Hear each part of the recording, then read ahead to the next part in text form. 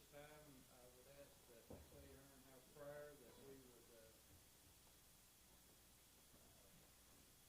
pray for God's wisdom and guidance as we start this process, and also pray for Mr. Hunt. Let's go ahead. Dear Father, we just come humbly, Lord, seeking your wisdom, seeking knowledge, Lord, through the Holy Spirit, as you help us prepare for our budget this year. Through Jesus, but most of all, we are asking for comfort for Joe Huntsman and his family. God, give them peace and understanding. Lord, help us to all come together as one, as your children, Lord. We love you. In your name we pray. Amen. Amen. Thank you. Thank you, Lord. As we start this process this morning, I just want to go over a few little things. As people come before us this morning, I want to remind all commissioners and everyone, we are not here to vote on a budget today. We're here to listen, to absorb what each person brings to us. We're not to do no motions, no amendments, or anything like that. We're not to criticize any department or how they run their department, or anything like that. So I just wanted to put that out there this morning and get started. Is there any visitors wishing to address this committee at this time?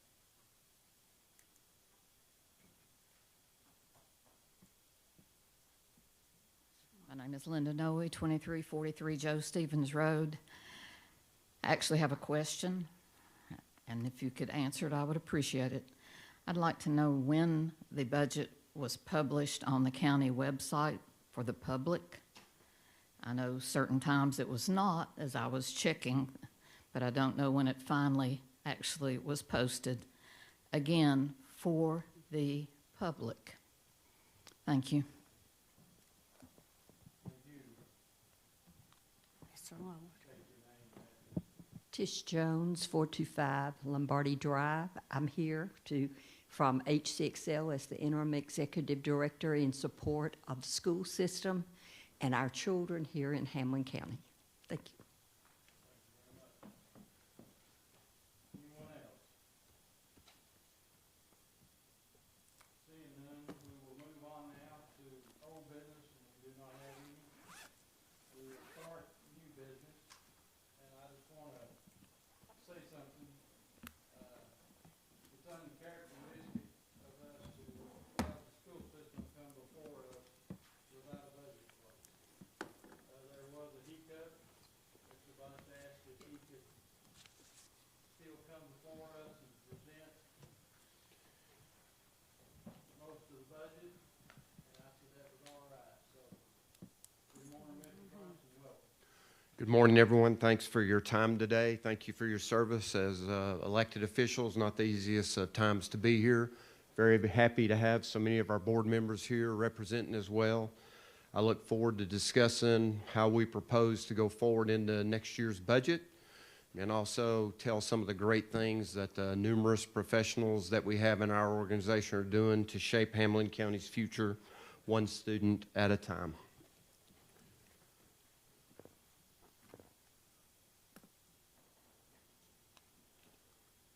Okay, you got to do it, or have I got to do it? Okay.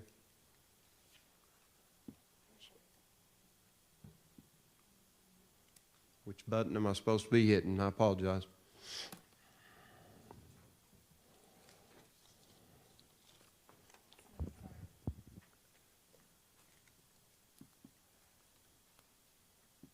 Good to go? Okay. That's much better. As I said, this is the Hamlin County Department of Education's proposed budget. We believe our vision is shaping Hamlin County's future one student at a time. If we don't perform our mission, Hamlin County cannot sustain its growth and continue to draw in industry partners and be a community that people want to walk into. We have not approved our budget. The Board of Education not approved it. We have a working session Tuesday, May the 19th at 5 o'clock And then we have a special meeting May the 19th at 6. We hope to finalize and approve that budget next week. We're less than $100,000 out of sync with the items that we're discussing. So we're very close, given the magnitude of the budget and where we're at. We're very, very close, and we can make it work. I want to start by showing some of the things that you've helped support us and some of the things that we've done. These are pictures of the new Lincoln Elementary School. Last year when we did this, we showed the ribbon cutting, and many of you were there and participated. We've now finished the punch list. We have everything done on the school. New sign. We've installed the playgrounds. It's a beautiful facility, and everyone that's going into it raves about how good it looks. And it even won a Tennessee School Board Association award for the architectural design at the state level, competing against anybody else that had built a new school last year. So the beauty of it and what it looks like is well recognized. Our teachers love it because it's enclosed classrooms and they can lock their doors, and it's made a big difference. This is one of the 2 new playgrounds that are there. I will draw your attention to the sparse grass, that area that is out in front of it, because I'll bring that up later in this presentation with a request to hold on to a little bit of money. This is, as you know, we've had a major project going forward to renovate our Meadowview and Lincoln Heights Middle School classrooms, to enclose those classrooms, to increase the safety, create a better learning environment. That has only been possible because of the bond money that you gave us. And we have executed what we thought was going to be a 2-year program in roughly 10 months. We did the movement of Lincoln, Meadowview last week. We'll move the Lincoln teachers in this week, and then we'll move the John Hay teachers out of John Hay and into the old Lincoln Elementary this week as well, so we can start another project that I'll be talking about in just a couple of minutes. This is Lincoln. You can see the color scheme. You can see the enclosed classrooms. We showed you the thank you video from the kids and everything at one of your Mission 4, but we just finished the punch list on this Thursday. There are 1 set of lockers that we have to put in at Meadowview. Everything else on both the schools is done, and we're rocking and rolling. This is the Meadowview. You can see the different color scheme, and you can see what it's looked like. And like I said, we just finished the punch list Thursday. I walked through with the contractor and with our architect and with our maintenance team to ensure that all of the things that were there that we needed to get fixed were taken care of. This is our Miller Boyd Annex. This is the old UAW building. You can see what it looks like on the left. That's the entryway in. And on the right is the cafeteria. We never had a cafeteria for these students that we sent to alternative school. We always brought the food in either from East High School, or we brought it in from John Hay Elementary, which wasn't of the same caliber of preparing the food there and serving breakfast and lunch fresh to the kids. I think it means a lot that we're taking care of those kids and we're moving forward, and we're really proud of what the facility looks like, and making a difference, hopefully getting them back on track if they've gone to the alternative school, back on track with discipline, while at the same time continue to educate them with the same curriculum we're using in all of our other classes. These are some rough schematics. You all approved a $40,000 coming out of the opioids funds. This is a rough schematic. I was just up there last week talking with the principal. They're starting to invite vendors in so that we can get a bid out soon, so that we can have something to help with many of our challenged kids that need more motion and movement around to be able to control their behaviors. And we'll be working on that in the very near future. But that is also something we would not have been able to have done without you all approving the opioid grant dollars coming to us for that. This is a picture of John Hay Elementary as it is today. This will be our next project. You can see one classroom where we have the kids in there either at their desk or sitting up front with a teacher. You can see a connecting classroom in the back with the kids seeing into the classroom and everything. That's what it is all around, open, other than the 2 fifth grade, they've made them 4th grade classrooms this year, 4th grade classrooms, and the 2 modulars that we have there but it's open concept, and once you get inside, you can go wherever you want throughout the school, and that creates a safety hazard.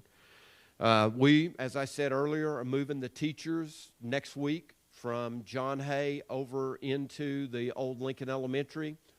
The students will start there next year. We will start work on this building on the start work date's 15 June with a 365-day period of performance so that we can have them back in the following school year. And we're doing the ability to do this is because we didn't use all the monies you had allocated for the bond to do the Lincoln and Meadowview middle school projects. And you also provided us ARPA money that we've now got in our budget, and that'll cover everything we want to do here to enclose the classrooms, take care of the library, and add 2 classrooms on the back of the building so that we can get out of the modulars. So that is all what we got planned right now. Our SROs, I say thank you for this every year because they make such a big difference. And this continues to be a great news story. Their everyday presence in our schools is a strong deterrent if anyone were to decide they wanted to try to injure any of our most valued treasure, our students, or take any action. They are right there, visible with their patrol cars and everything to make people realize that today's not probably the day you want to try that. And so we've come a long way from this. When we started, we had 4. Today, we have them in every school building that we have, meaning 2 in each of the 3 elementary schools that have a primary as well as an intermediate. The only exception to having 2 buildings and only 1 SRO is at Miller Boyd for the alternative school, but it's right across the street and it's a small student population. We feel very comfortable with that. The other one the sheriff has implemented is the DARE program. That's been a great success as they teach kids not just about drug awareness, but they work with these young men and women so that they understand how to make good and smart decisions. We go through with You Trust, a thing to celebrate. This is part of the celebration of the kids, recognizing the great work that these SROs and how valuable they think they are. The other thing that I think is important, and I'm going to talk about it here, and I've got it on a later slide, is the embracement of the Handle with Care program by our local law enforcement. For those that don't know, Handle with Care, if there is a traumatic event in the family that a child may have seen, they will find out what school that is if they can, and then they send type something in the computer. It goes to 2 people in central office, myself and Dr. Christy Hogan Young, and it goes to 2 people in each school to make them aware this child is coming to school today. If they are there and something traumatic happened last night, just pay extra attention. That has been great. It makes us aware we can be ahead of the game when the kids come in the classroom so that we can engage, and if we see unusual behaviors, we can de-escalate the situation sooner or take action to isolate them off so that we don't have a significant impact. Final one I'll hit with this is what I've talked about many times. Many of our students have faced a lot of trauma, and a lot of them associate that trauma with our law enforcement officers going in and picking up a brother or an aunt or an uncle or mom or dad. Through this program, these young men and women are making connections with law enforcement that are outside what they've experienced in their homes, and we're hoping to flip that make a generational change in how they look at law enforcement, and they'll be better citizens as they move forward. The other part, because of these close relationships, these kids are not afraid to go tell them what's going on. They will approach them and let them know that what they've seen, and then the SROs can act in a more timely manner. I can't say thank you enough for everything the county's done to support this program. I know we get $75,000 for each school to have a SRO through the governor, but we need them. They make a big difference, and they keep our kids a lot safer. On the Lincoln Elementary project, this is the amount of money that you provided. The second line is how much money we spent. We did not spend all the money that you allocated to us, and we are going to turn roughly $2.6 million back over to the county because we didn't use it on the project. The one thing I would ask is that we have the ability to retain $300,000 of that, so I would really drop this down to $2.356 million, And the reason that I want to do that is you saw the sparse ground at Lincoln Elementary. We think we're still going to need to do some topsoil and grass work to make that into a better looking school. The ground there is not very supportive, and we need to do more work to make it look as good on the outside as it is on the inside with looks and with the professional teaching that's going on there. So I will be asking for you to allow me to do that. And the bottom line out of all those charts is just thank you. Thank you for your steady support. Thank you for what you have done to make education a priority. And we think we're doing a pretty good job with that priority you're giving us. These are some categories that I put down as we continue our journey toward excellence. We're not ever going to reach a destination. We're going to continue to try to do better and better and better, so it's going to constantly be a journey to keep improving. And you can see as you look, our achievement scores, that's the kids that are passing, those numbers are up. Our growth score, that's how much does a student learn during the school year as compared to the normal student in Tennessee. The analogy that many of us use to put it into something we can visualize, if you make one complete lap around the track, that means you scored about the average amount that a student would learn through the year, and you would get a growth score of 3. If you make that full lap plus significantly more, you're going to get a score of 5. Our overall score for the district last year was a 5, which means we're raising the education of the kids. We got more out. We taught them more and they learned more during the school year than the normal kids did across the rest of the state, and we're very, very proud of that. We had 4 A schools this last year. Previous year, we had only had 2. The district rated up to advancing. We still need to improve in that area. That's on Dr. Green and I are very committed to continuing our growth in that area. Our subgroup performance improved. That's multilingual learners, Hispanic, students with disabilities, economically disadvantaged. Those achievement scores also improved over the last year, so we're working some of those populations that may not have grown as much before. They did very well last year as well. Very proud that we had 9 reward schools last year. The previous 4 years, we had a total of 8. We had 9 schools this last year. The other one there that is more of a focus toward the future, that's Dr. Green's efforts with our early literacy task force. We still have a situation where 66.7% of our kids show up not kindergarten ready.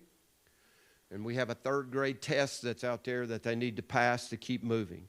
What Dr. Green is doing is working with our kindergartners and 1st grade teachers to focus on how we want to work literacy for them so that 3rd grade test is not such a big hurdle. That's addressing them right where they are and growing them up. We have tons of outstanding teachers who are working extremely hard to work on literacy, but they're not doing it in a coordinated effort so that they're all moving forward together. And what she's done is built a way that we're going to have the same goals and do that with K-1 so that we can increase that literacy and get at it early so that we improve our 3rd grade pass rate. On the Innovation and Awards, we finished our CTE expansion at West High. We got certificate of occupancy for all those classrooms probably about 4 weeks ago. We have won the School Nutrition Program State and Southeast Region Manner of the Year, Miss Marie Kyle. We had another Novice Teacher of the Year in Miss Lily Hudson out of Fairview Marguerite. MTSS, that's multi-tiered system of supports. That's how we engage kids that may have discipline or behavioral issues to try to make sure we're checking on them. We actually won an award for the way we've done that. We had a Presidential Teaching Award finalist, Miss Amy Hickson. We had School Nutrition State and Southeast Region Director of the Year, Miss Jennifer Buchanan. And then on this one, also, again, looking forward, and I could have easily put this over in academic success, is the other task I gave Dr. Green when she came in was we got to have a better plan on how we're going to use AI in our school system. And so she has built an AI task force. We're now rolling this out with the intent of lightening the workload on our teachers and utilizing it in an appropriate manner to not depend on it to educate kids, not get away from teaching the fundamentals and setting the foundation our students need, but utilizing it in some ways with that to make sure that our kids are aware of it, and maybe we can enrich them and move them a little bit further. Safety and infrastructure, you all approved the Energy Efficient Schools Initiative. That's ongoing. They're actually installing lights in my building over the last week and a half. We did get Raptor in our elementary schools. For those that don't know, that is the security system that when someone comes in, they give an ID card. That ID card is scanned. It runs through the sexual predator database to confirm whether those individuals should be allowed into school or not. We did not have that in the elementary schools until this year. We're still working our way through. It took us a while to get some of the hardware. But I talked to Alpha yesterday. They're using it. Russellville is using it. So we're in that process of trying to make sure the kids are safer. We did this year work with the 911 call center to get our video feeds connected in so that we have an emergency. They can immediately pick those up, help coordinate law enforcement and fire or emergency responder reaction times, and make that easier to do. And I talked about the other three there. Now I'm going to step into what we're doing with our school nutrition program. I am very proud of this team. You saw the awards they won a minute ago. All of our students still eat free breakfast and lunch. We have at least 2 more years where that's going to be paid for out of the state. We are evaluating whether we can re-up that to make it for another 4 years from when we renew, but the timing wasn't right to do that this year. The other item, I'm really proud of them. They did it last year for the first time. They're going to be doing it again this year, is summer bulk feeding. What that means is for every one of the, we have 3 locations. This year they're going to be Westview, Whitesburg, and Eastridge. And Witt, excuse me. Whitesburg, Westview, and Witt. And what happens, families will come in, and for every child that is under the age of 18 that is in the car, we will put bags in the trunk to feed them for 7 days. We believe that's going to be more than 50,000 meals we're going to serve. It is an amazing production. They do it all on their own. It's no money out of our budget. All the money is from the U.S. Department of Agriculture, so you're not paying for this. But it is a way for them to give back to that community so that they can, we can make sure our kids, while there are at times when they don't have food, they're not facing a crisis. Their beginning fund balance last year was $8,612,000. They need 3 months of operating expenses. Right now, they have an excess balance of $5.5 million. This is self-sustaining. This is not something you're putting dollars toward. So this is really just me letting you know how our school nutrition program is running and what they're putting the money toward. This is how they plan to spend off the excess fund balance.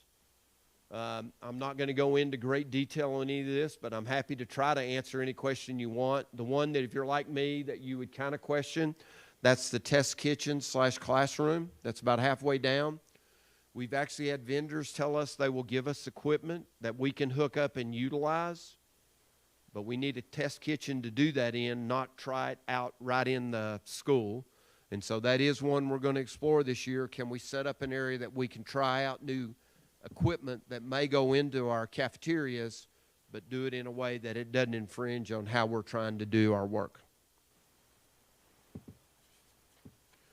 For federal, again, not monies that you all work at, but also monies that do contribute to what we're doing.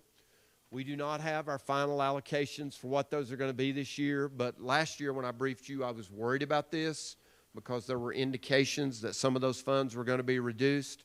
This year, it appears the funds are going to stay level from what we had the previous year, so I'm not losing sleep over this one anywhere near like what I was last year. Last year, I thought we may lose somewhere between $600,000 and $1 million, but in the end, we did not.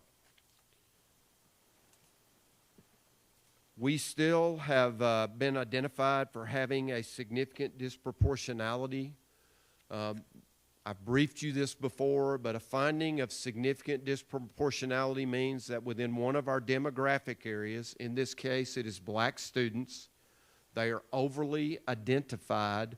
So if I have X percent of our students are black, and I have X plus a number of students that are black that have been identified with a learning disability compared to the rest of that population, the state will designate that we have a finding of significant disproportionality. What that means to us is the state comes in and sets 15% of the money that should be going to providing services to our students with special needs. They set that aside, and the only way those dollars can be spent is to try to address this finding of significant disproportionality.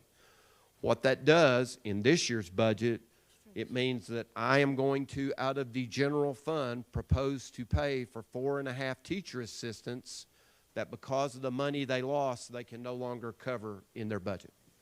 We are working through this. It is only a handful of students, but our number one priority, we're never going to not categorize a student as needing special needs. If we believe they need additional supports, we're going to focus on taking care of the kids, and if we have to find another way to fund some things, then we'll try to go in and do that. That's what we're doing this year in the budget. Revenues. I will let you look at this. You can see the percent from the state, what we have in fund balance, and the local. The local also includes some Energy Efficient Schools Initiative money and ARPA funds. So that also contributes to that local share.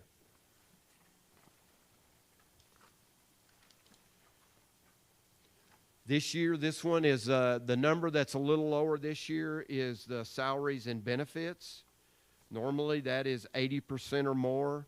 We believe that is really kind of artificially brought down because of the ARPA money and the other dollars that we've laid in for capital outlay that you have given us. Once those projects are done, that percent that's salary and benefits will go back up to what it normally is, which is over 80%.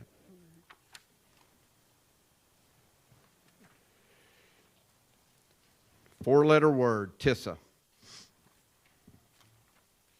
This is where we currently believe we are with the Tennessee Investment in Student Achievement.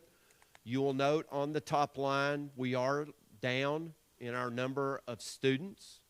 On the right-hand side, you can see how many we had when we were looking at TISA in the previous 3 years.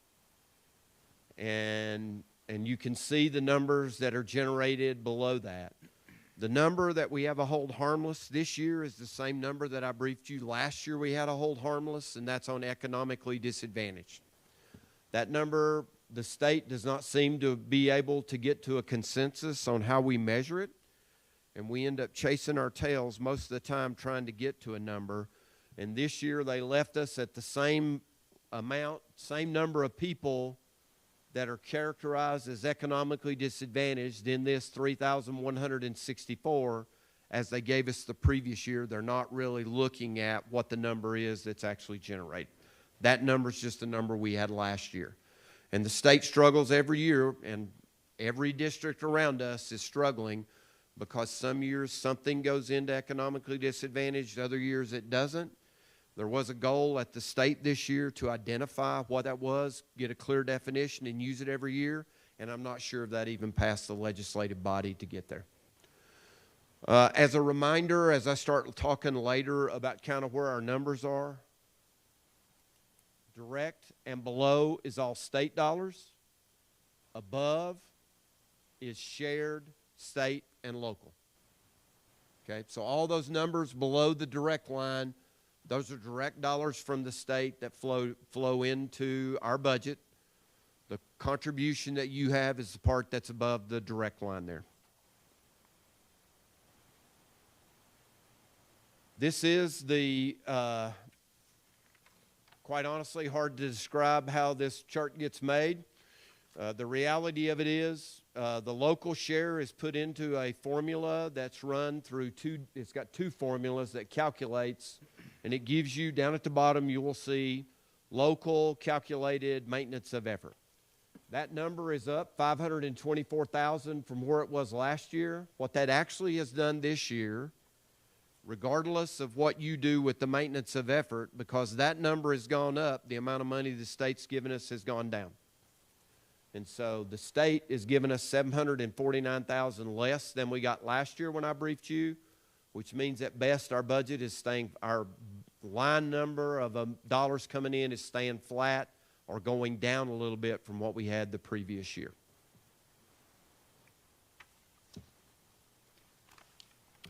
Teacher salaries. I spent a lot of time talking about this last year, and I'm going to spend a little bit of time talking about it this year because pretty much what I told you was going to happen is what has transpired.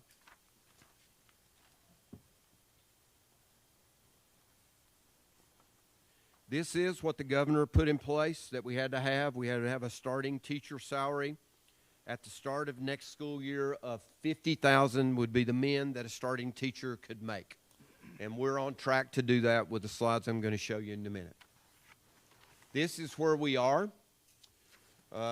This year we were at $49,772 for a starting teacher salary basic with just a bachelor's degree coming in. I am proposing in the budget a 2% pay raise. That is the minimum that we can do and meet the state mandates. And when we do that, we will be at a position that the starting teacher salary would be $50,767. I remind you of that next line down at the bottom there. When we started this initiative, we were $2,900 above the state min starting teacher's salary. With the budget that I am proposing, we are only going to be $767 above that. It makes it much more challenging to be an employer of choice when the difference is less than $1,000 and you're trying to recruit people out of Hawkins County, Cocke County, Greene County, or other places to come work here. So that is a challenge that we're going to face, and it drove a couple of things we did in the budget to hopefully help us in those areas. Last year when I briefed you, I showed you some state ranking numbers for where we were. And on this chart, a low number is better. There are about 145 districts in the state. This is how the Tennessee Educators Association has looked at the pay scale, looked at everyone's across the state, and this is where we rank. These are 3 years of data, and you can see that we have gone up now in every one of the categories with the exception of the bachelor's, which is back up to what it was in 23-24. When I briefed you last year, I said, given the pay raise that I was giving, we are going to see our numbers go up from what they were the previous year, and that is exactly what it's done. I believe giving a 2% pay raise, we will probably go up in this area again next year. That's my expectation. That the rating will be higher, meaning that other districts are ahead of us and they're better paying their teachers than what we are.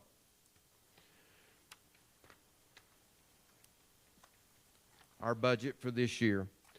I'll start by saying I'm not asking for any additional dollars right now.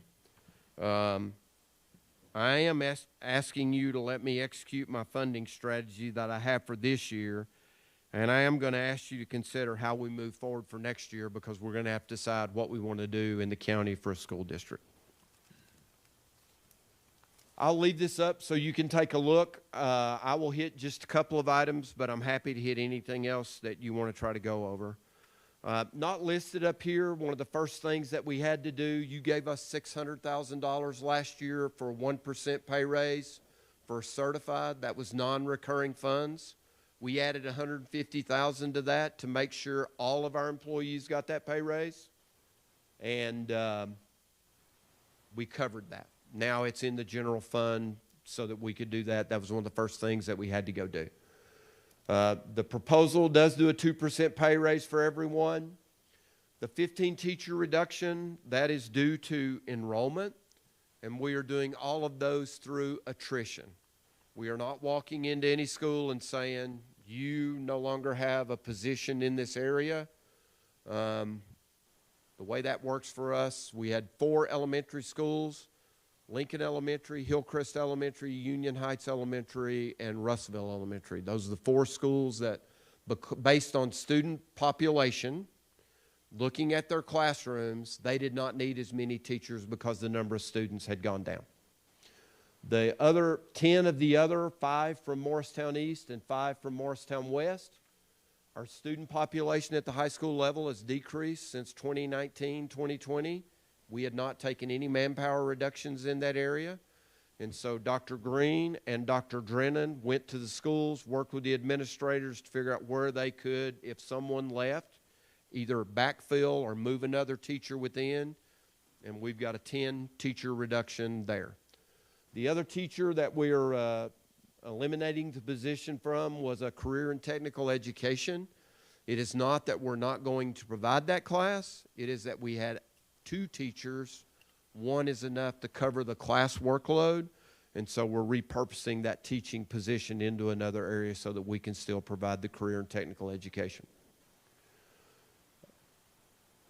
We have done reductions in software and technology. Health insurance, I do want to point out, because this year we were told we had to plan for a 12.3% increase in health insurance. Okay? That is a big number, folks, for what we're doing. What we have also done is the budget that I proposed has 2 line items.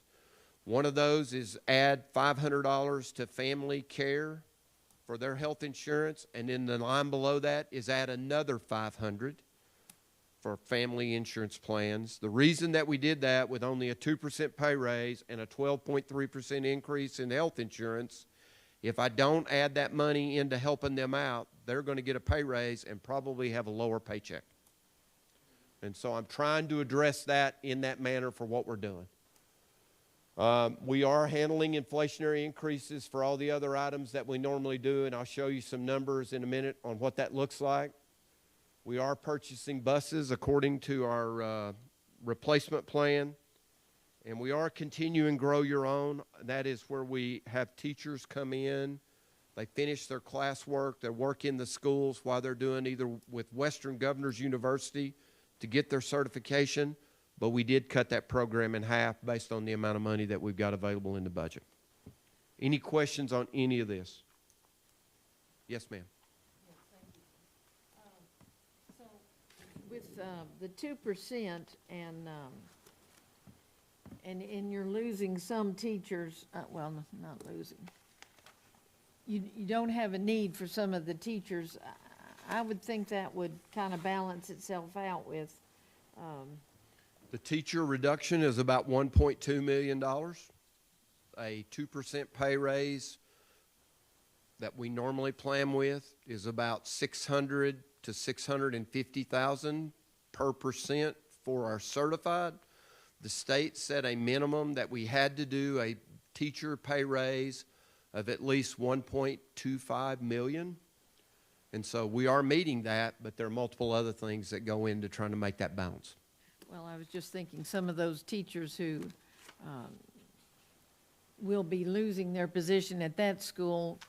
In other words, if I had a house here and, you know, yeah, okay, Can I? please. No teacher is losing their job, Right. okay?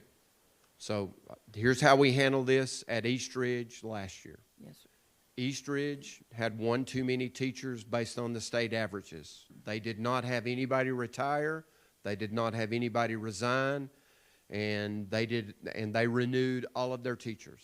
I let them run the entire year last year with 1 more teacher than what they were budgeted for.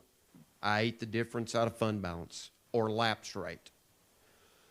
This year, they have somebody that's going to retire. They do not get to rehire. So I am not going in and doing that. What I am doing is, as someone retires, we won't replace. Does that make sense, ma'am? Yes, sir. Thank you. And that's the strategy we've had, other than any positions. And I treat that one a little differently than I do 100-day contracts. 100-day contracts are part-time. They're year to year. I don't see that the same as someone that's All right. annually going forward. Ms. Green, You got a question? Yes, what is your teacher-student ratio at this point?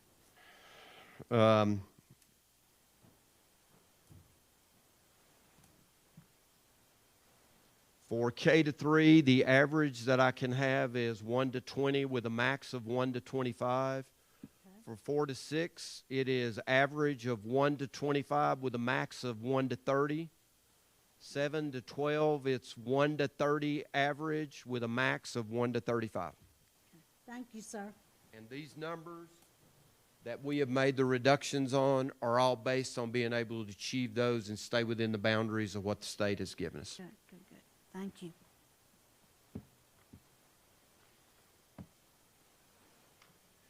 Capital projects, you can see what's up here. This one is $2 million less than what we budgeted last year. Some of that we are paying forward this year with the other $2 million to take care of some fencing and some other projects that we had the money still available for that we hadn't executed. Last year we had a $1.2 million boiler that we had to do at East High. That was one of the things that I let you all know we were going to do because as we were going into the Energy Efficient Schools Initiative. But this year we've added a lot more money into HVAC replacements because as we go into Energy Efficient Schools Initiative, we're going to find HVACs we got to replace or we got to work on the humidity within the schools. So we've adjusted it up and down based on that. Another item that we had last year that is not in here this year is Long Rail Track. That is a city property that the city is going through the process with the state to transfer over to us if the state will allow that to happen. But the first thing we got is we've got a sinkhole that's probably as big as the one we have at our transportation garage, and that's about an $80,000 fix. We're going to not allocate dollars toward that until we figure out where is the property going to come, is it going to come to us, and if it does, how are we going to move forward? So we're trying to be very judicious with what we've got here.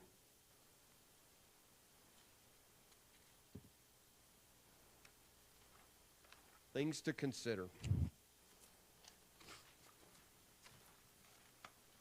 I briefed you this chart last year to show you what the TISA base increase is. That means and predominantly what that is supposed to be for. It's intended to support teacher pay raise mandate, inflation, and employee benefit increases. But what I showed you on our charts, we're actually not getting any more money this year than what we had last year, and that's how much the dollars should have gone up. I asked Mr. Ladd to build this chart. I had a variant of it in the briefing last year. You can see the maintenance of effort has stayed steady. Listed below that, and all of the dollars below are not just what would be county dollars. That is a combination of county and state provided funds. So the state specified that those salaries all the way across for the men required teacher pay raise. You can see that's been roughly $1.25 to $1.8 million each of the last 4 years. Health insurance, that's how much our health insurance has gone up each of the last 4 years. You can see what our property, liability, and cybersecurity has done each of those years. And then what I asked him to do is show how much more money that would be each year, because most of those items are not a one-time cost. If I pay for it in 23, 24, that $1.9 million rolled over into next year, which means really I've got to have $3.7 million. And that rolls over into the next year. So it is growing that we're facing these increasing costs. And if county was at 30% share of those increases, we would be seeing about $2.3 million more dollars in our maintenance of effort. I point that out because maintenance of effort is touchy. I got it. And I understand the concerns. But with increasing costs, the only thing I'm going to have is going to be that I'm going to have to start cutting services we're providing to the families and the way we're doing things in the schools. And this year I have done everything, and my strategy to fund it I'll show you, but this year I'm trying to limp through this year to hopefully get some more support for increasing that so we can plan. Right now, I do not have a lot of, every year I put on here unfunded legislative mandates. We have had a number of those over the years. Tutoring that's now mandated, we didn't get any money from the state for. Going into a system that constantly updates background checks so that we're not doing them every 5 years, we got no money for. Mandated substitute teacher training annually that we didn't get any money to cover. Those are all unfunded mandates. There are over 80 bills that were passed that directly impacted education. It's been hard to get a good handle on that because most of those have been changing so quickly at the last minute. And some of them are still don't have the official language out and released. So that's an area that we're going to have to continue to watch. Okay? We are aware that with what's going on in Iran and what's going on around the world, sales tax may be something that gets hit. So we're watching that. And then the last item, right now, based on this budget, I am assuming risk in that I did not increase the amount of money we had set aside for fuel. Okay? We are still executing within the burn rate that we needed to execute this year. It's really going to depend on how long the conflict in the Middle East goes and when oil prices come down. But right now, I did not put any additional dollars into the budget for rising fuel costs. That is not in there. This is a chart that we get from the county every month so that we can track how many revenues are coming in and the sources that we budgeted for. On the right-hand side, the one that's always the most stable is the property tax, and that is under budget by a little right now, underperforming, but not very much, and that one usually stabilizes out to be within plus or minus 0.5. It's going to be really close. That's not one that we worry a whole lot. It's very stable. On the sales tax, if you look at that, you can see that we are exceeding that right now by 21%. And as a reminder, I know you all know this, come 1 July, anything that is in excess of the $18,890,000 that was projected, anything in excess of that rolls over into fund balance on 1 July. And it goes to keep our fund balance healthy and the dollars come there. This is what that sales tax revenue has been over the last 4 years. Right now, we project that to be just less than $4 million this year. And you can see the numbers that it's been there before. This really leads to a very healthy fund balance, but I am proposing to use some of the fund balance to make it through this year as we go forward. Outcomes. If you remember back on the TISA chart, there was a bottom line. It didn't have any numbers. It basically had TBD. That's outcome funds. Outcome funds are direct funds from the state.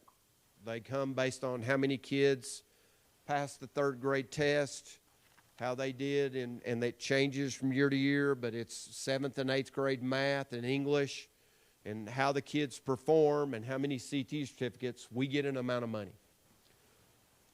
Really, I'm pretty much given flexibility to spend those dollars where I want to. They're not dollars that you all allocated to me, and I've been very frugal with them. I've been very frugal with them because I've been worried about this budget for 2+ years. And so right now I have within the district roughly $1.63 million of outcome funds that I've held back and I've not distributed out to the schools to go spend on stuff. Okay? On the other side, you'll see our fund balance. That is our best estimate right now for what our fund balance is going to be at the end of the year when we look at what we're doing in our capital expenditures right now, what the projection is for sales tax beyond what was budgeted. We believe at the end of all that, looking at everything, we'll have about $23.4 million there. Our capital and our buses will come out of that, which means we believe we will start next year with a little over $18 million in our fund balance. In our cuts this year, we have cut over $2.4 million out, but items that we have to fund are $6.4 million, leaving us a difference of just about $4 million that we are short.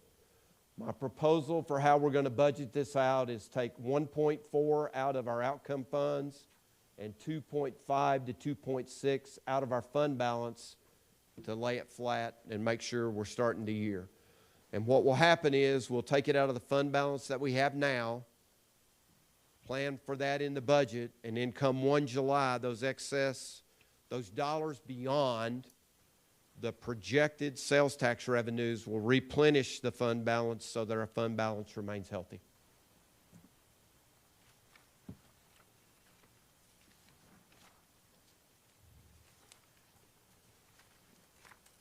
I say no additional personnel in the schools. We did very, very minor changes. My actual requests from the schools was about $1.6 to $1.7 million for personnel in the schools. We are not doing that. Much of that was teacher assistants and additional assistant principals, some other folks. The only changes that we have made have been based on student population and needs. As an example, we have our number of English second language students has gone down a little bit. We have to man that at a 1 to 35 student-teacher ratio, teacher-student ratio. We're going to be able to reduce 1/2 of an English second language teacher. By the same token, one of our elementary schools has seen a pretty dramatic increase in number of students with unique learning needs or special needs. We've had to add a 1/2 special ed teacher into that school to make sure we can provide the services for the students. So it's not that we're out adding a bunch of people into the schools. We're just doing what we got to do to meet the requirements to take care of the kids. We're not really giving the raise that I would love to give. $767 above the men's starting teacher salary is not where I would really like to be. But hopefully we're going to offset that by providing more dollars toward the family health insurance. We are going to, this year for the first time, do free pre-K for our staff. That's not a huge amount of money, but it can be a driver to incentivize someone to come in. It also mirrors what Jeff County does. So we're looking at some of those things we can do. If I can't give you more money, is there something else I can do to try to incentivize you to stay with us a little bit more? And we're not completely addressing our behavioral issues. We're still seeing extreme behaviors, particularly in our young elementary kids. We had one school where we had one child attack 6 adults in a 1-week period. Okay? We need more behaviorists. We need more people there to help de-escalate. We're already doing a lot of training in those areas, but I can't do it and drive it the way I need to based on the budget that I got right now. I think what our staff would really like, Dr. Green can correct me if I get this wrong, they would like a behaviorist trained individual in every one of the schools. We've moved away from one of our models to get more of them out in the field, but they're still getting overwhelmed and we need more support.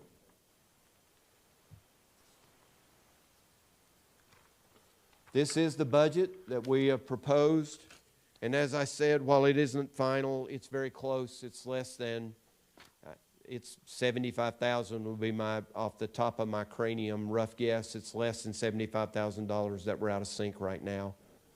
And I know we'll be able to address that as we go into Tuesday night's special working session. We'll figure that out. This is my final chart. You saw it earlier. I added it back in. The question that's down at the bottom is what we're going to have to face. What kind of school district do we want for the county? We believe it's critically important to educate our kids. I think our performance with our staff is phenomenal. I feel very blessed to get to work for them each and every day. The question we're going to have to figure out is, how do we want to move forward? That's what we're going to have to figure out. And I'm pending any questions. That is the last thing that I have. Yes, sir. Yes, I think I brought this up last year, and we're funding right now as a county the 5 SROs. that we don't get reimbursed from the state because of the school. Yes, sir. That's Yeah. exactly, I was, Uh, I'm not trying to be rude. I'm doing the mental calculation really quick, trying in my brain. Because of school numbering. Yes, sir. And you know more about that system than I do. And that's recurring. Yes, sir. At least, maybe closer to 400,000. Is there anything on the school's end that you can do to be able to count those schools as numbered so we can get that 75,000 per reimbursement? Sir, it's a great question.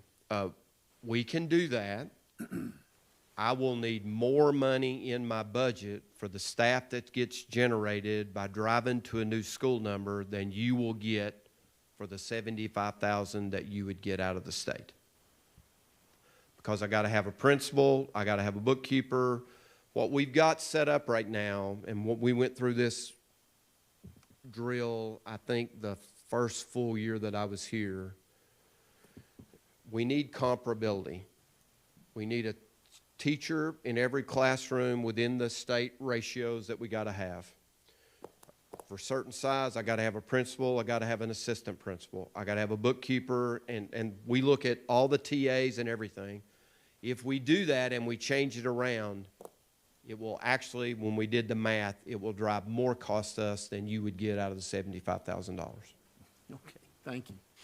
Ms. Green? Chairman, question and comment. First of all, when I went in almost 4 years ago, I sat in the dentist's office, and the lady told me that you had put in locks on doors that were not there before, so thank you. For being a grandmother, thank you. You're very welcome. Second question, you were talking about de-escalation. I know Hamlin County lost a lawsuit through the sheriff's department, and it was ordered for de-escalation training to be given to our deputies. Is that something possibly that we could share with you and cut your cost and do the job too? So, ma'am, we got an opioid grant, not one that you all did, for $500,000 last year. We are using those dollars to get a program out of Cornell University that Knox County uses. We've trained individuals in each school. They are trained the trainer qualified, and we're using that. We're teaching all of our staff about de-escalation, and then we're taking a smaller subset of that staff and training them, unfortunately, for when we have to restrain kids. And so we are already working the whole de-escalation thing. One of the items that I'm watching in the legislative body, there was a bill that proposed 2 hours of de-escalation training for all schools and all school personnel. I believe what we get out of Cornell University and those professional trainers is going to be better than anything the state's going to give me. Sorry, not trying to be rude to the state, but I feel very good with the way they've done it. Knox County uses it and getting great results.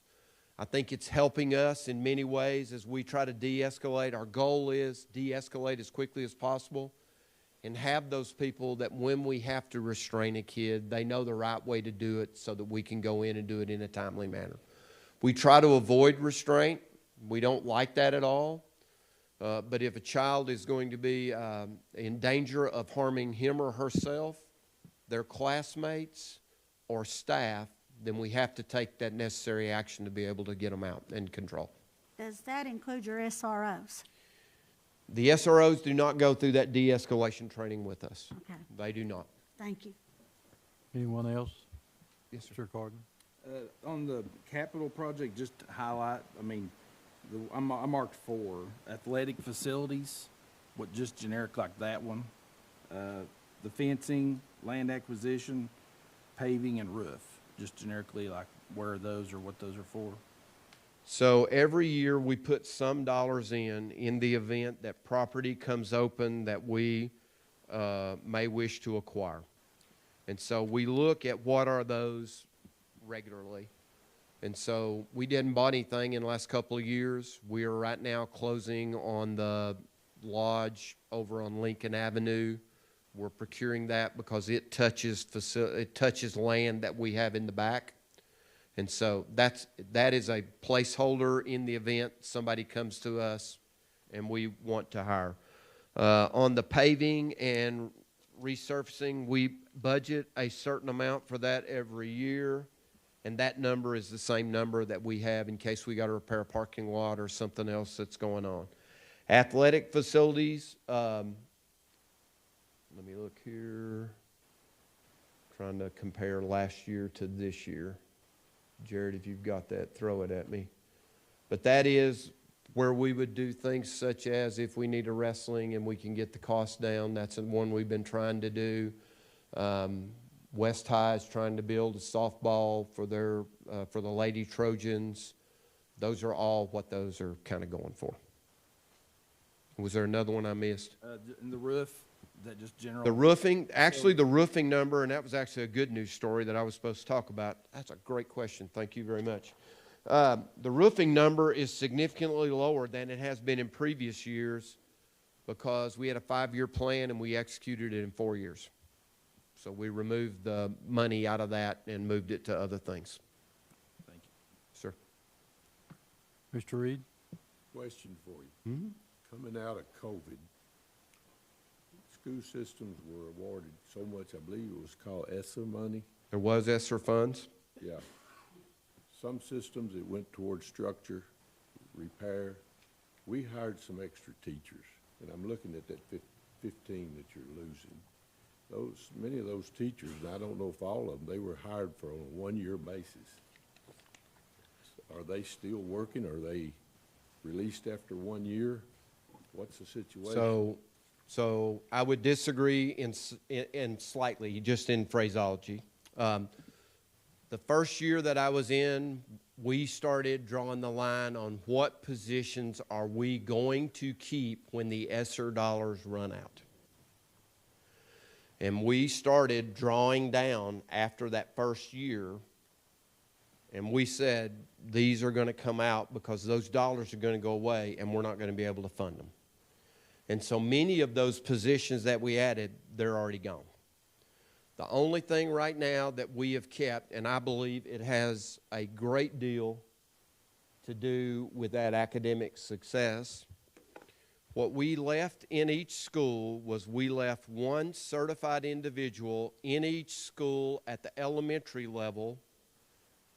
We have 11 elementary schools, 7 large, 4 small. The 7 large got an individual to either be a reading interventionist or to be an instructional facilitator. Each middle school got one position to be an instructional facilitator. We have kept that in our budget. That is what's paying dividends, I believe, for helping us get the results we're getting. If our budget doesn't get better, then that'll be one of the first areas we have to go look at. The other positions that we kept coming out of that, right now, we have a nurse in every school, with the exception of Miller Boyd. We actually have one in Miller Boyd now because we have a student that we felt more comfortable having a nurse there all the time. That student was at Miller Boyd. I won't go into any more details than that. I don't want to identify what the kid is. But like for Alpha Primary and Alpha Intermediate, each of those buildings has a nurse. We did that because we thought that was what the families would want. That'll be another area if our budget doesn't improve, I'll have to go back and take a look at. Each of our small elementary schools had a nurse half a day. Now they have a nurse every day. If we have to make the decision based on budget that we're going back to half days, that'll be something we have to communicate to the families, and we'll have to see what their response is. We started whittling most of those positions away the first year that I got here because I knew the money was going to run out. So we've got one extra above in the classroom.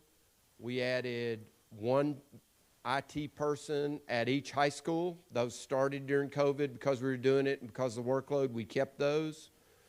We added 2 social workers, and we have added a guidance counselor at each school. Those are the biggest ones that I would say off the top of my cranium that we kept from the ESSER funds. The rest of it we got out of.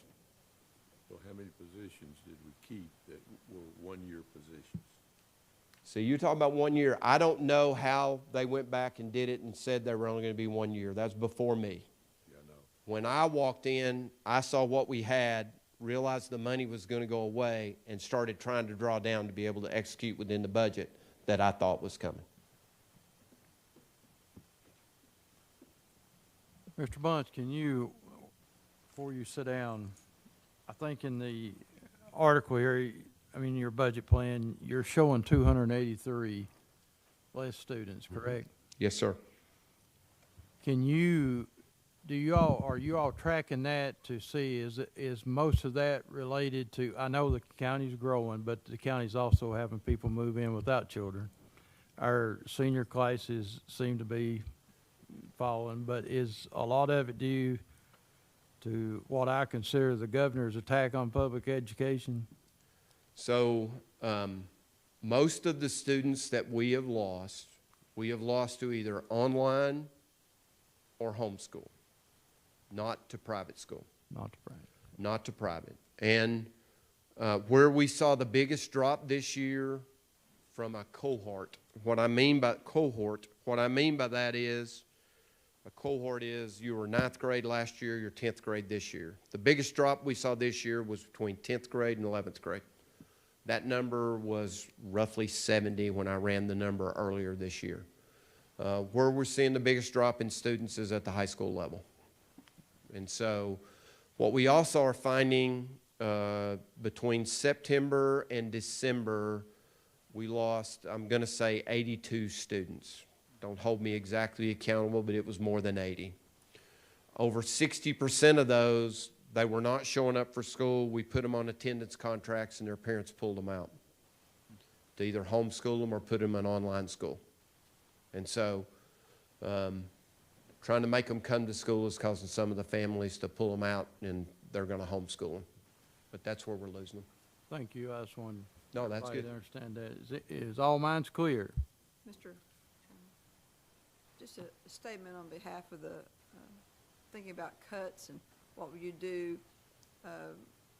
I happen to be a substitute nurse in the school system. It is not just Band-Aids and bruises and small incidences of runny noses. It's a constant daily giving of medications, diabetic medications, seizure medications. It is a tough job, and I'm not able to help out much, but when the nurse is not there, the teachers have to take over. And it is a big deal. I was very surprised. When I was growing up, it was Band-Aids and runny noses. It's everything from a child with diabetes that you're trying to monitor on an iPad what their blood sugar rates are through the day. It is a seizure that a kid's had that is prone to that. It is a staff member who is having a heart attack. And it is, how do you treat a monkey bite? Because we had that one this year where a family had a monkey in the home.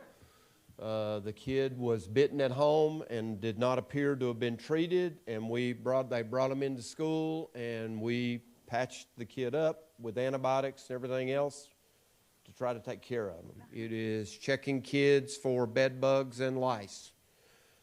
Many of you probably aren't aware. If you've been in the school system, you are aware. We have washers and dryers and clothes in every one of our buildings because quite often we'll have the kids come in. We had a situation last year where the kids would come in. We would check them for bed bugs. We would give them a new set of clothes, wash their clothes, give them back to them to take them home. So nurses got to do a lot. Mr. Doty? Thank you, Mr. Chairman. Mr. Bunch, I just want to say thank you for putting the nurses there, because it's not just having a medical professional there. It's having one that's there every day that knows each child. Because when you have these, especially in the grade school, I have a 7-year-old that is at Russellville Primary right now. She has no issues, but she doesn't have the mental ability to know every medical issue she has, whereas if you've got a nurse there, yes, they can read the chart, but that takes time. And if they are already aware of the children that are there and what needs there are, they can track it so much better. And I want to thank you for doing that. my other question is, I've discussed this with you before, and you brought up the instance if there's been a family emergency at home. There's been, as a lot of the juvenile court system calls it, the trauma-informed. Have you looked into or gotten the training, not just for the administrators, but for the educators on that, so that they know how to deal with, because it's not just, okay, we're going to move them over here, because that can be as detrimental as doing nothing. So the Handle with Care, I believe, feeds into that, so we're watching them. The multi-tier system of supports, that is, we know who the kids are that have been identified, and we keep a closer eye on them. They may have daily check-ins with certain adults that they trust. And so Lincoln Elementary is a trauma-informed school. That school has gone more. We have not broadened that out.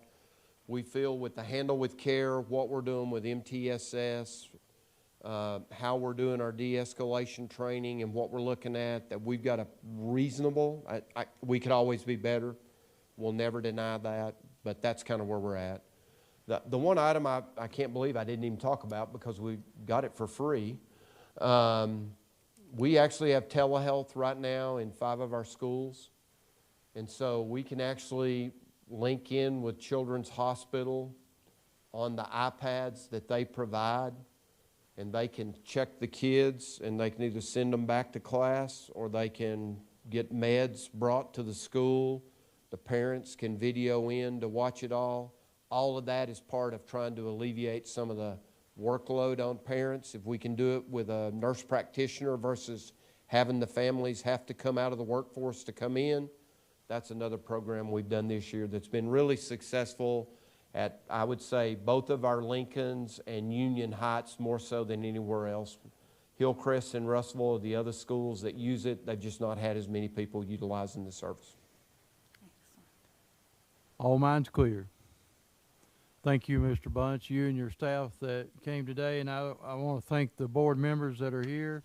We appreciate everything that you all do for the community. We're going to take a 5-minute bathroom break and be back, hit the floor running.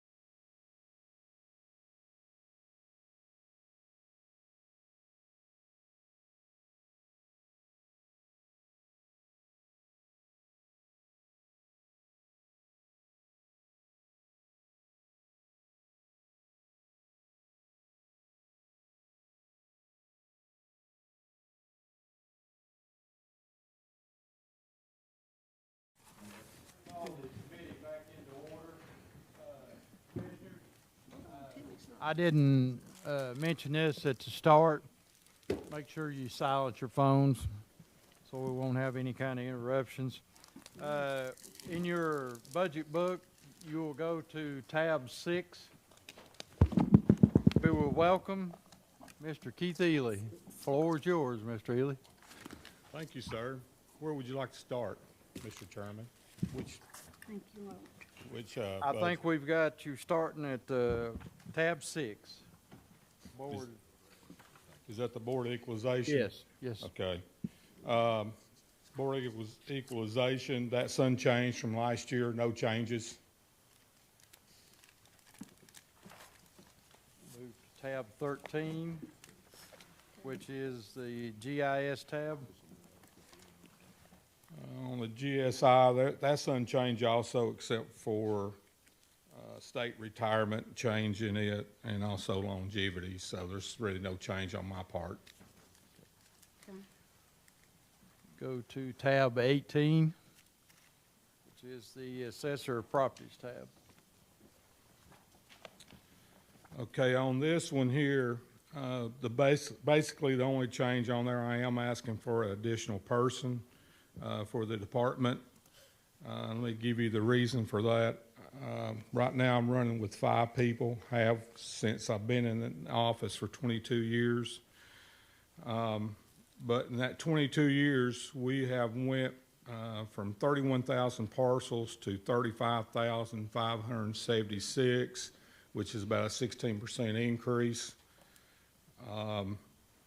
Also, we have went from $3 billion that we oversee to $10 billion.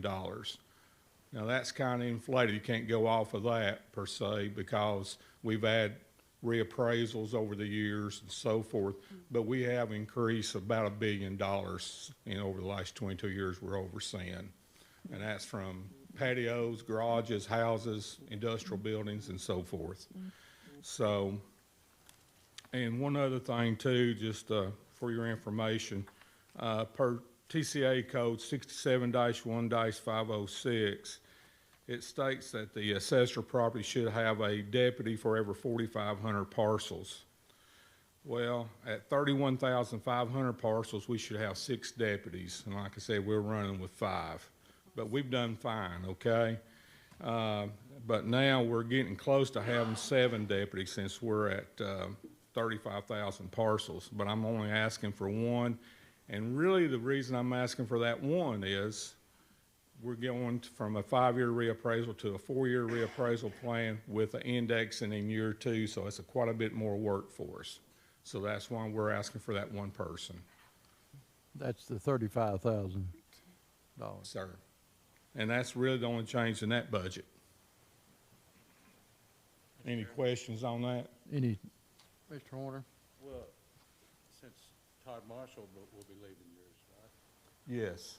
So is that? No, that's, I've already backfilled that, Oh, so that's still one of my 5. Right. Okay? Thank you. So, Anyone else? Mr. Neesmith? That's $60,000 for that extra person. that includes benefits. Insurance. Yes, sir. retirement, Everything. Yes, sir, that's correct, isn't it? What you pay per deputy right now? What do we put in here? We put in $35,000 for a new person. So with longevity and everything else, it's equal to about 60,000. Yes, sir. Well, there's a few other things in there, but I mean, you know, the medical insurance and stuff, state retirement and all that, but yes. Okay, thank you. Anyone else on that tab? Okay. Go to tab 19, reappraisal program. We have an increase about $1,700 on that. $1,500 of it is from the state. As you know, our software system and stuff, we get it from the state of Tennessee, and they charge us per parcel. And with the increase in parcels, like last year, we almost increased probably almost 800 parcels. We had Serenity Cove come on board. We had Millstone Golf Course and stuff. So that number is generated based off parcel count. And they're telling us to expect about a $1,500 fee increase for from them, and that's what that is. That's cheap. Anybody got a question on that tab? I think that's it, Mr. Ely. Thank you, sir. Appreciate you coming today. Thank you. Appreciate you all for everything you do for me. We will move to tab 9 with the election commissioner, Mr. Jeff Gardner. Welcome. Thank you. Really, the only change you see in ours is the typical change that from last year, budget year, we only had one election. This budget year, we're paying for 2 elections. So, open to any questions regarding the budget. Yes. Ms. Howe.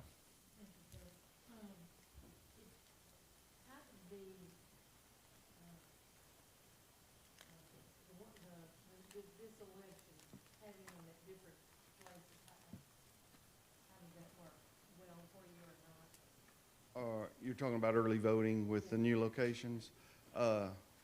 Actually, they work great.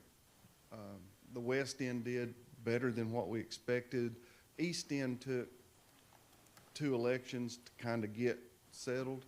And yes, we really enjoyed the numbers that turned out down there on your end. Ms. Green. She asked exactly what I wanted to know, but thank you. You weren't overrun with voters, were you? No, Thank you. no, we wasn't. This election was a little disappointing. No Amen. standing in line. Wasn't much of a line. Amen. I noticed in the rentals, we had where you was renting to store stuff. Now, you're not doing that no more, are you? Yes, and hopefully by about October, we'll be moving all that equipment out. Okay. Any other questions? Mr. Gardner, appreciate you coming Yeah. today. Thank you. Go to the register of deeds, Mr. Jim Clausen, tab 10. Welcome. Thank you, Mr. Chairman. I want to announce that I'm leaving the registrar's office in good hands, in good shape. We have a book project, digital book project that I have been working on for 30 years. It is coming to an end. These commissions over the last 30 years have funded this project every single year since 1996. And this job is now almost complete. Every record in this, every transaction in Hamlin County, in the history of Hamlin County, is now digitized in that office. And it's, I want to thank the commission.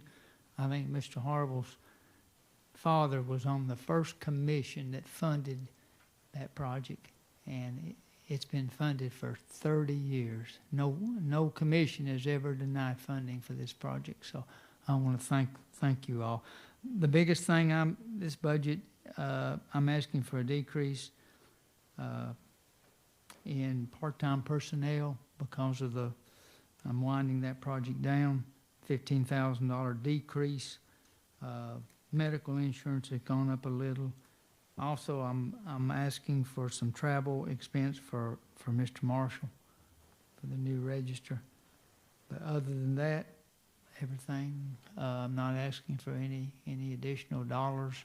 It just continues to run. It continues to just perk along, and no audit findings. I don't think I've had an audit finding in 20 years. Excellent. But I've got a staff that makes me look awful good, and they take care, and they do a great job. And so Mr. Marshall he's going to inherit a good office. Ms. Howe. Any questions? Ms. Howe.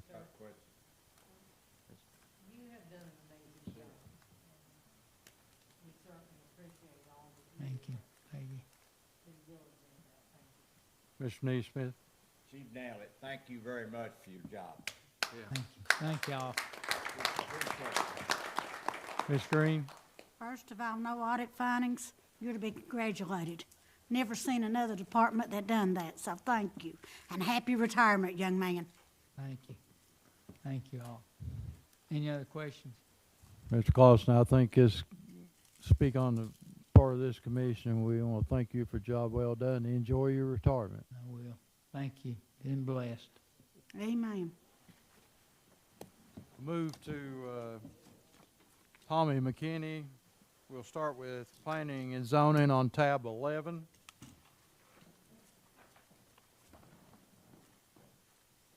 Thank you, Chairman Long, Commission. I think mine's pretty, it's pretty low, but there's just, like in the planning and zoning, contracts with private agencies, as you can see that we were getting close this year as far as money spent. So Amanda and I sat down and thought that, the $2,500 increase would be, sufficient, being that things are getting more expensive as far as, contracts with other agencies and so forth. So other than that, we have reduced legal spending, and printing and stationery forms kind of offset that some because we never needed some of those services. So any questions on planning? Or Move to tab 12.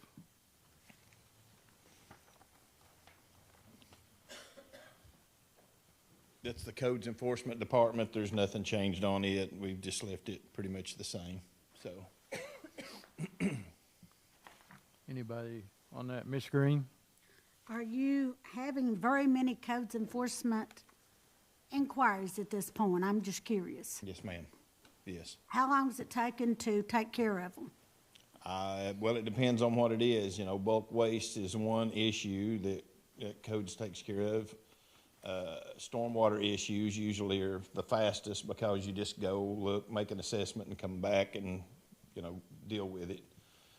Bulk waste is picture taking and that kind of thing, but property maintenance takes quite a bit longer. So it's usually like somebody fills out a request they see a violation, you go make pictures, you bring things up on a GIS map, make sure you got everything ready because that one may go to court. It usually takes quite a bit longer for those. I'm curious on your property management, property maintenance. Sorry for the wrong wordage. What exactly are you getting on that? Because I didn't realize we were still having a problem with that. Yes, ma'am. There's always somebody that's not cutting their grass, their houses, their gutters are falling down, their windows are broken, the neighbors are complaining, there's cars, sitting there with no, engines in them and that kind of thing. There's always property maintenance. It has slowed down some since we started it several years ago, but property maintenance is still an issue. I didn't realize that we looked at gutters. I mean, Yeah. that's amazing. I mean, that's something you can't help. Yes, ma'am. Well, it's in the regulation. If you want to maybe read through it, it's a small regulation compared to some of the other ones, but if you want to read through there, there's the way you keep your house and things like that has a lot to it. It's not like an HOA where they tell you what color to paint your house and that kind of thing, but it is something that, aesthetically you would like for your neighbor's house to look better. Are all those on your webpage? The Every regulation? Yes, ma'am. The regulations are on the webpage. Thank you. Yes, ma'am. Mr. Neesmith? About the gutters, isn't it? When you go by a house and see a 3-foot bush growing out of the gutter, that's a gutter problem. Amen. Next Amen. thing, Amen. Tommy, is our maintenance around our houses going up or going down? Are we improving any? over Yes, the sir, last we 4 are. or 5 years? Yes, sir. We don't have as many as we did several years ago. Okay. Next thing on campers, what's the deal on campers? I thought we were kind of at a budget hearing. Yes, we are at a budget hearing. Okay. I didn't hear you. We are at a budget hearing, Mr. Neesmith. That's a subject for a later time. Anybody else? Ms. Howell? There are people who, when they get rid of their sofa, they put it in the pickup truck and they go into the landfill and take care of it that way, and then they assume the cost. And then there are people who, just imagine the problem with the bulk waste is go set it out and have the crew come pick it up when they can. is there any way, you know, and I realize not everybody has a pickup, but is there any way we could say, yes, that's gonna be picked up, but there's a $15 charge for that? Basically, when it comes to bulk waste, we have a very, very massive problem with it in Hammond County. And with me and Commissioner Richardson and Jeff at the Highway Department, we're all kind of looking into it as best we can right now, but it is a very major issue. And I've not seen anything that we can do right now to, you know, money-wise or anything else to address it. We're still looking into it. I mean, Mike may have a little bit more insight on it, you know, at a later time, but bulk waste is a big problem, a very big problem in the county. Let's move to tab 50. Stormwater management. Mm-hmm. This is, this one item asking for $2,500 more is just for a contract for our stormwater engineer. He is asking for a new contract, and he also had stated that his fees would be going up. They haven't went up in the 2 years that I've been there, so, but that's pretty much all we have on that one, so. All righty, Mr. McKinney, I appreciate you coming before us today. Thank you, sir. Thank you very much. Thank you. Go to Mr. Terry Myers. Maintenance, it'll be tab 14.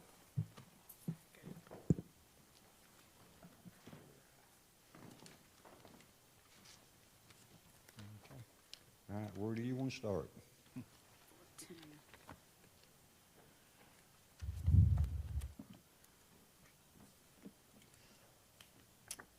Go ahead and. I've had to have an increase on custodial personnel.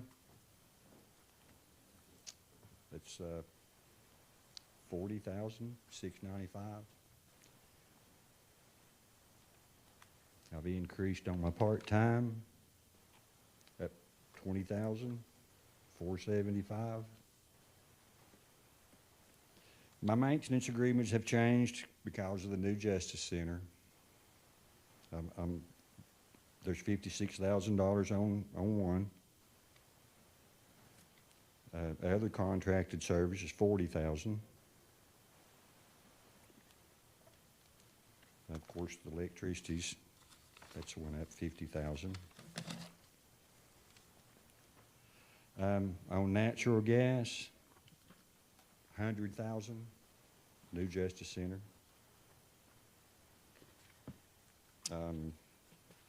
I'm needing $9,000 for maintenance equipment, new mowers, stuff to take care of it with, some carts, trailers, trimmers, such stuff like that, you know.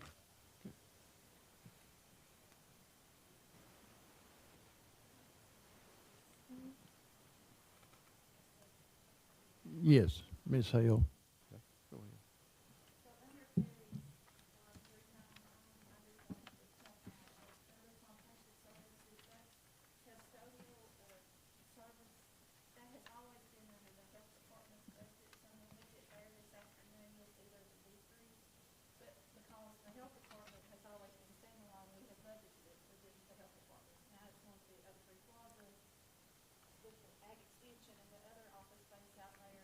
It's all county clean, right? So rather than place it in the health department's budget, we've moved it this year to Terry's budget because it will be for more than the health department. So that's why that $40,000 is there. But then if you look at the health department, we'll go through it this afternoon, but there's a reduction there for the same. Okay. Any questions? Terry, how's the AC units on this? I know we had to replace one, was it last year? And I replaced a rooftop on the new side. All of these over here have been replaced in the last 8 years. I've changed 16 of them out. Okay, Ms. Green?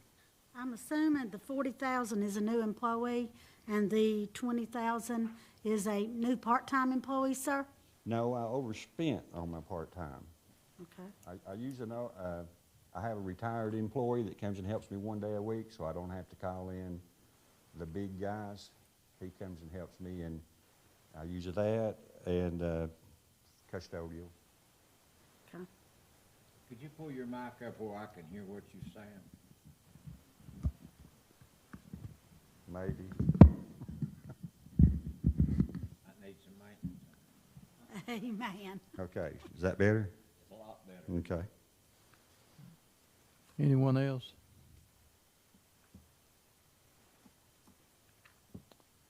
Thank you very much. Thank you. Thank you for what you do. Yes, sir. Amen.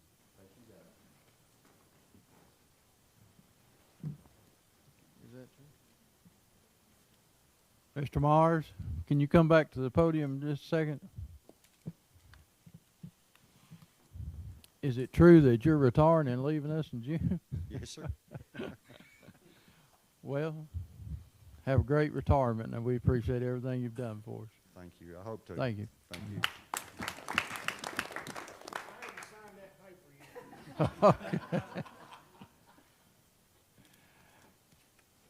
Well, well. The man that handles all the money. Mr. Long, appreciate you for being here today. Go to tab 20. Good morning, everyone. I thought my budget was pretty good until I look and see what is your line items, Amanda. Help me understand that. Is this full 21,000? Is that? So Scotty, I will say in his office, he's had some employees change their health insurance coverage, like go from employee only to employee and child or employee and spouse. So that's why we have to increase his medical insurance line. 21,000. Almost 22,000. That's for that one. Is that just for the one? Two, Oh. two last year. Oh, We're two. looking at not what it is right now, but where we started. Okay, okay. Okay. So we really didn't have any changes much except membership dues. That's with doing with our coach membership, trustees, maintenance agreement. That one going up is the software that we use within our office. We're holding our stamp charges because we had a little balance there. So we're trying to start a new email program, which we'll have to pay for that, where people can sign up for email bills. We've got to move forward toward elimination of paper eventually. Then the one big item down here at the bottom, and Amanda and I have been discussing this at length. You want to talk to them about it? Is a bond, the sureties bond there. That would be for 4 years. It's $15,000 bond that we've been pricing, but we don't have to do that. Our insurance currently covers all of our elected officials up to a $4,000, is that $400,000 per occurrence? Is it occurrence? Okay. So state statute, and we've looked into it, and other counties are kind of looking into it too. It's been tested that that is allowed. Now, there will be variable people, CTAS, different groups that say that we still need to do the bond, but when we look at the bond is not truly an insurance policy, correct? So you as a body, if you can make a decision not to spend that money. If you feel comfortable with the current insurance policy that we have in place, that would cover $400,000 per occurrence. So I got the quote from our insurance company, and for Scotty's bond for the next 4 years would be right at $12,000. At the time we did the budget, I didn't know, so we budgeted 15 based on what it was 4 years ago. The Attorney General has opined that as just what Scotty said, that this surety bond, that covers him now, isn't required. That the insurance that we have through our carrier is sufficient to cover him as well as it does already the other elected officials. I've emailed the county attorney, just again, to cover all of our bases, and he agrees that in light of the Attorney General's opinion, the $400,000 minimum coverage would be applicable. And I have it in writing from the insurance company about that coverage through them. So it is your choice as the legislative body to decide whether you want to do the bond, which is what we've always done for the trustee, or allow this insurance coverage to be sufficient. Go ahead. Previous trustee, you didn't do a bond on. It couldn't be bonded, right? At one You point, you had to go insurance. right. Okay. So it's just up to you whether you want to pay $12,000 for a bond that isn't technically required. What's your recommendation, Mr. Long? What's that? What's your recommendation? Well, I mean. How do you feel? Personally, from me, you're as safe as gold as far as it comes to me to doing something wrong and being criminal in that office. I promise you that. But you can't rely on me telling you that. You know what I'm saying? Okay, Mr. Doty. Is there a difference in coverage amounts, Ms. Amanda, with the bond versus the insurance? So the bond that we carry on Scotty is $3.5 million. 3.5 million. So, But I'm not sure that covers, if you get technically down to it, $3.5 million an occurrence. It might just be to cover me, drag me back to court. and that's what they would go after Scotty. The insurance company per se wouldn't pursue Scotty. The surety bond does. They would Right. go after him personally. Okay. After all the frivolous lawsuits we've had, I think that's a no-brainer. This'll Especially be- what he does. This will be something that we'll have to address. Yeah, right. You But know, we later just on, want to bring so- it up to you. All right. I mean, it is an option, because it is an option if the county chooses to do that. Okay. Ms. Green? Ask them if they'll speak into their mic. Some of them I can barely hear, sir. Who are you talking Talking about? about us as commissioners, Okay. please. Scotty's tall, he needs to raise his Yeah. Yeah. Amen. But do you have Any other one questions? you want to explain that somebody said? No. I could barely hear Doty. I heard part of it, but I couldn't hear all of it. I can He say it was again sitting very back. quickly. I said, with the frivolous lawsuits we've had, I think it's a no-brainer on that, since seeing the differences in amounts. Yeah. Just to cover Mr. Long with the sheer volume of cash that his office deals with. Any other questions on his budget? Thank you, Mr. Long. Yeah, thank you. Appreciate everything you do. Hey, and gotta tell you, I'm a grandpa. As of yesterday. So I'm gonna go see the grandbaby now. Yeah. Thank you. Hey, the good Lord named him grand for a reason, Scotty. He didn't hear you. Amen. Peggy Henderson, the county clerk's not here, but Ms. Hale's going to do it. We'll go to tab 21. Peggy was sorry she couldn't be here today. I'll try to address if there's any questions, and if you would like to speak with her, she is available to be here on June 1st at the next budget meeting. But on the county clerk's tab number 21, Peggy has had some turnover in her office. Some employees who had been here quite some time have since retired. So you'll see her deputy line and longevity pay, of course, has gone down because the new employees, of course, aren't being paid what the ones that had been here for some time were. Peggy also decided that for several years we had carried $5,000 for part-time personnel, and she said that that's not needed. So we have removed that from her budget, and then the biggest then increase would be in the medical insurance. And again, the new employees that have come on are taking different coverage than the ones that has left. So, and I think everything else as far as her department stayed the same. So it's just some decreases in salary costs and part-time costs, but an increase for medical insurance. Any questions on that? Yes. Ms. Hale? Yes, sir, thank you. How about, it seemed like just a few months ago, she had asked about, you know, I assume we did the pay raise, but, so with this less personnel, she's not asking for more personnel? She hasn't changed the number of clerks that she has. It's just that some of the clerks that were here last year were here like 30 years or plus. Yes. And so the ones that she has replaced them with, of course, are coming in at a lower starting salary Okay. than those that left at. All right, thank you. Uh-huh. Anyone else? Thank you, Ms. Hill, for filling in. We'll move to Jeff Atkins, data processing. There will be tab 22. Good morning. So, yeah, we are asking for increases in a few areas. The bulk of it because we added an additional person. The total cost or the total increase for having him for a full year versus the half a year is about $30,000.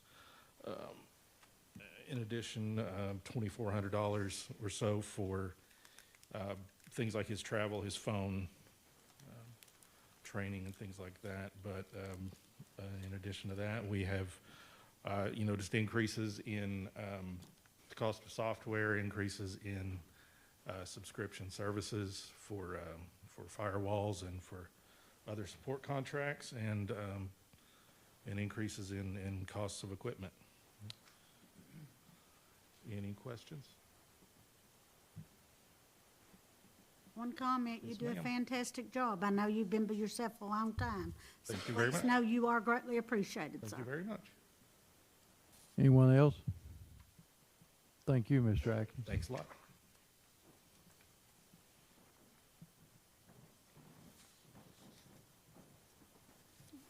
Ms. Teresa West, Circuit Court, welcome. Thank you. Start with tab 23. Okay, it looks like my maintenance agreements have gone up just a little bit. And then the biggest thing, I think, is the jurors. We had some more jury trials last year, and so we had to increase, or I used a little more out of my budget in the jury line. And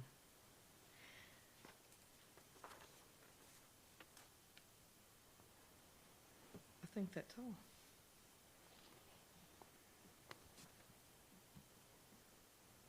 Everything smooth with the move? Mm-hmm. Yeah, Things operating good? we're operating good. We feel like that we can operate more efficiently because we have more space. We're not all crammed up. So it's going really good. We had our first jury Monday, the 11th. We had court in every courtroom.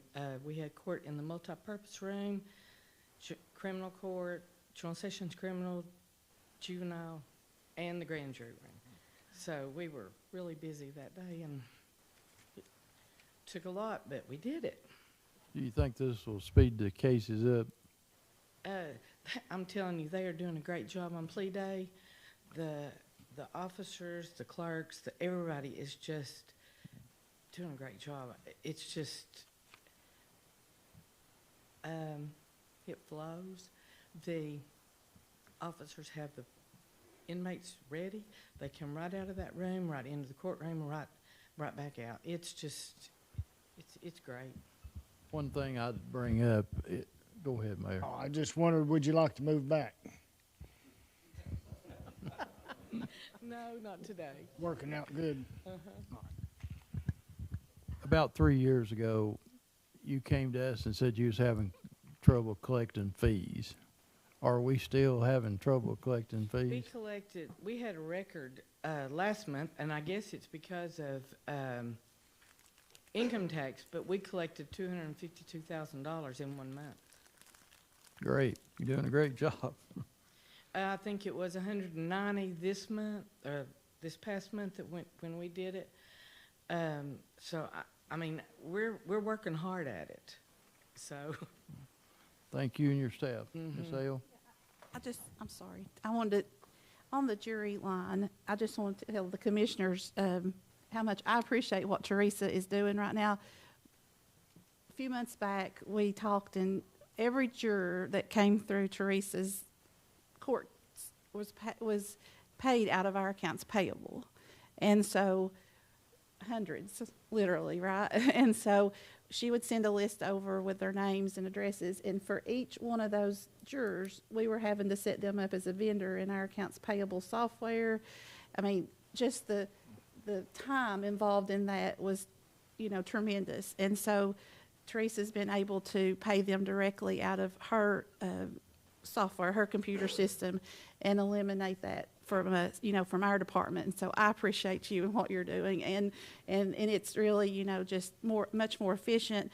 And so that's what we're just sending her money, so much, ever so quarter or whatever, as she needs it, out of this juror line to cover the cost of those, and that she's paying now out of her budget. Thank you. Anyone else? One question. Is everything working for you in your office that you're happy with?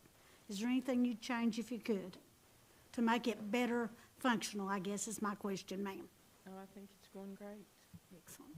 I will tell you, when through tax time, I heard the remark made several times they were going to use their return to catch their fees up, so congratulations. Thank you. Thank you, Ms. Smith, for coming. Ms. West, excuse me. Oh, Lord.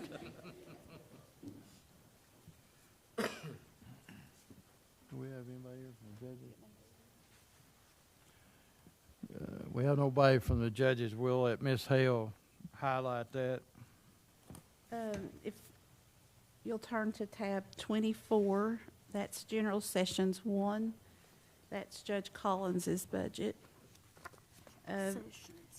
If you see the $52,000, that's new from last year, but it's the position that Commission voted to fund earlier this year for his magistrate supervisor. And so I think, during our meeting, our budget meeting with Judge Collins, that's working out very well for them. And they're actually, we have budgeted 3 positions that he had, but right now one of them is vacant. And if things continue to run as smoothly as they have been with his new magistrate supervisor, he doesn't feel like he'll need to refill that open position. So, but we have included it still in this year's budget in case. So the majority then, of course, is related to the addition of the magistrate supervisor and then the changes in health insurance coverage. Any questions on that, Mr. Neesmith? Yeah, Amanda, how many deputies he got? 2? He has, bear with me, What do you call those, magistrates? magistrates. And right now, we have budgeted for 3, but he has 2 actively working. And Actively working now. yes, Thank and then some part-time ones that does the weekends. Okay, thank you. Miss Amanda, how many part-time does he have, out of curiosity? He has two part-time people that do weekends. Okay. And then he has some of the ladies that work in circuit court. If they need to fill in, we budget a little money for them as well that they can help out. But the full-time people are actually doing the on-call as well. So the majority, I would say, is handled through them. I'm assuming when you say on-call, and this is not a budget question, that's for them to come in to arraign them, like, say, Friday night or Saturday morning, whatever. That's correct. And I know this is not a budget question, but any idea we'll know on our new magistrates and all that Judge Collins had put in for?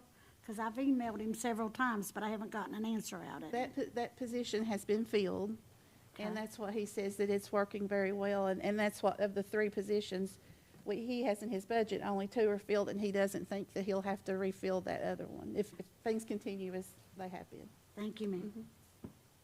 Amanda, you're representing the judge. I just want to ask, No. Judge, are you keeping up with letting people make their bond now? I can't answer that way. Can't make it. Please roll over. Let's go to tab 25.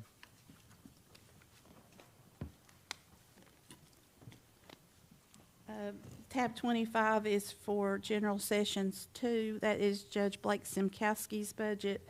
Again, the change in his is mainly due to salary the increase that he'll receive in his salary based on, that's set by the state.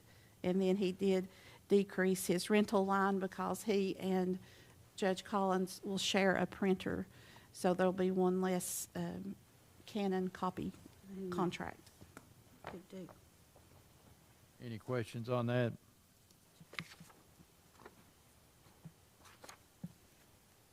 Thank you, Ms. Hale, for doing that.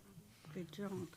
We'll move to the court master, Teresa Carey. Thank you for being here. Thank you. Good morning, everyone. It's a little different being on this side. Usually I'm sitting where Trish is, and so bear with me. I think the only thing that has increased is things that I have received where our membership or dues for court clerks and coat have went up, and then the maintenance and repair, our maintenance agreements have went up from what I had received. I also wanted to let the commission know that a bill was passed, and as of January 1st, our clerk's fee finally went up since 2007. So we're collecting $100 more on each case that gets turned over to the general fund. And then it's also in that bill, it's going to increase $25 for the next 2 years without us having to do anything. It just automatically increases. And that's about it. You have any questions? Good job. Appreciate you coming today. Thank you very much for what you do. Thank you. Juvenile court. Ms. Hale will do juvenile. There's not much.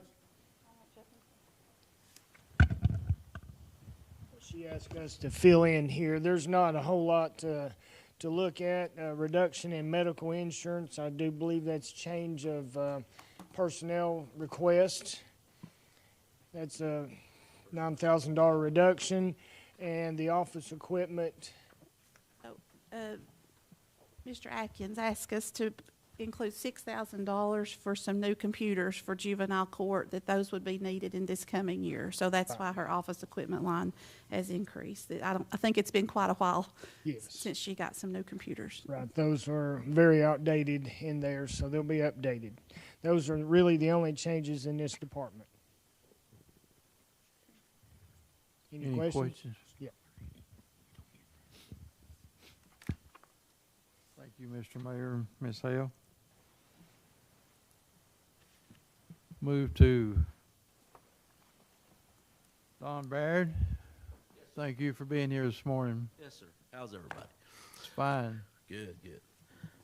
You want to start which line? You want to start probation or work program? Probation, Probation. tab 30. All right, Amanda. As me and Amanda present the probation budget. Help me here.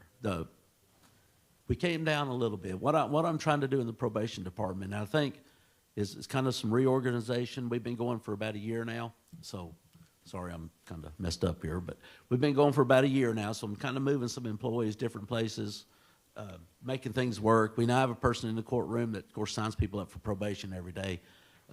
This person also signs a payment plan for Ms. West's office, so that they get on a payment plan as soon as they go to court. So it's all done right there at one time. So I think that's helping bring us all together. I think Judge Collins has seen more completions of probation than he has in a long time, if you talk to him about that. So it's going pretty well. I want to brag on my people. I know we may be short on fees. I think we're going to come around about 200,000-ish around there for the year. We were looking at 3, but they've increased the collection of cost and fines tremendously. Of course, each of them got a caseload of about 400 people that's not in jail, so there's 1,200 no beds we're using. But they work really hard, and they've done good with the population they deal with. Treatment beds, we've got 100-plus people. We've taken the drug and alcohol treatment so far this year, with more to go. And with the jail to work program, the probation program, all of us working together, I think it's bringing our court system, I think we're doing real well. So with that, our lines, Amanda. The rental line, I don't know what we're doing here. So the copiers. The and- rental is for the copy machine. Right, we have to get a Canon copier. Get this down so I can see. We're reducing the bottom line about $1,800, I think, on the probation side. And that's moving employees and doing different things. Mr. Neesmith, you got a question? Where are you Go ahead. located now? Your We're in the office? White House where Blaine used to be, right? White House? Yes, sir, as you go in the Justice Center, the old Justice Center up on the left. That's where all probation. That's where the probation officers are for, Work release too? the work release is in the old Justice Center. I am now in the new Justice Center. My probation people are in the White House. So we're split. And we'll address that at some point in the future, I think. But right now, we're in two separate offices. That's why we have two separate rentals and both, we're trying to staff two places. Essentially is what we're doing. Any other questions? Any questions? Ms. Al? For probation, they work 8 to 4, Monday, Tuesday, and Wednesday. Thursday, they work 8 to 6, and Friday, 8 to 2. We stay open late on Thursday for people that work. And I just, Ms. Hale? on those fees, the fees that Don's collecting, if the trend continues, will be up probably closer to $275,000 for this coming year. So it's, just looking back historically, it started out, at even $13,000 a month, and we're already up to 22 most months. And I think if you look at the whole system, and because we're all part of the whole system, right? I think having probation in place helps our cost and fine collection.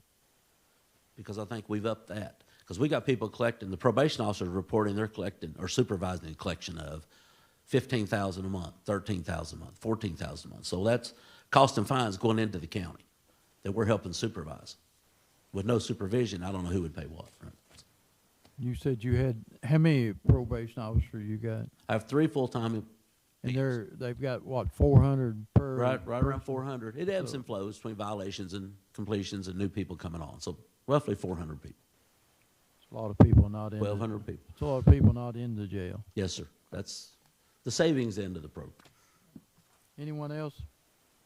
I have one question, please. Ms. Green? What do you contribute your improvement to, out of curiosity? Hard work. I mean, these folks, the probation officers are getting it. That little house up there, if you go in, especially on a Thursday, there's people lined up out the door. And I think it's the probation being in-house, the court supporting the probation in-house, with the clerk's office on the other. I think it's all together. It's all of us. But the POs work hard, and they put up with a lot of stuff. Last night, yesterday afternoon, they leave at 2 on Friday. About 10 till 2, we have to call the police department because somebody's up there high and they're wanting to leave. And so we drug test them. They're positive. City police shows up, take that person to jail. We generate a probation warrant right then. Judge Collins signs it. They're locked up. But had that person been belligerent or upset, angry, whatever, we were able to calm it down. It could have been ugly up there because there's really no protection. They're up there by themselves. Yes. Mr. Neesmith? What do you have at the times, different times of the day? 3 or 4 days a week, it's 8 to 4, and then it's Right. out 2 to 6, or? Right, yes, sir. Why are you on that kind of schedule? Why ain't you? Well, it's 8 to 9 4. 5, 4 to 8, or something? Well, it's 8 to 4, 3 days a week, a normal work day. Then on Thursday, we stay late because some people have jobs. They have to come after work. Okay. So we stay for those folks. And then Friday, we let them go home early because we kept them late on Thursday. That's essentially it. Do you have any complaints, and I apologize, do you have any complaints as far as not being there late enough to handle somebody that's working possibly a second job or emergency or whatever? I've not had any myself. Nobody's told me about them. Okay. Okay? So far. Thank you. Yes, ma'am. Thank you for coming today. Yes, sir. Appreciate. You want to do my other budget? Yeah. Forgot about that tab. Oh, It's got to get approved. My salary's in it. Yeah. It's required.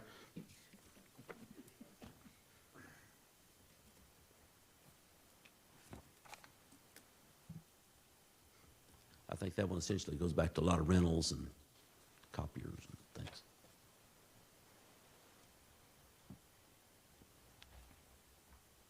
the largest change is in medical insurance, and it's because of staffing change and difference in coverage. Any questions on that one? Now, thank you for doing a great Thank you. job. That was an important one. Thank you. We're gonna move Ricky Perky to after lunch, so we will go to Greg Winstead, Animal Control, tab 45.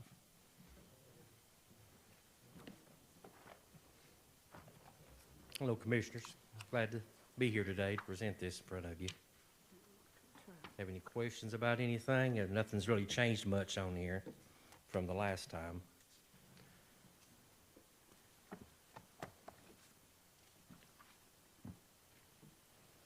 I got one for you. Yes, sir. What's your hours? I work from 8 to 4, Monday through Friday, and then we're on call. There's only 2 of us, so we're on call. We split that time out. Anything after 4 o'clock that afternoon till the next work morning, one of us is on call for emergency calls only, which involves... You're on call. Yes, I'm on call right now, matter of 8 fact. to 4, but you're on call 24/7. Yes, sir, for emergency calls after hours. Because I've had people say, we tried to get them to come out here and pick these dogs up. Nobody's even come to see us. Several times. Yeah. Well, we try to go out and do all we can, and a lot of that deals with the shelter too. We don't work for them. We're at their mercy when it comes to bringing animals in. We try to go out and we chip read a dog and see if it belongs to somebody. You can't visually see a chip. A microchip's embedded in its neck. We have handheld readers and we run it across their back. If we find who owns the dog, we return it back to that person and try our best to. If not, we end up taking it to the shelter and let them deal with that situation. But they just went through some illnesses up at the shelter. They were shut down for a couple weeks, and that created a problem for us. Every call I go to, I have to call the shelter and ask, do you have room? And if it's an injured animal, they make room. A vicious animal, they make room. But sometimes I have to leave animals. And a lot of times I may not talk to every complainant that calls because I don't know where they live at when they say, hey, I got a dog out here on West First North or whatever. They might not give their name. A lot of times they don't give their names, and they might not actually see us, and we usually work together for our safety because it don't feel good to get bit. We've all been bit. A lot of that problem could be that people got complaints, they're calling the shelter when they're not calling you. Yes, sir, they sure do. You might not even be getting a message. That happens quite often. At lunchtime when they shut down, my phone rings constantly for people looking to get a hold of the animal shelter because on their answer machine messages, they turn the phones off so they can have lunch. It has on their message to contact us in case of emergency. They contact us because they think we're the animal shelter, you know, all the time. The reason I'm bringing it up, Greg, is a lot of people, I look at social media a lot. They say, well, it don't do any good to call a Humane Society to come get your dogs. Yes, because they don't pick them up. They should be calling us, and then sometimes I hear they'll say at the shelter, I'm sorry to interrupt you, they'll say at the shelter will tell me, hey, somebody called today about these 2 dogs down. Anybody call you? No. Where was that at? Oh, I don't know. We've had 1,000 calls today. That happens quite often. They think, well, I'm just going to call them and they'll tell us. But they're so busy too, they don't always do that. Is there any other questions on his budget? Y'all still got another one. So if you don't get the message, a complaint, you may never get the message. Correct. If they don't tell you. Correct. I can't do anything about nothing I don't know about. Problem there, Mayor. Think you got a problem there. Thank you for coming, Mr. Winstead. All right, thank you. I appreciate it. Go Mr. David King, Cherokee Park, tab 47. Hello, guys. How are you? So we're going up on 3 of our lines, the maintenance and repairs. We got 2 of those. We're going up 500 on one and 15 on the other, just because of the cost of parts and stuff are going up on us. And we're going up on our custodial supplies as well, because that's going up on us. And we're going to try to add 2 lines. We're gonna try to add a splash pad line. So, because it's getting older and a lot of repairs are having to be made on it as well. And then we're making an ankle monitor line for our inmate help. And other than that, everything else is pretty much the same.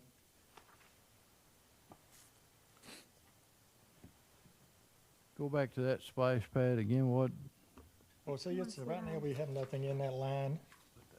334, It's in 335. 335. Uh-huh. 335? We have included money there for the Oh, okay. splash pad. All right. And then his inmate monitoring, just in case you're wondering, it's in 399, other It'll be contracted 399. services. Okay. $1,600 for that. Okay.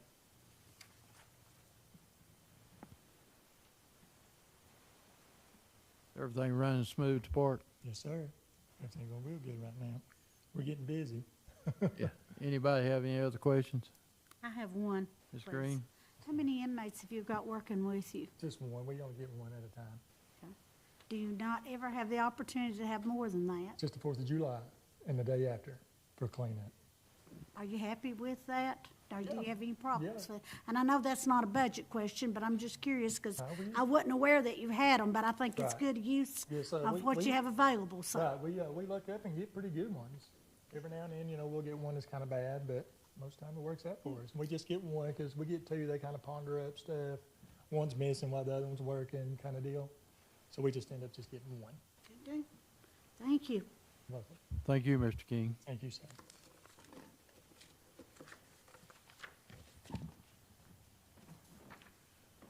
We'll move on now to Matty Beverwell. Probably fixing to be a happy man in a new facility. Yes, we're excited about our new digs out at Oak Plaza at some point when the health department gets there. Ours is pretty straightforward, just a very super quick. We have to get our budget approved by UT before we can present it to the county. So there is actually a 2% COLA figured into our budget. We will adjust that with Amanda just as soon as something gets passed. That's just what I put in there. You can see that we adjusted around on supplies and so forth because we will need some extra funds to do furniture and so forth at our new place. We wound up flat even with that 2% increase. Just a little bit of explanation, very short, and we're running ahead of time, so I'm not going, not getting into lunch. That's a big thing there. Okay. 2 years ago, UT changed the way they do their benefit system. They went to a flat rate benefit system. Several universities did that. That changed our budget quite a bit on what the county needs to cost share, and the timing was good for us that we can kind of keep that extra money in supplies so we can kind of, you know, do what we need to do for our new office. I mean, we spend if we need to, but we always have a little bit of money left to turn in back to the county. The way the UT system works with extension, it is a sliding scale based on the tax base in the county. The most poorer tax-based counties are 22% cost share.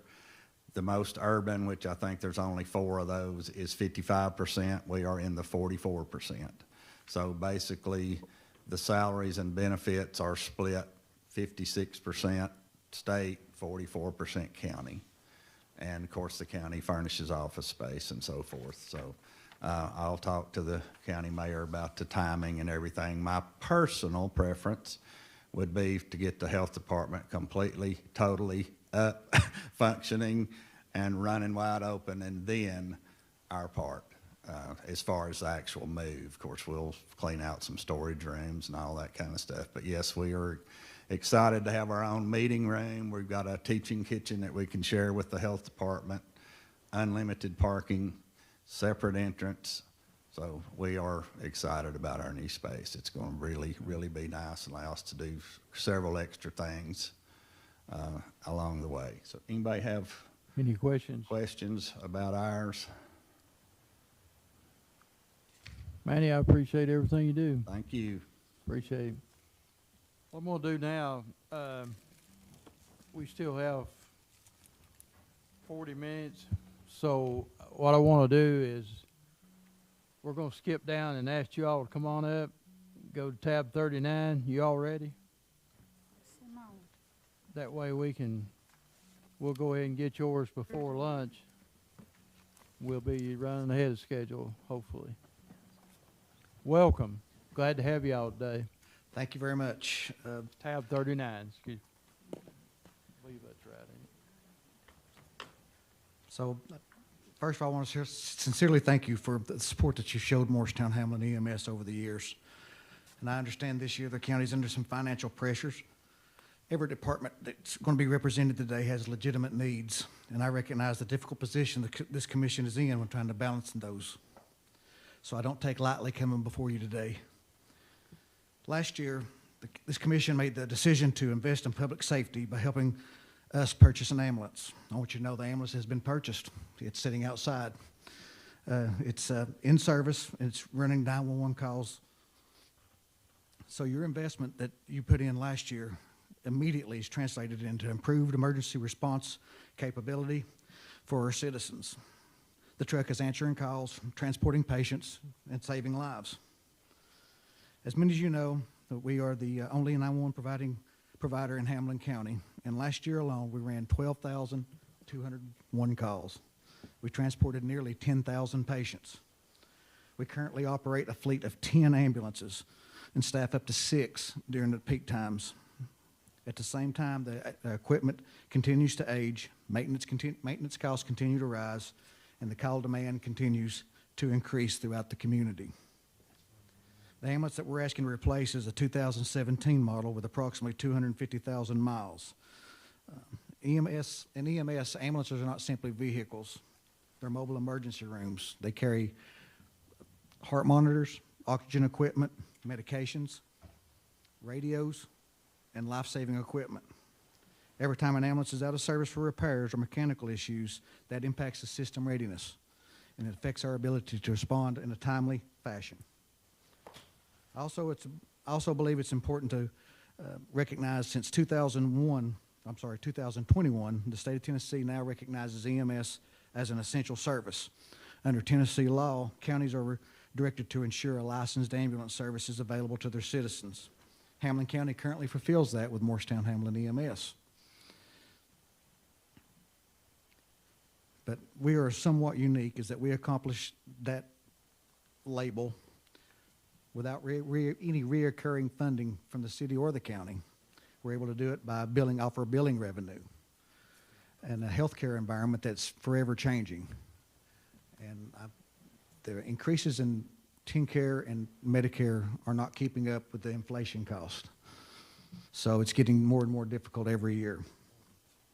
And I want to be transparent with the commission today as well. Per the discussion from last year, I requested assistance from Morristown City. At this point, I have not received an answer from the city, but from conversations I've had, it's not looking favorable. Much of the discussion around continues to go back to that EMS is an essential service and it's the county's responsibility. Regardless of where any of the funding comes from, our responsibility is going to remain the same. Ours, when we are to provide a dependable emergency medical services to the citizens of Morristown and Hamlin County. And ironically, tonight, Morristown Hamlin EMS is being recognized again as an EMS Excellence Award ceremony in Knoxville for Region 2. We actually have 2 different crews that are being recognized for 2 cardiac arrest saves that these citizens were dead upon our arrival. Their heart had stopped. EMS went to work and resuscitated these individuals, and they're back home with their families, and they're going to meet the crews that saved them tonight. So it's going to be a special night tonight. This request is not about a luxury or an expansion. It's about maintaining reliability and readiness and public safety. Delays in ambulance availability will directly affect outcomes in cardiac arrest, strokes, major trauma, respiratory emergencies. The citizens of Hamlin County expect when they call 911 that help is coming quickly and reliably. And our crews are committed to providing that service, but they need dependable equipment to do it safely and effectively. Hamlin County is continuing to grow, and the demand for EMS continues to grow with it. Our responsibility together is to ensure that EMS continues to grow to meet the demands before tragedy strikes. I appreciate your consideration for today, and I appreciate the continued support of the men and women of Morristown Hamlin EMS. Your investment last year is already protecting the community today. I respectfully ask you to continue that mission by funding another frontline ambulance for the citizens of Hamlin County. Thank you. Mr. Neesmith? The county gives you 300,000 a year. No, Budgeted for 300. I think it's 300. no, sir. Nonprofit. And nonprofit. I have to come to this commission meeting. Get on nonprofit. We don't get any from the county, sir. You don't get anything from the county? No, sir. You get anything from the city? No, sir. And that still runs 911. Yes, sir. In fact, we actually pay the 911 center You a don't fee get any money from the county or city, how do you operate? through billing the patients. Billing the patients. Billing the patient? Yes, sir. Okay. Okay. I was off. That's quite all right. I think you're confusing 911 with this on that chart. Yeah. I think that's what you're doing. This is EMS, the ambulance service, is not 911. Ambulance service, okay. Yeah, this is ambulance service, okay? Thank you for the clarification, because I wondered the same thing, Yeah, so. this is ambulance service. So thank you. You don't get it. Now, the other, Rodney, we fund it, the county. You does. fund some 911, yes. 911. Yes. But I think the city doesn't fund anything. They do too. City does too, City does? yes. On your bed, the stretchers we bought, are all of those, Yes. got all you need there? The new ambulances come with the power load systems. The new ambulance comes with it pre-installed now. We only have one ambulance that does not have the power load system in it now. And the new one that I'm requesting this year is going to have a power load system. So then that will make a fleet of 10 having them all. What kind of ambulance did you buy? From Medix, the MEDIX. It's the same ambulance that we've always buy. They're Elkhart, Indiana is where they're manufactured. And they're, it's a Ford. We generally pick the chassis by what's available. Sometimes Fords are available, sometimes Chevys are available. So availability plays a big part in it. Big part in it. Does the city, wait a second. Does the city just, in the last few years, have they gave you anything in the last few years? No, but to be fair, this is the first year I've ever asked for it. Okay. Because of a discussion last year. Okay. This commission needs to remember that on down the road in this budget. Mr. Carden? Yeah, I was just curious so about how many dispatchers do we have and how many ambulances do we run? We run 6 ambulances during our peak time with the ability to operate 10 if need be. The most we've ever had on the road at one time was 8. And then how many dispatchers about it do we? Okay. I mean, that's my part. They don't do that. Right, I'm sorry. That's all right. That's okay.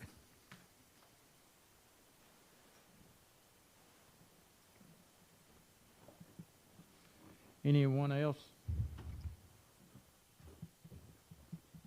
Sir, Yes. what was the cost of the ambulance? I'm kind of confused in the numbers. The one we just got or the one that I'm wanting to get this year? Trying to get. The one that we just got, we came in at 207,500. I asked for 608 last year, but it come in cheaper. Now this ambulance is 212. How many ambulances does that make you have? Be a total of 10. Like I said, we're not expanding. We have to deadline them. Once they get 300,000 miles per the county resolution, an ambulance can't run in Hamlin County with 300,000 miles, which is a very good thing because I've seen some services that are embarrassing. Yes, I'll agree with you. Now, you got the 3 locations that you keep them at, right? That's correct. We have 3 substations.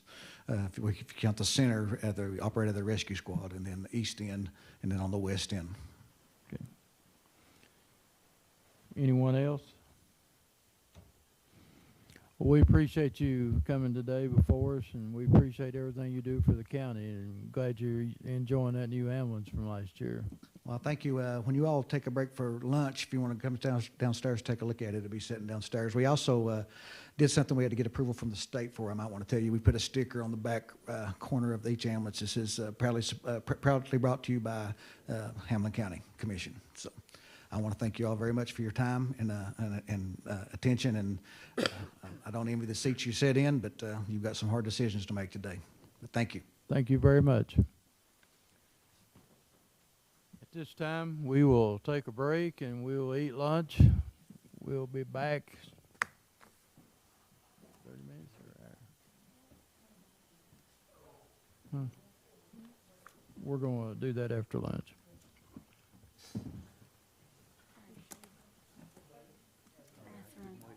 We'll see how everybody eats, and then we'll decide when we're going to come back. Thank you.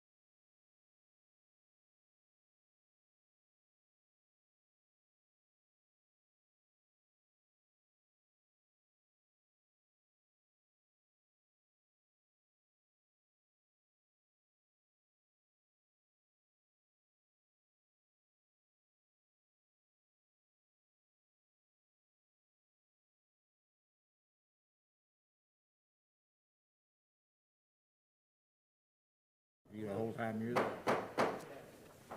Praise the good Lord. Let's get it over with. No time. Amen.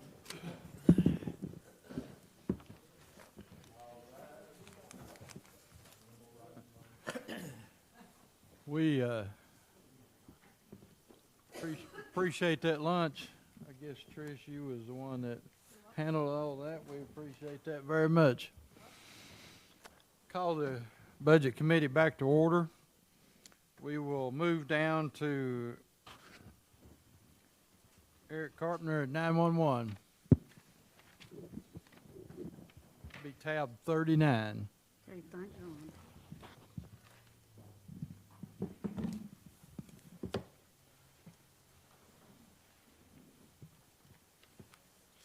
Mr. Chairman, thank you. I'll make just a brief statement in introduction to our request. On April 24th, the Hamlin County Emergency Communications Board met, and that board passed their budget that at that time was a budget that was $70,000 to the good. The General Assembly had approved Senate Joint Resolution 48, and in both houses overwhelmingly, which increased our revenue by just over $407,000 annually. And so with that revenue, they passed that budget on the 24th of April. 1 week later, Mr. Chairman, on May the 1st, the governor vetoed SJR 48, and our $70,000 to the good budget went to $336,000 in the red. Mr. Chairman, there's a big difference between a reason and an excuse. A reason has a solid factual basis. And as all of you know, I have spent this past week explaining to the media how the governor has failed that test. But that ship has sailed, and that money is gone.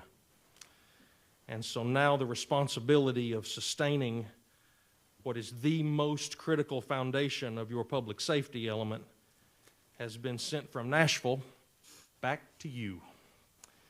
And so I will gladly answer any questions regarding our request or any element of the budget that any member may have. Mr. Doty? Thank you, Mr. Chairman. Director Carpenter, I just got a quick question. I know you approved the budget, but what about this new budget raised your expenditures by $162,000? From the numbers we had from the estimated 25-26 budget to the new budget, I'm looking at $152,000 increase. So basically a 40% increase. We're not seeing that anywhere else. What has made your budget have a need to increase by 40%? Well, the numbers are a little bit, you have to understand that when you're looking at last year's numbers over against this year's numbers, you're looking at numbers that was also in the red, because last year we did not come back and seek any additional funding. And when we took that funding, what you saw is you would have seen that we used Section 130 money, that's one-time money that comes in November, to offset that. And so those expenses went into that number as amended, and that's what makes the difference look a little bit larger from last year to this year. You'd have to go back and take a look at those amendments from last year. The other side of that is a couple of things. One is healthcare expenses. Those went up 7% this year for us on the state insurance program. We had increases in maintenance agreements that we have for our CAD system.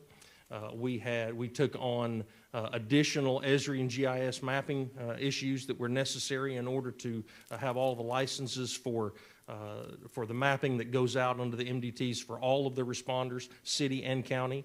Those Esri licenses and the agreements that went then just increased one of our maintenance agreements by almost $25,000 in that one specific agreement. So there's multiple different issues that did that. across maintaining some of the systems that we have. I was just asking because no one else has come with a 40% increase.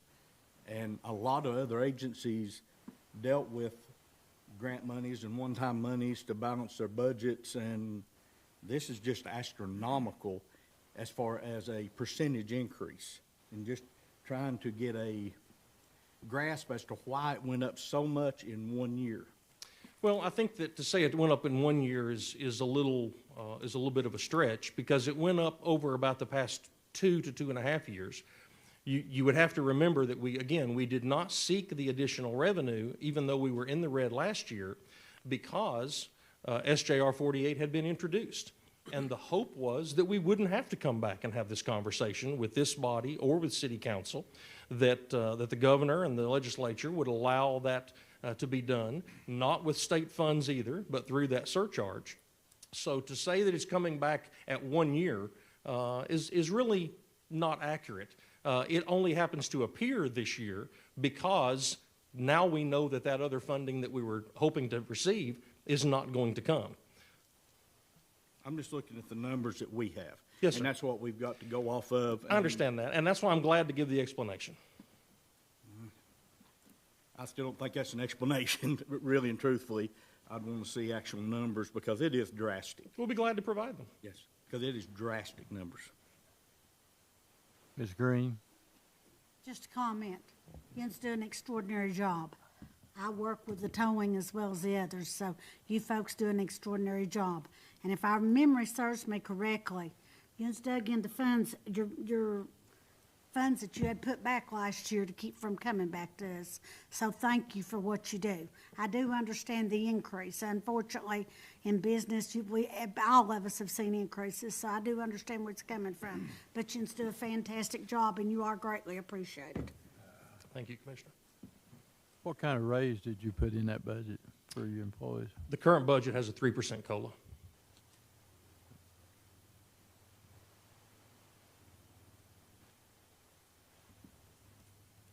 Mr. Carden? I asked the wrong person earlier. So how many dispatchers do y'all have approximately? We currently have 16. I will say this, 3 of those are also what we would call working supervisors. They are shift supervisors that also are taking calls and dispatching. Yeah. So those 3 individuals are really doing 2 jobs. So if you just look at those dispatchers, you're at 13, but then you have the 3 supervisors that are doing that as well. I'm glad you asked it, Commissioner Carden, because it's a great point. The NENA standard for 911 centers, you can look at staffing based upon either your population and your call volume or by your positions in there. And if we ran in either direction, we're below the minimum required staffing that's set by national standard. We're at 16. NENA says if we do it one way, we should be at 18. If we did it the other way, we should be at 20. And do y'all have a reserve account amount? We have a fund balance, we do, and that goes back to some of the issue with the SJR veto, in that we are not allowed to use by statute our reserves for operating expenses, and so those reserves, as some of the members of this body will remember, we used when we offset the match for the grant for the health department, which purchased the health department for a building that they're leaving for the ECD. And then what's left in that fund as we go to bid this late summer and fall, once the health department vacates the property on Main Street, when we go to bid, what's left in that fund balance will be used to renovate that facility when they leave. So those funds are basically earmarked, but the statute does not allow us to use them for operating expenses. Mr. Mayor? Yes, thank you, Chairman. I would like to add that our E911 district has been very cooperative in working with us. They bought the health department, and they've been very genial working with us as waiting on the construction of the new health department. Just wanted you to know it is their building. And we're glad that that cooperation has been there. They've been good partners. Do you know what percentage of that pay raise accounts for that 162? The 162. Well, you're asking the difference of 162,157. Am I correct? Am I looking at this right? Okay, well, I'm assuming that that's a division of the total amount. Is that correct? Or That is correct. So the budget overall, say, what's being asked of us, City of Morristown, Hamilton County Government funds E911. We use the MTAS model, and it's broken down. Our portion actually this year of above funding request was 151,000, and this 162 is reflective of the original budget. Yes, the original budget, and Director Carpenter probably not looking at that number.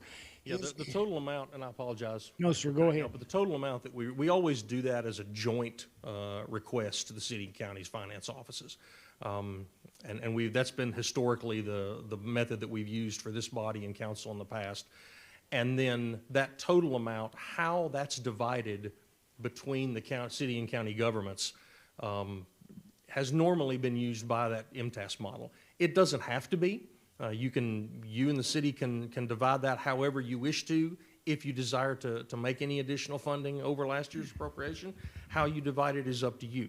But that MTAS model takes into consideration not only the population of city, county, but also the calls for service volume for each of the entities of the city and county. And I think that's why in the history, it's been viewed as a fairer model, and I hope I'm saying that right, Yes, Mayor. sir.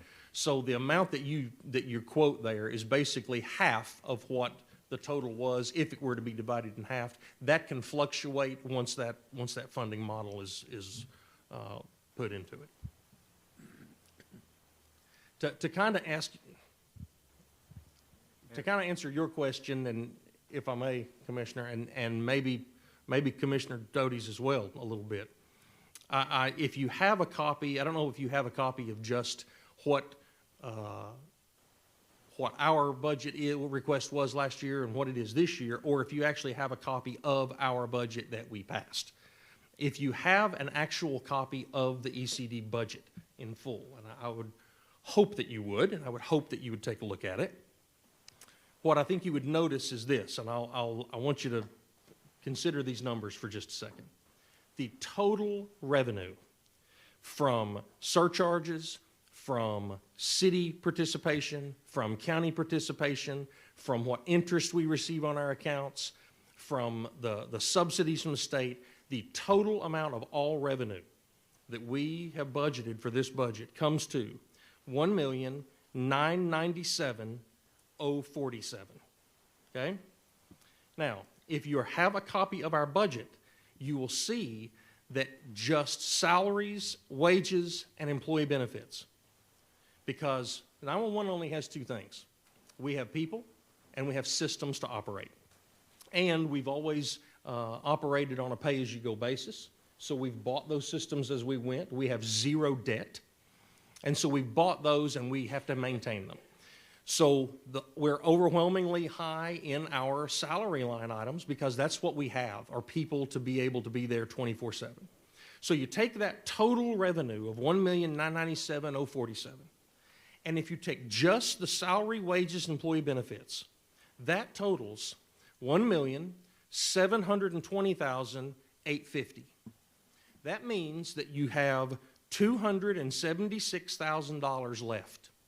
And you've not done any maintenance agreements, you've not fulfilled any contracts, you've not bought supplies, you've not bought materials, you've not done maintenance, you've not paid any workers' comp insurance, you've not paid any general liability, you've not put gas in the car, you've not paid the water bill or the electric bill or the utility bill, you've not trained 1 hour, you've not traveled 1 mile, you've not done any GIS or mapping, you've not paid for an audit or legal services, you've certainly not done NCIC expenses for any of the law enforcement agencies, and you've certainly not put any money back for depreciation, and you have $276,000. Now, of all those things and the many more that I just rattled off, just one line item of that, just the annual maintenance agreements on the equipment that we have, totals $232,000.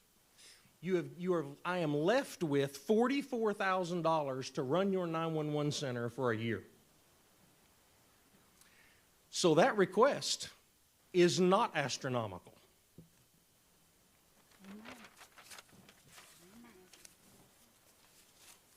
Have you been to the city and asked them for some more money? The exact same memo that you have, Commissioner Neesmith, also went to the city. They got the same thing.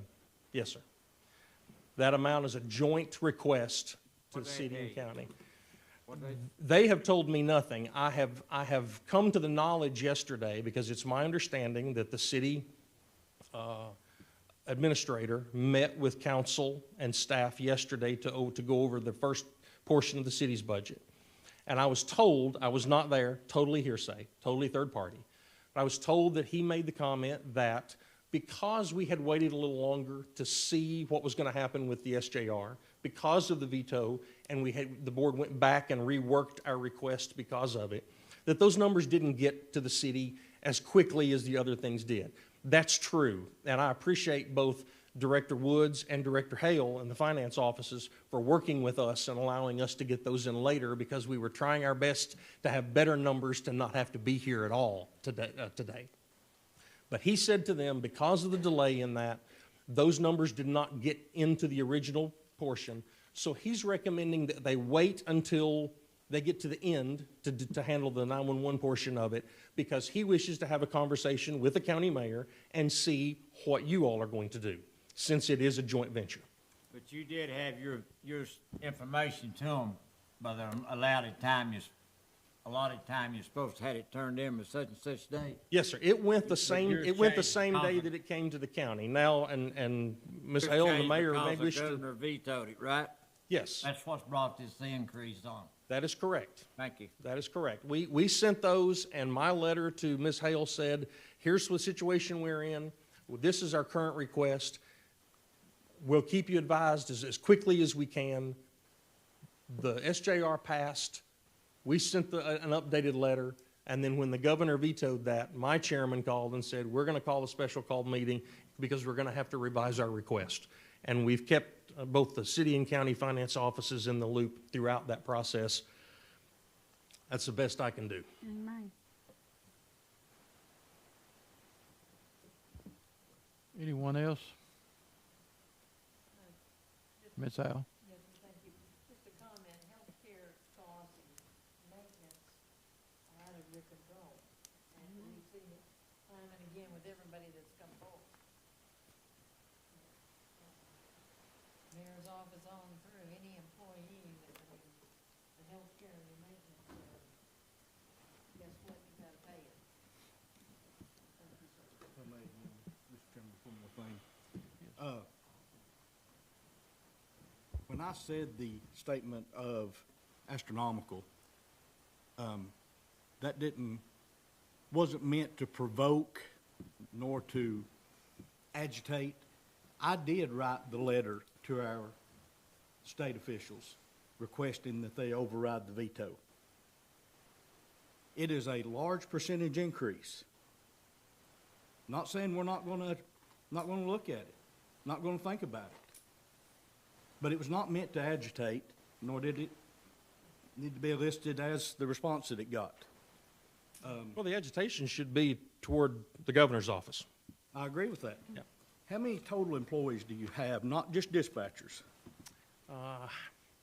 16 in a dispatch. Currently, one of those positions is open, so that's 15. Then there are 4 of us administration and 3 part-time employees. Cool, that's another number I'd like to have had. That's 23 versus 16, which brings your total way down, because at 16, that would be counting benefits and salaries at $107,000 per. Yeah, But and we all know that's not adding occurring, these yes. additional. Sure. Brings that way down, Sure. so. Yeah. There's a lot more work that goes into running the 911 center than just sitting behind that microphone, although those folks are absolutely critical. Yes. And as Mr. Carpenter, as you know, I've been with emergency services for many decades. I know what 911 does. I do appreciate. Yeah. I do see what they do. I'm just looking at numbers for an entire county. And if we fund a ambulance and we fund you all an additional $162,000 or $152, whichever it may be, our numbers show one thing. that's gonna be tax increase. So I wanna have it legitimate. I wanna know why before I would vote yes. That was why I had questioned. And we'll gladly answer them. I appreciate it. Thank you. Anyone else? Thank you, Mr. Carpenter. Thank you, Mr. Chairman. Thank you for everything you do. Thank you, sir. This time, we'll ask Ricky Perky to come forward from EMA. That'd be tab 38 in your book.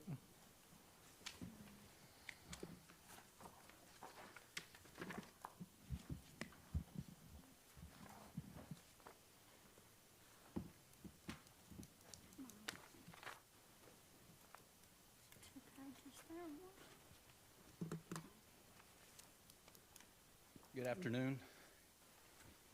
What I'm about to present is not necessarily anything that I have control over as far as some of the increases you may see in some of the tabs. For longevity, Social Security, state retirement, all those things are set. So the increases you see in the director position, that changes quite a bit. I have 3 kids at home. I have insurance on all of them. Of course, that's going to change the medical insurance substantially. What I will show you is a few tabs that I've asked for increases, and one of the biggest one, and not that it's a great deal, is $1,200. But I want to tell you what that $1,200 does for this county and its emergency services. That's for the part-time personnel. We have 12 EMA officers that used to serve voluntarily. Of course, they now get compensated for some of the calls they go on. And with that being said, we want to increase 1,200, and if you're not aware, when road obstructions happen after a big storm, a flood, whatever it may be, if the EOC is not open, my EMA guys are not active, okay? There's nowhere for them to go. I want to change that, and I will speak in previous, Director Carpenter, when he was over EMA, these guys were very active in the community, and I want that to happen. And how that will benefit is our sheriff's deputies on patrol. There's 5 at a time. When these storms pass by or an incident occurs, they're blocking a roadway for a downed tree for hours, and then we're taking down to 4 personnel to run the entire county's law enforcement.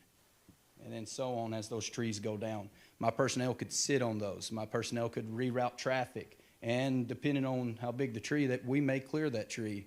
Because our highway department is running so rampantly trying to clear, and they do a great job. But this would allow me to, roughly 80 hours a year to get out here and help serve these alongside these law enforcement agencies or fire. If there's a substantial fire in our community, they could benefit for taking a deputy, putting them back in service, and keeping that EMA officer from relieving him. The only thing else you'll see is in travel, there was an increase, $252. That's because I will have to get up to par with some of the requirements in the state, and I'll travel just a little bit more. I just got back from Nashville 2 weeks ago and done 4 days of training down there that was very effective in not only leadership, but how to help our community back at home. I was with 95 counties down there and roughly 700 people in those classes. There is no changes to office supply uniforms. You'll see a little bit in communication. We had previously, before my time, we had new phones that came in, and these phones are to set up in the EOC. So when we open it, there is a communication for the public to not go straight to dispatch. They come to the EOC, they can call and not type our 911 line to know statistics or when is someone coming to help me, and those lines are active, and they get out to the public during the EOC activation. That difference is where I think it was, $672, and that takes care of that. Am I right on that, Amanda? Okay. Other than that, if there are any questions, the rest of that's kindly out of my control. Mr. Chairman? Yes. Yes, sir. Out of that 1,200 that you're asking that you may or may not use, right? Yes, may or may not use. Hopefully those events don't come our way. I would certainly be happy to see that, and I know everyone in this room would as well. Events, natural or man-made, come quite a bit, or they'll come none at all. So we know what we all root for, so it may not be used. Anyone else? I'd like to commend Director Perkins, came on board, hit the ground running. Gentleman's doing a fine job in catching up some things and taking care of what needs to be taken care of to be prepared. I think he's doing a great job. How many months now you been with us? I started on January 5th, took director February 1st, and we've been. There you go. So grateful he's on board. Is FEMA, is there any more money available to get for other stuff? I wish I could tell you yes. Well, I know this week they've sent out for farmers, can ask for reimbursements for crops. Is that Helene? Yeah, it just come out, so I didn't know where there's anything else left. Well, there is some money that is being discussed as far as FEMA money for Helene, but they have yet to tell me where that could be allocated, so we're looking for that. Barbara's already on top of it with me as well. We're trying to figure out if we can get access to that. I will tell you, FEMA money is not what it used to be.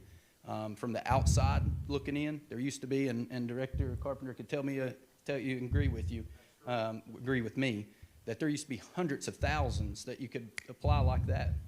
A Homeland Security grant that I discussed in the last committee meeting, that used to be hundreds of thousands, and it's down to $20,075.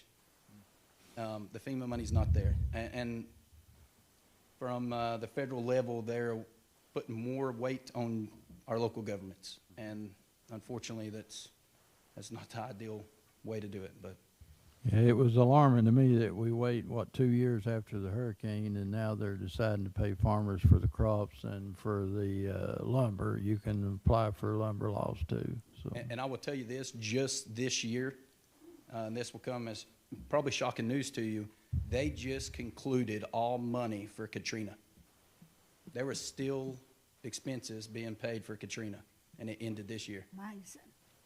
Yeah. And that was, what, 05, I believe? Yeah. So. Anyone else? I would just echo what the mayor said. I think you've been. Thank you, sir, greatly. Yes. Thank you. Thank you for coming, and thank you for the job you're doing.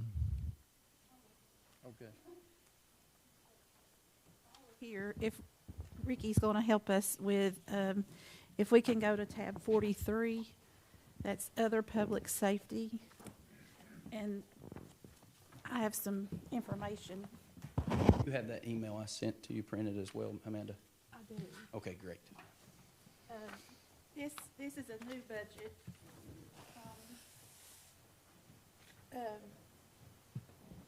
So 2 years ago, 3 years ago, some of the funds that we received through the COVID money went towards purchasing radios for our emergency service personnel. So we're talking 911, the volunteer fire departments, the sheriff's department. Those radios now are, the warranty that they came with is expiring. And As well as the contract. as well as the initial maintenance agreement. So in front of you there is some information on some options we have as far as warranty and just the annual LTE, right, charges. So what's before you in your budget on tab 43, I can already tell you is not correct. It's going to require more funds. So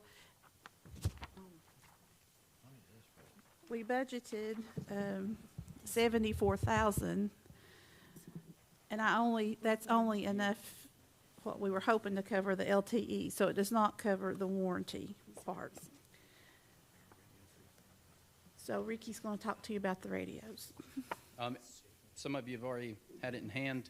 This is the new system we've been using the last 3 years that the commission approved with COVID relief money to purchase a better operable radio for our public safety.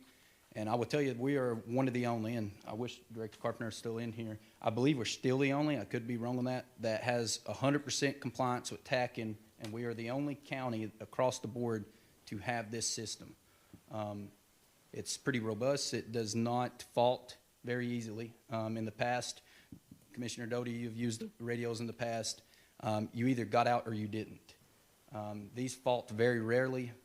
We've used them in the field. We've used them in different counties. We've used them in different states, and we have not found flaws. Now, how they operate is they do just like the past did. They hit a tower, and that's how we relay to dispatch or whoever's on the receiving end.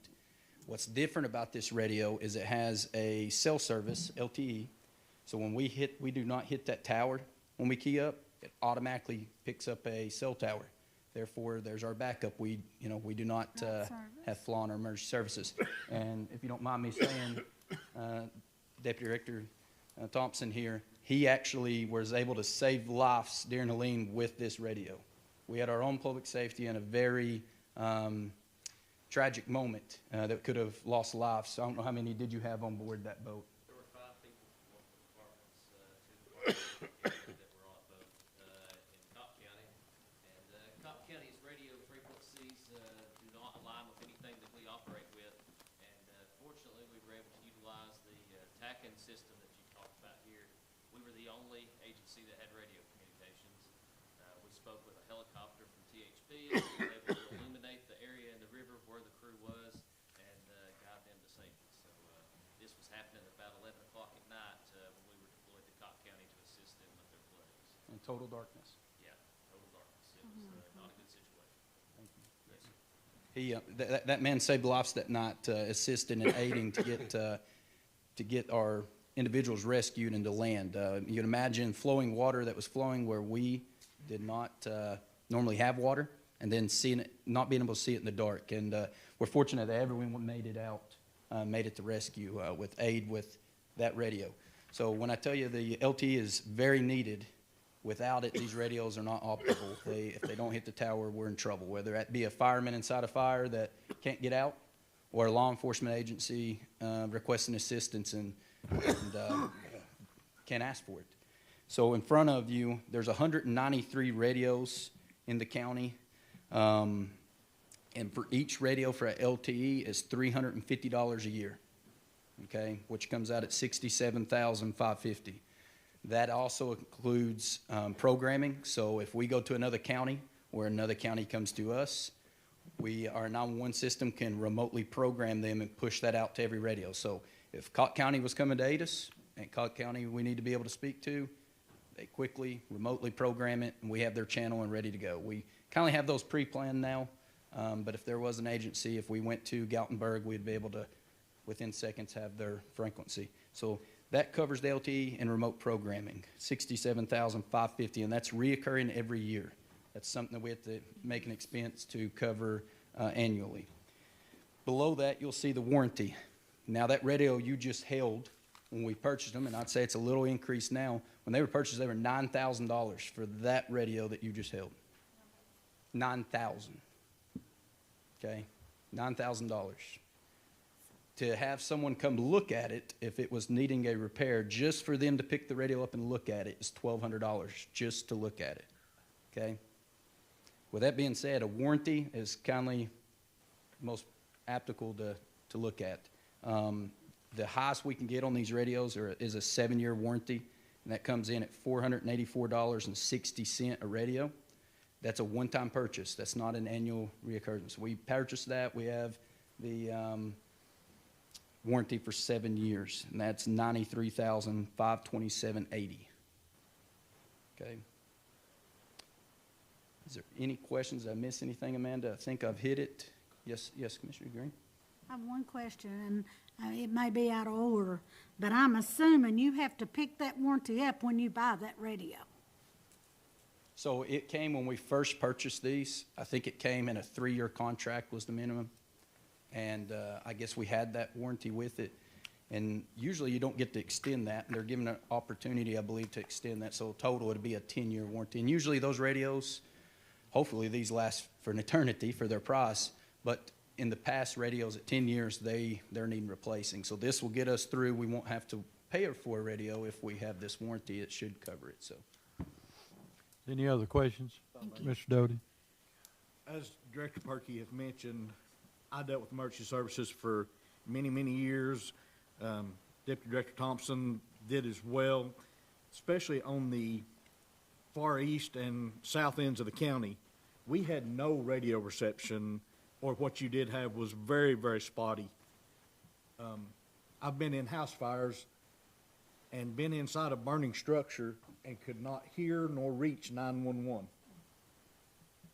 And, you know, you want to talk about something scary, you're going into a house that you've never been in before. You don't know the layout of it. You don't know what products they've got in there. And just the thought that one, not mistake of yours, but of the property owner of not storing something properly, and you have to get help there way outside the scope of what they've already dispatched, and you can't talk to them. These are greatly needed. They are lifesavers. Truly are. As Director Perkins said. Mr. Richardson? Does that warranty include any kind of loss or repair from dropping it, or? I'm not sure on the coverage as far as that. I would think repair. If you've seen it has a screen on it, and everybody thought that would be the worst thing to put in the hand of a first responder. I'm going to tell you, I've dropped it a few times, and I can speak on the fire side, well, in EMA as well. We have not had any radios with any damages or needing of a repair, and we've had them in service. And firemen, they typically put the wear on these things quickly. I mean, they're getting slung around, they're crawling through structures, they're getting dragged through all the debris, and these things, what they've been doing to them in the past, that radio would have been not operable. So they're very durable. Speaking as a warranty, I think it's just repairs and any tech issues, so if the screen or anything like that. Anyone else? Mr. Perky, appreciate what you've doing and appreciate you coming this afternoon. Thanks, sir. Thank you. Thank you very much.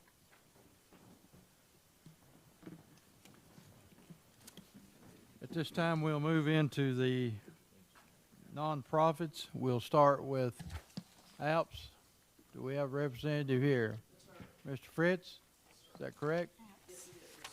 Come on up, enlighten us. Well, thank you so much, Commission and Mr. Mayor, thank you. ALPS is celebrating our 40th anniversary in Hamlin County this year. September will mark 40 years serving the community and serving the residents here in Hamlin County.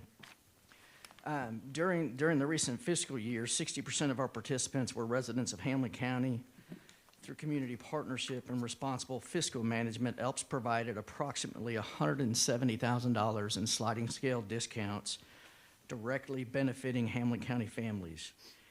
These sliding scale subsidiaries ensure that vulnerable older adults and adults with disabilities receive structured supervision, medication management, nutrition, and therapeutic engagement services that allow caregivers to remain employed and families to remain stable. We respectively request continued funding at last year's approved level. While the formal pandemic emergency is concluded, its economic after effects persist. Increased operational costs, workforce pressures, heightened participant acuity continue to impact service deliveries. At ALPS, we remain committed to full fiscal accountability, ensuring that 100% of county allocated funds directly offset sliding scale assistance for Hamlin County residents. All county appropriations and locally raised funds remain within Hamlin County, exclusively serving its citizens. Further, in 2025, we were named Best of Tennessee out of all of the specialty healthcare providers in the state, and we're proud to call Hamlin County home. Absent ALPS, the downstream impact on other county-supported services, including E911, volunteer fire, EMS, and the Sheriff's Department, would likely increase due to caregiver burnout, medical crisis, preventable emergencies, intervention, and investment in ALPS function as a cost avoidance strategy, strengthening the broader public safety and health fundraisers. We are grateful for your consideration and for your longstanding partnership, and your continued support enables ALPS to sustain its mission and protect some of community's most vulnerable residents. I would love for any of all of you to come by if you're not familiar with ALPS, tour our centers, see the impact we have on this community each and every day, the families that we serve, It is such a vital service that we've, again, provided for 40 years here in Hamlin County. You do a great service. Been there. Thank you, sir. Any other questions? Ms. Howell? You do have events in Hamlin County. Do you take residents from clients from other counties? Yes, ma'am. From our Hamlin County Morristown Center, we serve 6 counties. So Granger, Jefferson, Cock, Hawkins. And then we in 2019 opened a second center. Our founder's goal was to plant Alps wherever we saw the need, and we opened a second center in Greenville. And from there, we serve an additional 6 counties. And are currently in the process of opening a third Alps in Sevierville. Do those communities where, like in Greenville, do they help finance? Yes, ma'am. As I said, all the funding, all the fundraising that we do and the promise that we make to each community stays within that facility serving those communities, as well as allocated funding from county, city, and things of that nature. Yes, ma'am. Anyone else? Yes, sir. Does your fundraising in Greenville stay in Greenville, or does it? It stays in Greenville, yes, sir. And same as here? As the same as here, yes, sir. Anyone else?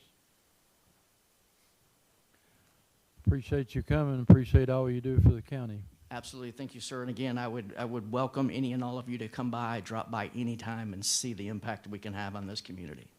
Thank you. At this time, the Morristown Recreation Board, Mr. Ellard. Good afternoon.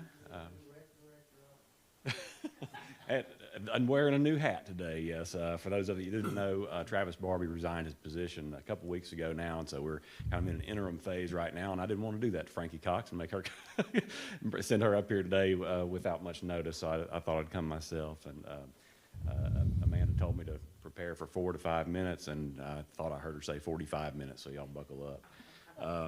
No, I seriously, I wasn't sure exactly how much detail you all would want me to get into here, but just to kind of give you a snapshot of what we've been doing in Parks and Rec, and we greatly appreciate the long-standing partnership we've had with the county, not just in Parks and Rec, but so many other things across the community where we kind of intersect in our services and purposes: 911, the library, animal control, Parks and Rec, of course.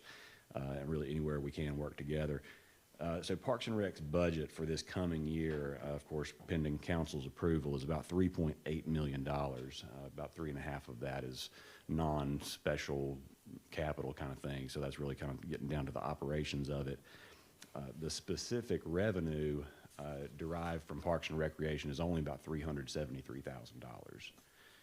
And that comes from things like concessions and sponsorships and registrations. So there's not a lot of, some of our adult programming and things like that typically stands to pay for itself, but where we have everything really heavily subsidized is on the youth side of things more than anything else. The department itself is broken up into 4 divisions. The administration side of the house, of course, covers, you know, the overall general direction and supervision of all of the department. Also some of the longer term planning kind of things. We have a system-wide park system-wide master plan process underway right now, kind of fielding input from the community on that. We completed a master plan this past year for the eventual expansion of Wayne Hansard Park that could really kind of rival what we have going on at Frank Lorino in terms of the number of fields and the different numbers of sports that are offered out there. And of course, the administration side handles some of the oversight, helping with some of the oversight of some of our major projects, which I know people have seen all over lately, especially with Frank Lorino and the new pickleball complex and football arrangement we'll have there. We're also, we just completed a pavilion at Fulton Hill Park. There'll be a new driveway and parking area dedicated to that top, the great lawn at the top. If you haven't been to the top, and we're finding a lot of residents that have never been up there, that is one fantastic view. And so once we get that driveway up there and the dedicated parking, we expect to see a lot more use out of it. on our programs division, that's more of our non-stick and ball kind of part of the department, where we put on various events. You know, the Tally Ward Community Center is a magnet for a lot of activity, both from kids that come out of school, you know, from East at the end of the day, but they've really kind of turned up the volume there a little bit in the last couple of years with dance programs, and taekwondo and wrestling is picking up at a younger age too. So we're trying to facilitate some of those things. But they, you know, our Boo Fest, when it doesn't rain out like it did this last year, typically brings about 5,000 kids for a free event. Kids Fun Fair, Fall Festival, those kinds of things are several hundred people each.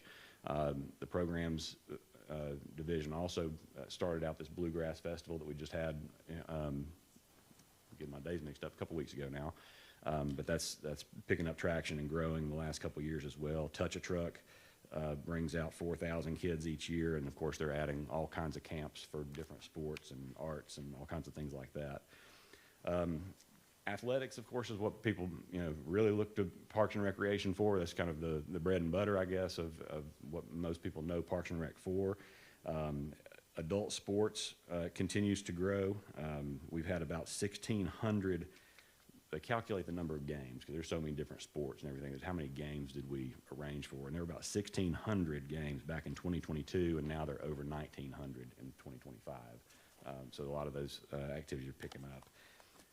In youth, counting participants, baseball and softball continue to see well over 800, close to 900 kids. Basketball, close to 600. Football, 235 last year. So those are all booming programs. And like I said, youth programs are typically heavily subsidized because we want to, we want to pull that in. We know that a lot of times in the adult programs, we can tend to charge whatever the registration is to make sure it kind of covers its cost. Maintenance is our fourth division and by far the largest portion of our budget. We have 11 people employed in the maintenance division, and they do a fantastic job covering a lot of things spread very thin. We've got 17 different parks covering 300 acres across the city, 11 playgrounds, 6 miles of trails, 24 shelters, a couple of amphitheaters, 8 soccer fields, 8 softball fields, 6 baseball fields, tennis courts, and then some of our specialty things like the splash pads and the BMX tracks and things like that they're all responsible for. So what we've presented and requested this year is actually the same request that we've made for the last several years, and I know we've not been able to quite get to that point in recent years, but would like the commission to take it under consideration again.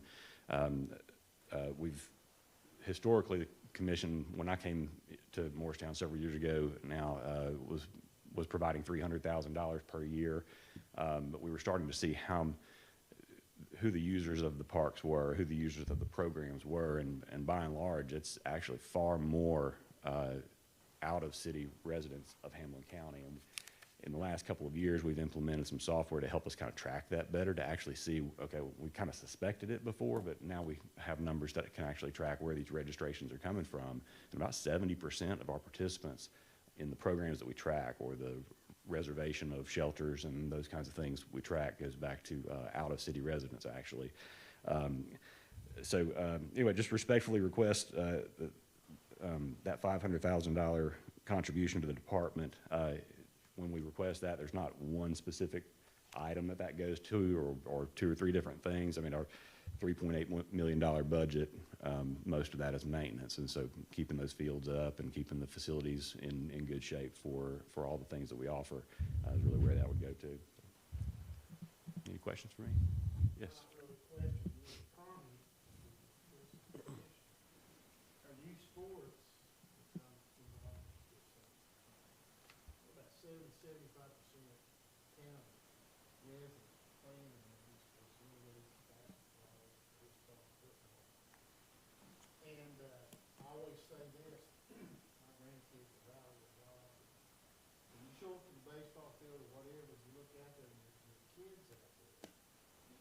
Where they're at, what they're doing, and who they're hanging with. And they can't get away from it because they got a free team.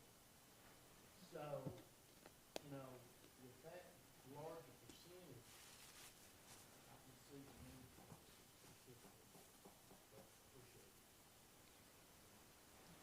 Ms. Howe. When you have a tournament, you know, on a ball field, is there a fee that you? Yes, ma'am. So if we have like usually these tournament organizers are like small businesses among them, you know, under themselves. And so there is a fee for their use of the facilities, and we try to cover that, the costs that are associated with the maintenance that goes in there. If the tournament's big enough, you know, sometimes the, you know, just keeping up with the restrooms and garbage, you know, emptying throughout the day or throughout the weekend can be a big, you know, a big deal. So we want to be sure to cover those costs.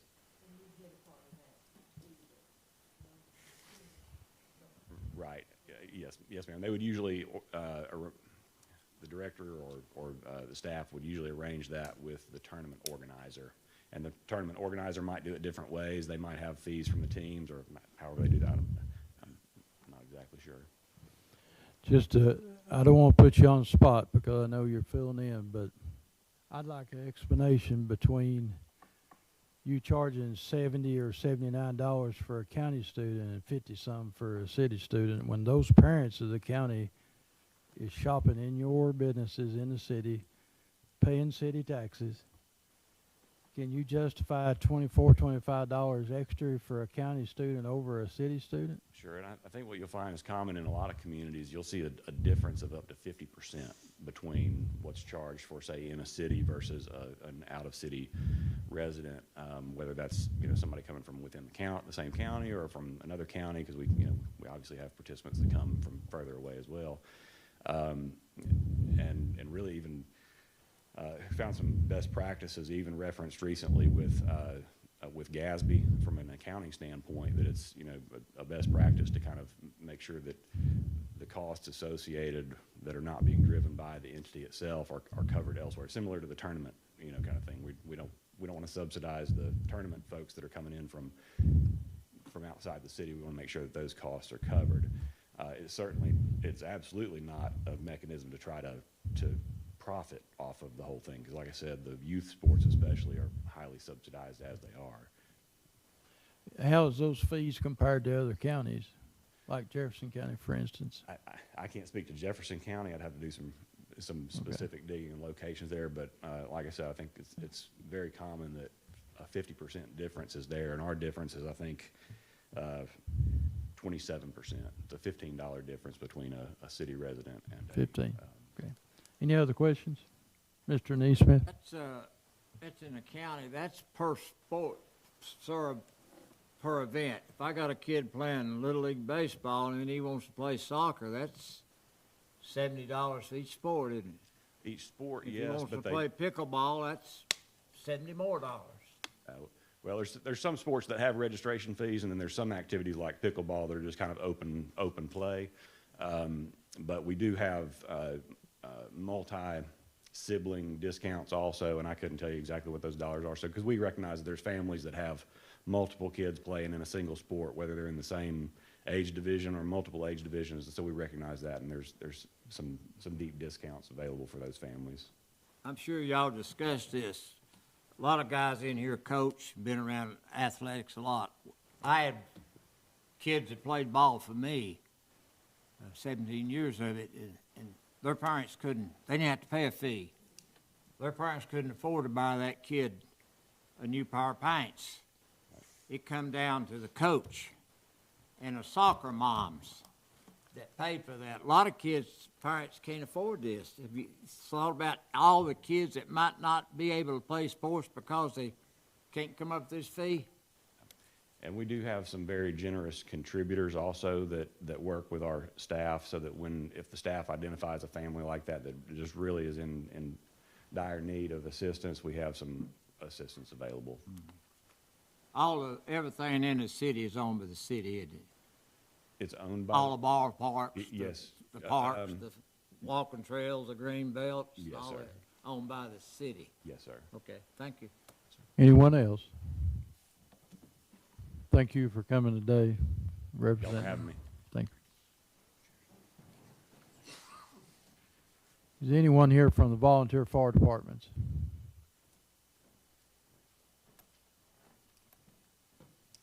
I'm going to speak for them, if you don't mind.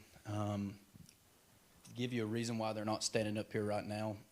is, I don't know how much you know goes into the fire service. It's being demanded more and more of them every day. It used to be go to fires, that was true, bless you, or respond to any type of brush fire, wildland fire. Now they go to car accidents, hazmats, landing zones for medical helicopters. We just got a new one in town. The cost span and scenario base is expanding widely. And I can say, because I'm an instructor for the fire service, their training is increasing, and I have recently trained some from every department, hosted over at North Hamblin, and trained them for weeks at a time so they can get state certified. Why they're not standing in front of you today is the Strawberry Festival is occurring right now, and that event was not going to be held this year because the parking could not be found, someone to conduct parking. Your volunteer firemen are down at the Strawberry Festival parking thousands of cars right now to make a small percentage, hopefully, of donations to be able to operate their facilities. Of course, you see it at home, you see it at your businesses. The increase for things are quickly increasing for demanding things. Their equipment is increasing. We ordered gear previously, fire gear. It was roughly $2,900 for their jacket and their pants, just those alone. Their helmet's $400. Their boots are $500. Their gloves are $200. The air pack they wear to go into a burning building or enter a hazmat incident are $11,000. The bottle that's on that pack is $1,200. So we see in this increase, and unfortunately, they know you need it. Firemen need it, so they're going to put their dollar amount on it. But they're all down there right now. I just came from there, and they're parking cars throughout the conclusion of this event to make whatever. And that bucket that we have out there, I will tell you, is not nearly full. So just to let you know a little aspect on that. Training's increasing. I am very pleased with where we're at, where we've become in our volunteer. If you have not been to a fire department, volunteer fire department, would really recommend you. I can set that up. To see the operations inside that facility is second to none. These ladies and gentlemen, we have a large amount of women in the fire service now. Most of those are spouses, daughters. The Jarnigan family, Chief Jarnigan at South Hamlin, the whole household's involved. And that's what we're having to do to keep retention. I'm sure you're aware that a careers paid fire department is millions of dollars to house those. These guys are doing that, and they're also flipping pancakes, making barbecue, and et cetera to make ends meet. So just, I believe the mayor has included. In our budget this year, I've asked for 5,000 additional for each fire department due to increasing cost, turnout gear, and things that they need. That is my request in the proposed budget. Mr. Doty. Again, this is one of my my favorite topics. I was with the Volunteer Fire Service for many years. One thing that's not been covered that a lot of people don't know is that the Volunteer Fire Service, no one gets paid any. Where Mr. Perkey has been able to arrange that his volunteers with EMA get a small stipend, very small, but the volunteers get nothing to go to calls. They have to have their own job outside of that to pay for their housing, to buy their vehicle, to drive to the fire department so they can get in a truck to come to the calls. And you fundraisers, people are less and less likely to donate a straight donation than they ever were before. And their member retention is awful because of all the extra they have to do just to be able to come and provide free service to our residents. The equipment, Mr. Perkins mentioned their turnout gear, which is their coat, their pants, boots, gloves, helmet, has more than tripled since 9/11. If you want to add a zero to a price tag, put an NFPA stamp on it, which is the National Fire Protection Association.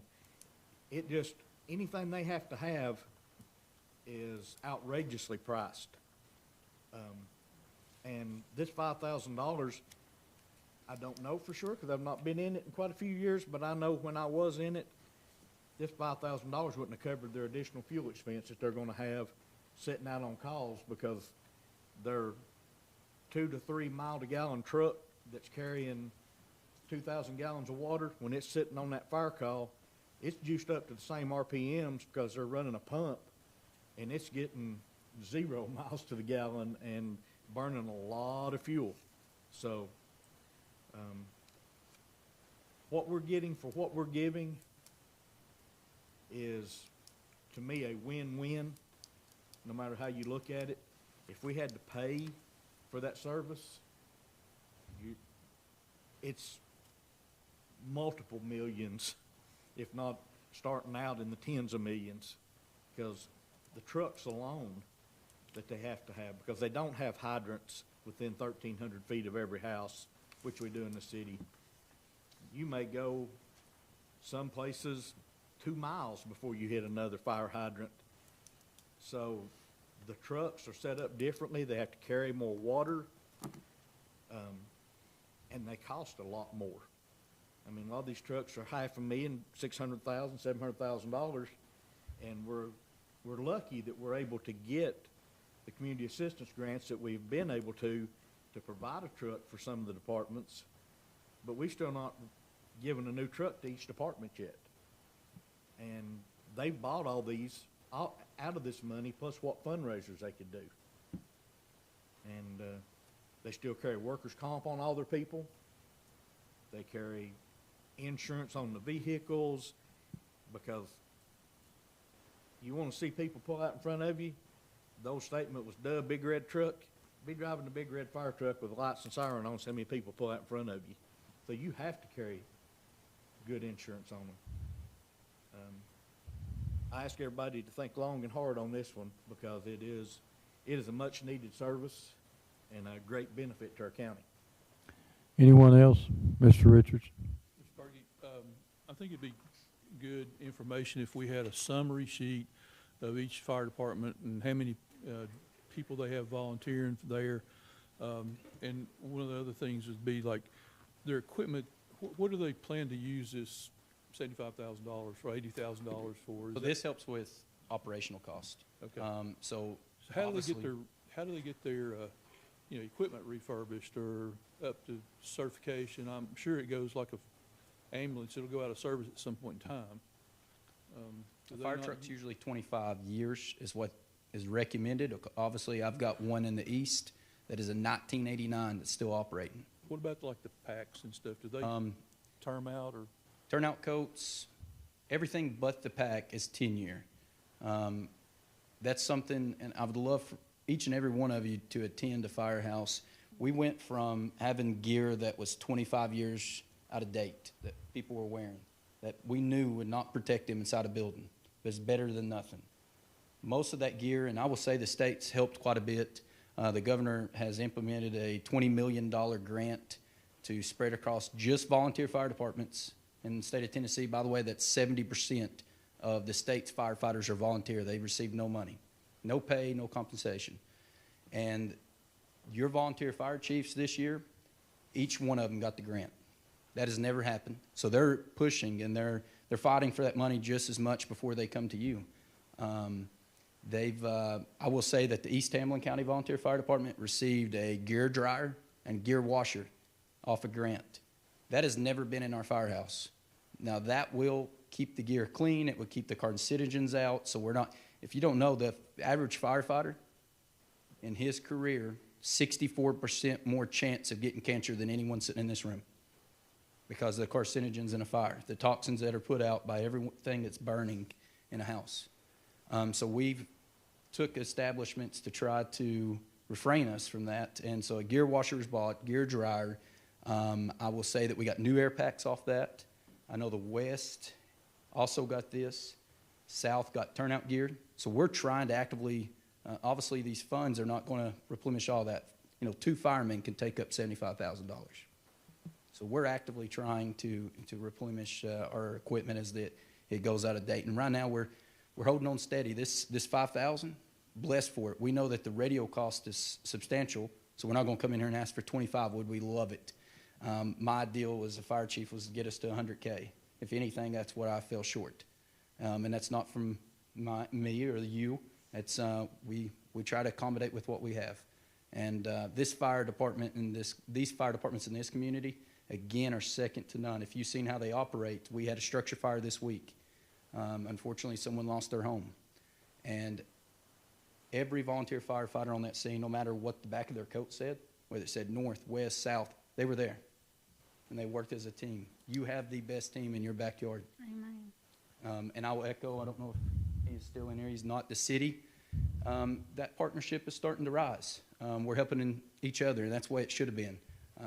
When I first took fire chief, I was so frustrated with that, and we didn't work well together. That's almost non-existent.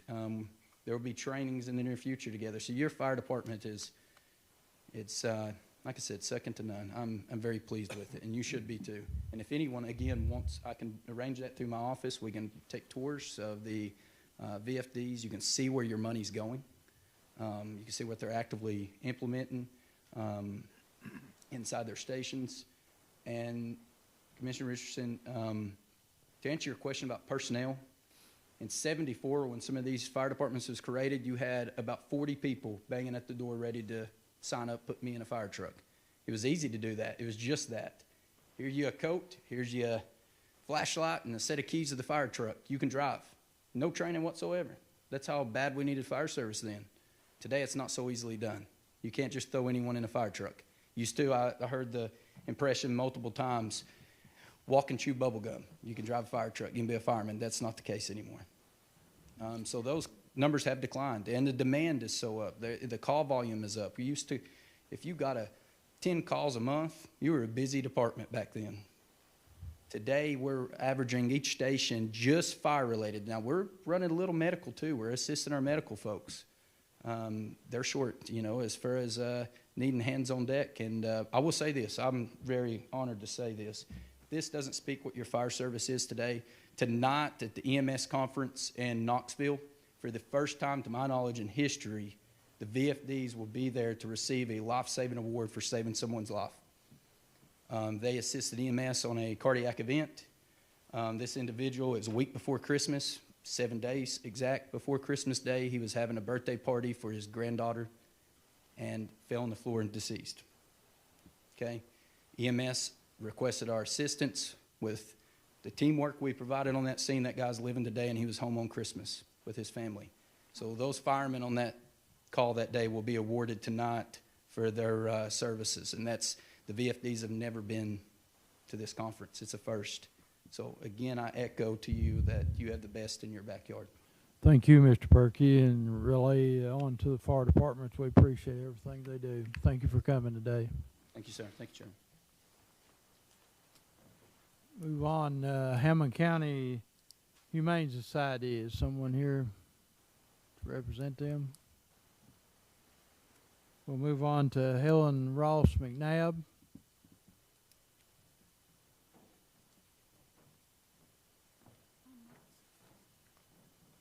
Good afternoon. My name is Jason Lay. I'm the Vice President, Chief Financial Officer with the McNabb Center. Proud to say we have been in business since 1948. We serve over 31 counties, but my favorite county is this one right here because this is where I'm from. Educated by that gentleman right there, Mr. Mike Reed. I don't know if he'll admit it or not. But in front of you, you have two requests from us, and they serve a very important purpose. The first one is Urge Y'all to Work program, which is a award-winning program that started right here. We're very proud of this program. It's been nationally recognized. You'll also, I'm seeing a lot of familiar faces as I go around. It's nationally award-winning, and it's been tried to be replicated across everywhere, but it's never been as successful as it is right here in Hamilton County, and it's because of the money you all give us. It's very important when we apply for these grants that the grantor agencies like to see a match, and so that's what this money would goes for, is a match for those grant dollars. It means a lot that it doesn't just come from McNabb. There are a lot of people say, why don't you just put front the money? It doesn't look as good. It shows that the community is invested. when you get grant matches from the local governments and United Ways, and that's why we've been so successful in getting this grant. I think, Kay, this is the third or fourth year we're running this current grant cycle. We had another grant cycle. It's been 7 years, and so something to very be proud of. That's what that request is for. If you look at our New Hope, that request, it did go up about $2,000. That is because we're seeing more and more people come in that clinic. If you look from 2016 to now, we have almost tripled our services in Hamlin and Morristown. And so I know the mayor, you want to... Mr. Chairman, I'd like to reiterate on the Jail to Work program, the success that it has had. As Don told us, in probation, it keeps folks out of jail, gives them new opportunity. But also, of this $200,000 that this body has gave the last 3-4 years in a row, half of that comes from our opioid money. The other half has came out of our general fund, just to break that down. Okay. Anyone else have a question? I want to thank you all for coming today and appreciate everything you do for the county. Thank you. Thank you. Right. Senior Citizen Center. Good afternoon. I'm Valerie Farmer, and I'm the director of the Senior Citizen Center, and we are also the Hamlin County Office on Aging. That's a long name, so we're mostly known as the Senior Citizen Center, but we also serve as the agency on aging to our county. We, as is in past, we have 2 requests. There is one request for our Vital Visits program. Our request for that was $6,500. That's the amount that we've been receiving for a few years now. That program provides a hot, fresh meal each day to approximately 15 residents in our county. We wish that program could be a lot larger, but we are run on volunteers, and so that's about all that we are able to handle. The meals come from a local restaurant, and then we have volunteers that deliver those each day to those individuals. And so that program, as I say, we've requested $6,500 for the last few years. That does not anywhere touch what we spend each year, but we do receive some funds from other agencies to kind of accommodate for that. Our other request is for our senior center / office on aging, and our agency helps anyone over the age of 50. And I've been the director for about 5.5 years now, and in that time I am seeing a lot younger of a senior coming into our center.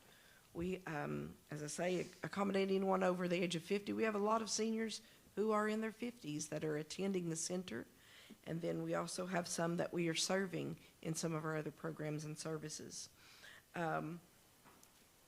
You know, a lot of times what you see, if you're on Facebook or in the newspaper or whatever, is the senior center activities. You see that that's what we do. But we do so much more than that. We do assist our county residents with our Senior Meal Connect. We provide a food box each month for about 20 to 25 Hamlin County residents. It has a shelf-stable and a produce food box. The need is so much greater than that, but we partner with Second Harvest Food Bank in order to do that. And so eventually we'd love to do a little bit more than that, but for now that's where we're sitting. We also do a lot of information and assistance. We're kind of the go-to. Everybody calls us to see who they need to contact if they need an attorney, who do they contact if they need home health. You know, a lot of people don't know what the next steps are sometimes, and so we try to be that agency that gives them that advice and those resources. We do a lot of assisting with Medicare counseling. I don't know if any of you all have ever had to deal with that, but it is not an easy task. I don't know why Medicare.gov is such a confusing site, but it is, and so our goal is to help our seniors navigate that and be able to get the best insurance plan for them. And we also offer transportation to county residents, to doctor's appointments, to the grocery store, and different things like that. We have a free tax aid assistance program. Typically each year we help about 1,000 people with free tax aid. And that's very important for especially our seniors who are on a fixed income. We have a free notary service. And then, you know, as I say, all the other things that you see, our activities, our socialization activities that just keep our seniors active and engaged. Anyone have any questions? Ms. Farmer, we appreciate you coming and appreciate all y'all do at the Senior Citizen. Thank you, and thank you all for your support. Go to Morristown Hammond Library.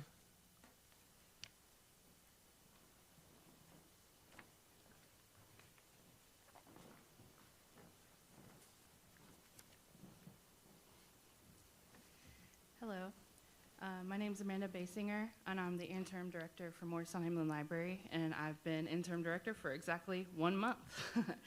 So, I know I asked you for a lot of money, and I've come to explain why.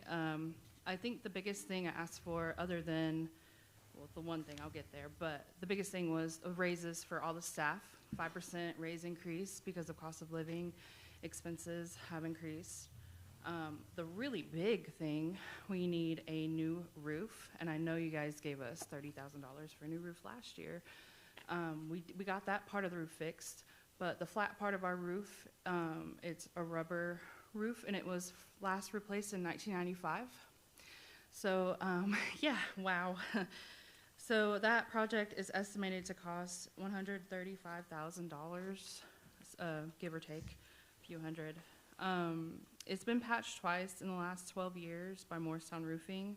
As soon as we got the other part of the roof fixed, it started to leak, and it's been patched temporarily for now. But where it was leaking in staff work areas where electricity is, and we had to turn the lights off, and it was creating some major safety issues. So that's part of why the request amount was so high. And then the other big building project that we have is a plumbing project in the back side of our building, in the back parking lot, is 160 feet of sewer line from the building to the manhole. We need to replace all that because it has settled in the, has it settled, Mike? Mr. Richardson? Yeah, settled. I'm trying to make sure I got, because there's 2 different plumbing projects going on. But yeah, and then we need new cleanouts on both lines. But all the piping will need to be replaced and properly bedded and backfilled. So, and that project is estimated to be $45,000. So those are our 2 big projects. And then the other increases were for utilities. Our utility bill is unrecognizable from last year.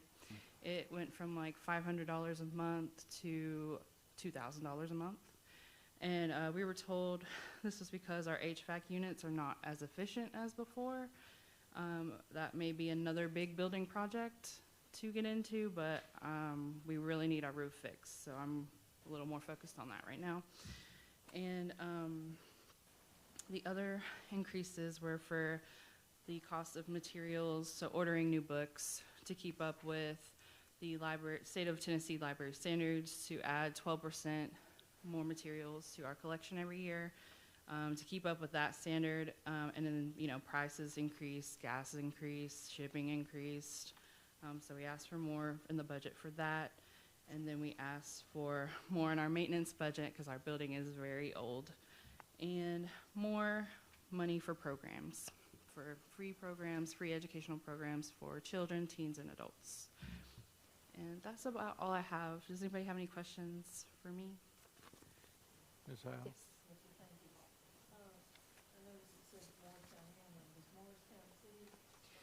Yes, ma'am. We're asking them for the same amount. We asked them for $413,934, the same amount that we asked you guys for the county.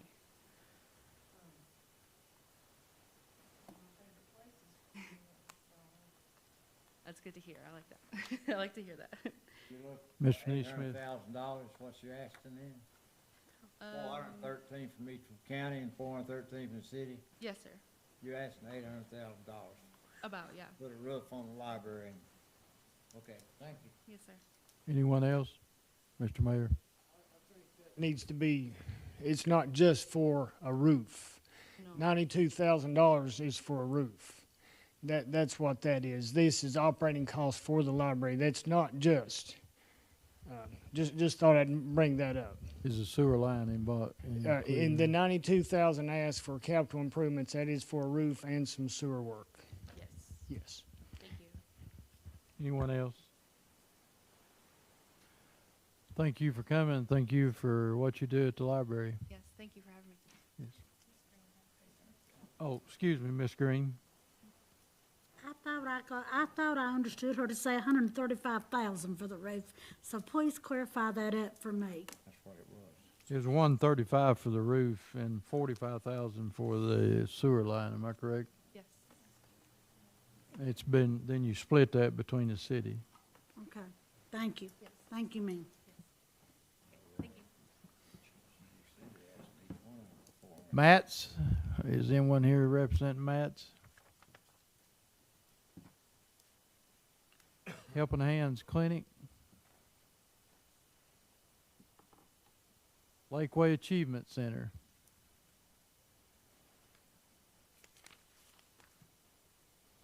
Senior Citizens Home Assist Center. Central Services.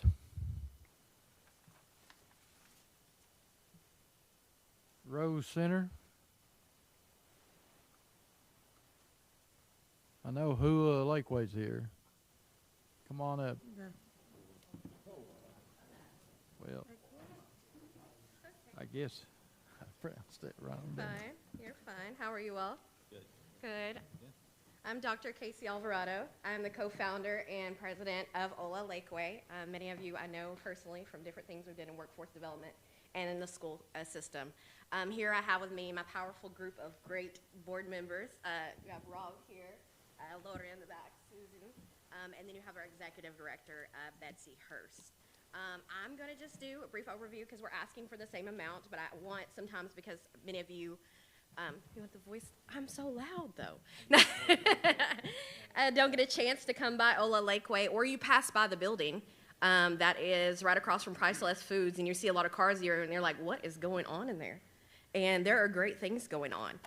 We have been in service for over 12 years. We actually are celebrating our 12-year anniversary, and we encourage you to come to that celebration. We're actually having a chamber breakfast this week. And then we've also had a party, and we invite you to be a part of that and learn more about that. We provide economic mobility, stability, and social integration for the community through education for immigrants, migrants, and refugees. What's the difference? Okay, if I'm immigrating here, I'm coming here, I'm establishing myself, I want to be a part of this country. If I'm migrating here, I'm coming here to work for a little bit and pour into it, but then I may go back to my country. And if I'm a refugee, I'm running from my country because things are going on. And we have that here. But how does that affect Morristown? Well, Morristown is a fantastic place because we have over 120 industries here in Hamlin County. 10 of them are Fortune 500s. Over 50% of them are from other countries than the U.S. Germany, Canada, Japan, Mexico. And those leaders, those plant managers, those engineers, those workers, they come to Ola and they learn language and they bring their children and do STEM programs and robotic programs and reading programs and workforce development. And that's what we've did for the past years. In addition to that, we also provide support for 18 schools in the Hamlin County School District.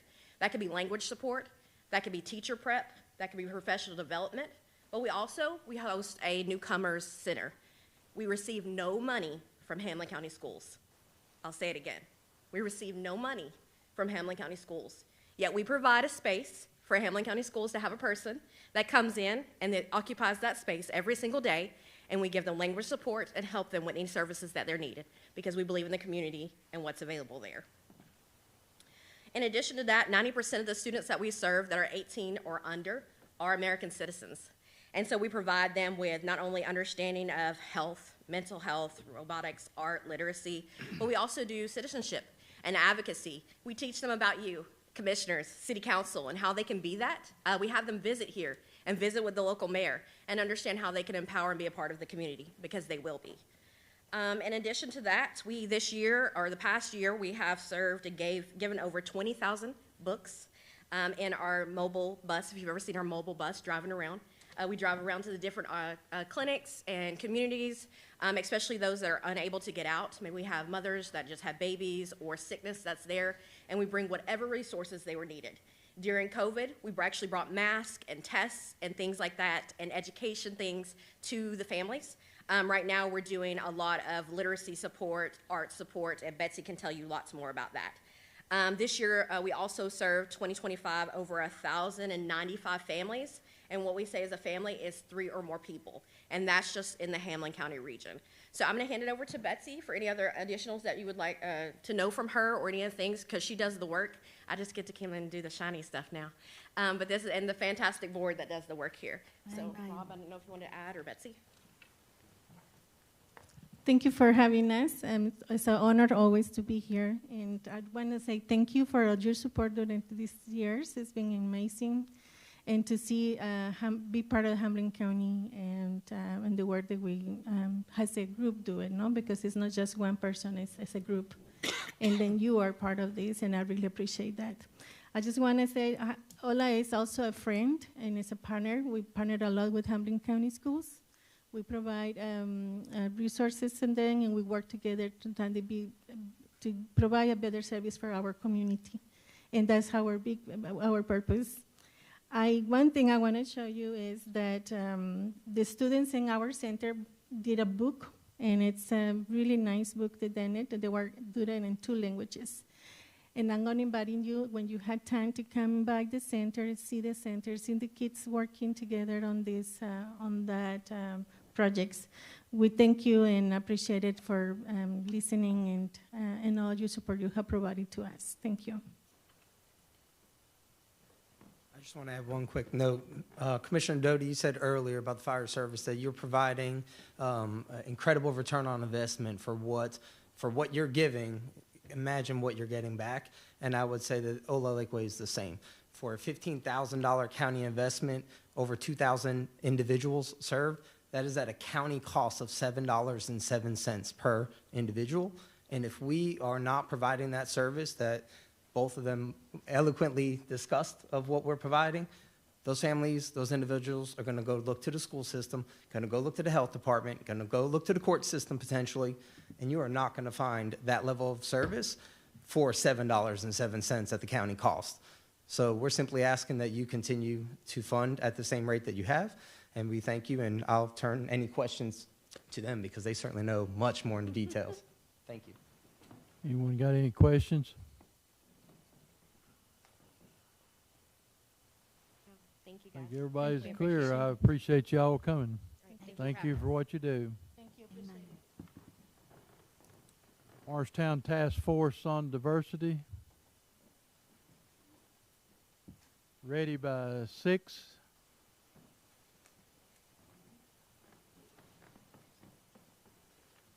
Good afternoon. My name is Tish Jones at I-425 Lombardi Drive, Morristown, Tennessee, and I am the coordinator for Ready by 6.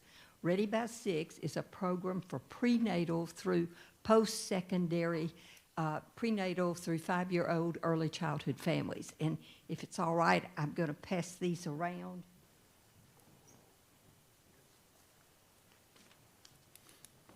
We work solely with that prenatal to 5-year-old early childhood family group. And there are very, very few things in our county that supports the prenatal. And you will see that in our grant this year, we appreciate the support in the past, but we have asked for $5,000 again. And one of the things we're doing, Mr. Bunch touched on earlier this morning, we have created a kindergarten readiness toolkit. We are working right now in a pilot program with approximately 60 children in Hamlin County this year where we provide them with a toolkit, and in that toolkit they receive information for the parent to work with the child for the with games, activities, alphabet, numbers. And what we're doing is testing the pilot program so we can then increase it. It is for 4-year-old children. And this is to help them meet the standards that they are currently not meeting when they enter the school system. If they enter the school system with the skills they need, then they're going to transition the K through 12 system much more easily. It's going to be much easier on the teachers. It's going to allow us all to have better citizens at the end. It also is a very difficult thing with behavior. COVID did a real job on our early childhood families. And this year, our first COVID children entered the system. And behavioral problems have become a tremendous issue, as I'm sure you're aware, because of what's happening with the alternative schools. So part of our toolkit is based on behavioral and how we can help them. We're located, we have a Ready by 6 office in Central Services, and we serve the population that comes to Central Services, but we're an organization of approximately 25 local, region, and state organizations that support early childhood families. We meet once a month, we communicate with each other, we help each other out. We had a situation where a woman came in last week and she could not get formula for her baby because she couldn't get a Social Security number for the baby because they're so backed up with the Social Security system. We have all the ingredients there. We have the diapers, we have the formula, we have the clothes that we can help those parents with. We also get calls from the hospital for a car seat. We provide car seats to the children here. We've provided over 20 car seats this year to the children in Hamlin County so far. So we are there to support the start of our community, those that need your support and our support and the community support as a whole to improve the end result, which then becomes our workers and citizens here in our county. And we are also working on gathering information from the Lakeway Human Resource Association, from the employees of Hamlin County, and the employers from Hamlin County to create data that shows Hamlin County is considered a child desert county. That means that there are 3 children for every 1 local place for an early child care center placement. So we are really desperate. And what that end up means is that parents can't go to work because they have to stay home with their children. They can't do promotions, and they sometimes have to move from full-time to part-time work. So we are creating the data and actions that we can address this issue to improve the early child care center situation here in Hamlin County. We thank you for your support, and we ask that you continue to support our early childhood families. Anyone have any questions? Well, let me introduce myself before you ask questions, since I'm standing here. I'm Alex Romer-Ginsky, president of ColorTech. This is our 40th year in Hamlin County, and we're in the midst of a $40 million expansion. And we, like other employers in Hamlin County, cannot find qualified workers. So we firmly, corporate-wise, are donating to these programs. And we ask the county to do it just like with the school system. Hearing Director Bunch this morning say 66.7% of school children in kindergarten are not ready to go to school, to me is embarrassing. Thank you. Thank you, Ms. Howe.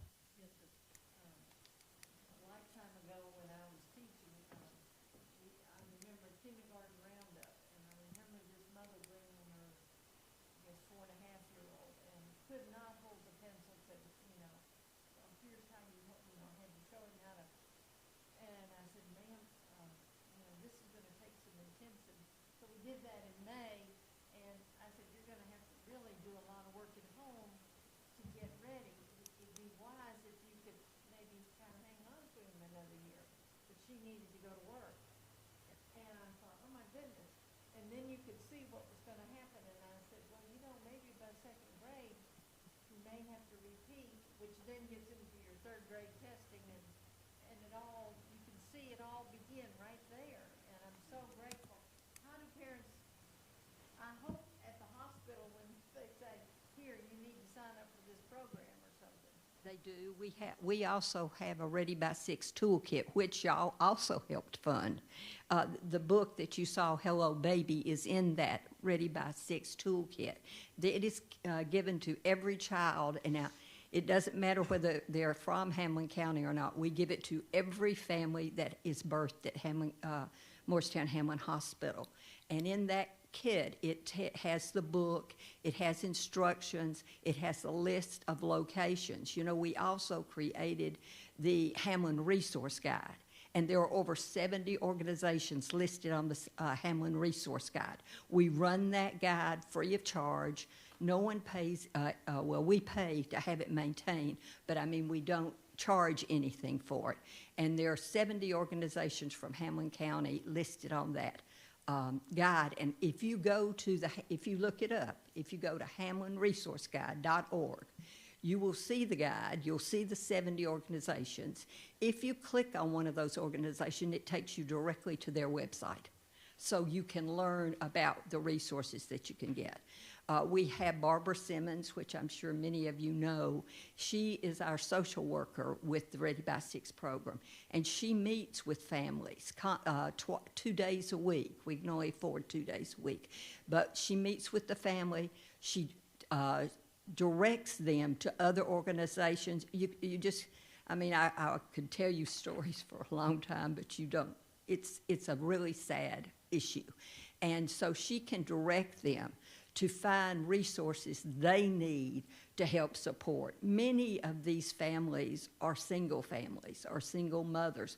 Many of them are grandparents that are raising children. We have one family that came in with 7 children. The mother and father went to jail, and the 7 children, one was a 6-month-old baby. And, you know, we were able to help and provide and comfort, and Barbara was able to help that family through the resources that your Ready by Six organization does. We're not a whole lot. There are not a whole lot of organizations like us across the state. And so we really appreciate any and every bit of support you give us. Thank you so much. Well, and we also appreciate you're seeing the newborn, and you're seeing 18, 19 years later. Well, and the Jail to Work program, which McNabb Center, so we've got 13 of those ladies, and they're all doing great. So we're giving them a career. Wow. So I think we have the most in Hamlin County. Anyone But else? it helps us all. Very good, thank you. Anyone else? Mr. Chairman, you know, I was struck by what Mr. Bunch said this morning as well, and of course, I've worked with you guys a lot. You know, if we're gonna wait until pre-K or kindergarten, you're never gonna catch up. You're never going to get to that that reading rate that you want in 3rd grade. It has to happen from birth to 4. It falls on the parents, but we know that there are issues with parents out there, and if we don't have these organizations that can fill these holes and do these things, we're going to be chasing that reading rate forever and a day. And the whole 25 organizations really collaborate together. They support one another, and if one can't do it, the other one does it. So we are really reaching out to our birth to 5-year-old families. We appreciate what you do at Ready to Six, and appreciate Color Tech for what all they do too. Anyone here from Friends of Hospice?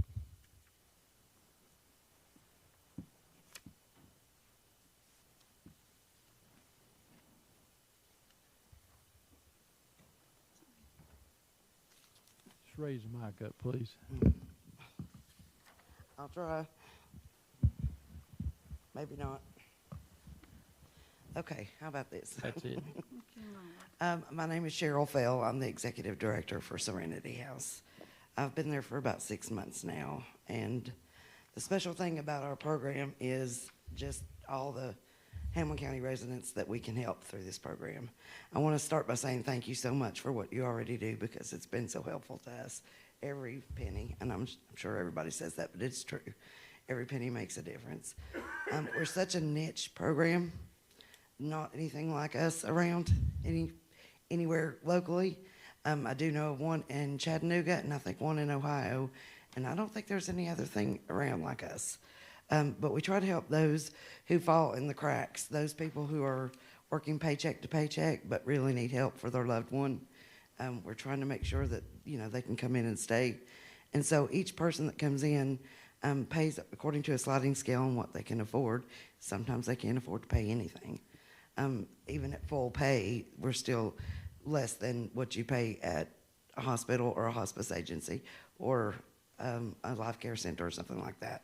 So we're doing the best that we can as far as being local here in the community and serving all the Hamilton County people. We do serve outside of Hamilton County. We cover the Lakeway area, but it's mostly 65% are Hamilton County residents that we're serving. We try to serve as many as we can. If there's a need, again, we're a niche service. Most people don't know we exist till they need us. So it's really hard to raise money to get them to see us, but we're doing well. And I just appreciate your time and just being able to come up here and speak on behalf of them. Just to know that you guys helping changes everything. Whatever we get, again, we're serving so many people, 120 a year, just about. 65% of those being from Hamilton County, and we just appreciate it. Well, I really appreciate what you do because you serve people in the most crucial time of their life. When they need us most, And when absolutely. and you all do an excellent job. Does anybody else? Thank you. Yes.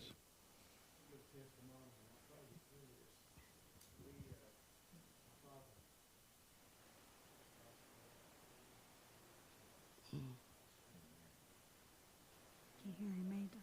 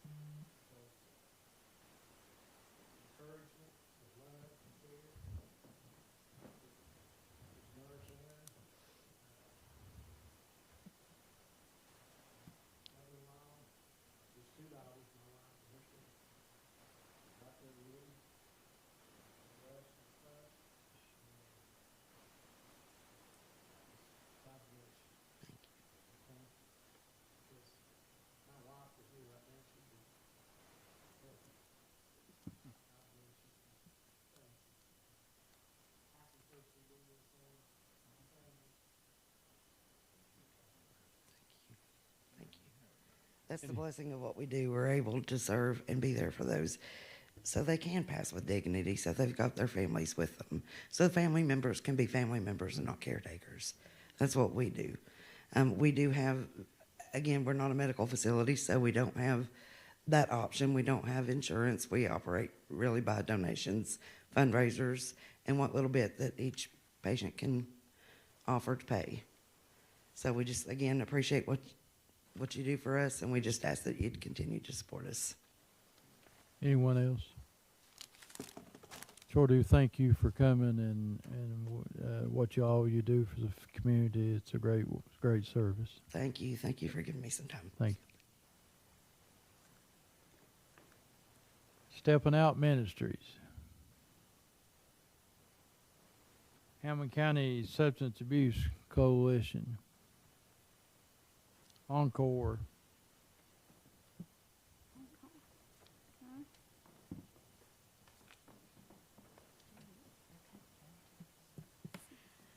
Hello, everyone. I'm very glad to be here on behalf of Encore. I've been a board member since 2019. I'm Amanda Martins, and I am very excited about some of the programs and the just the direction that the theater company is going.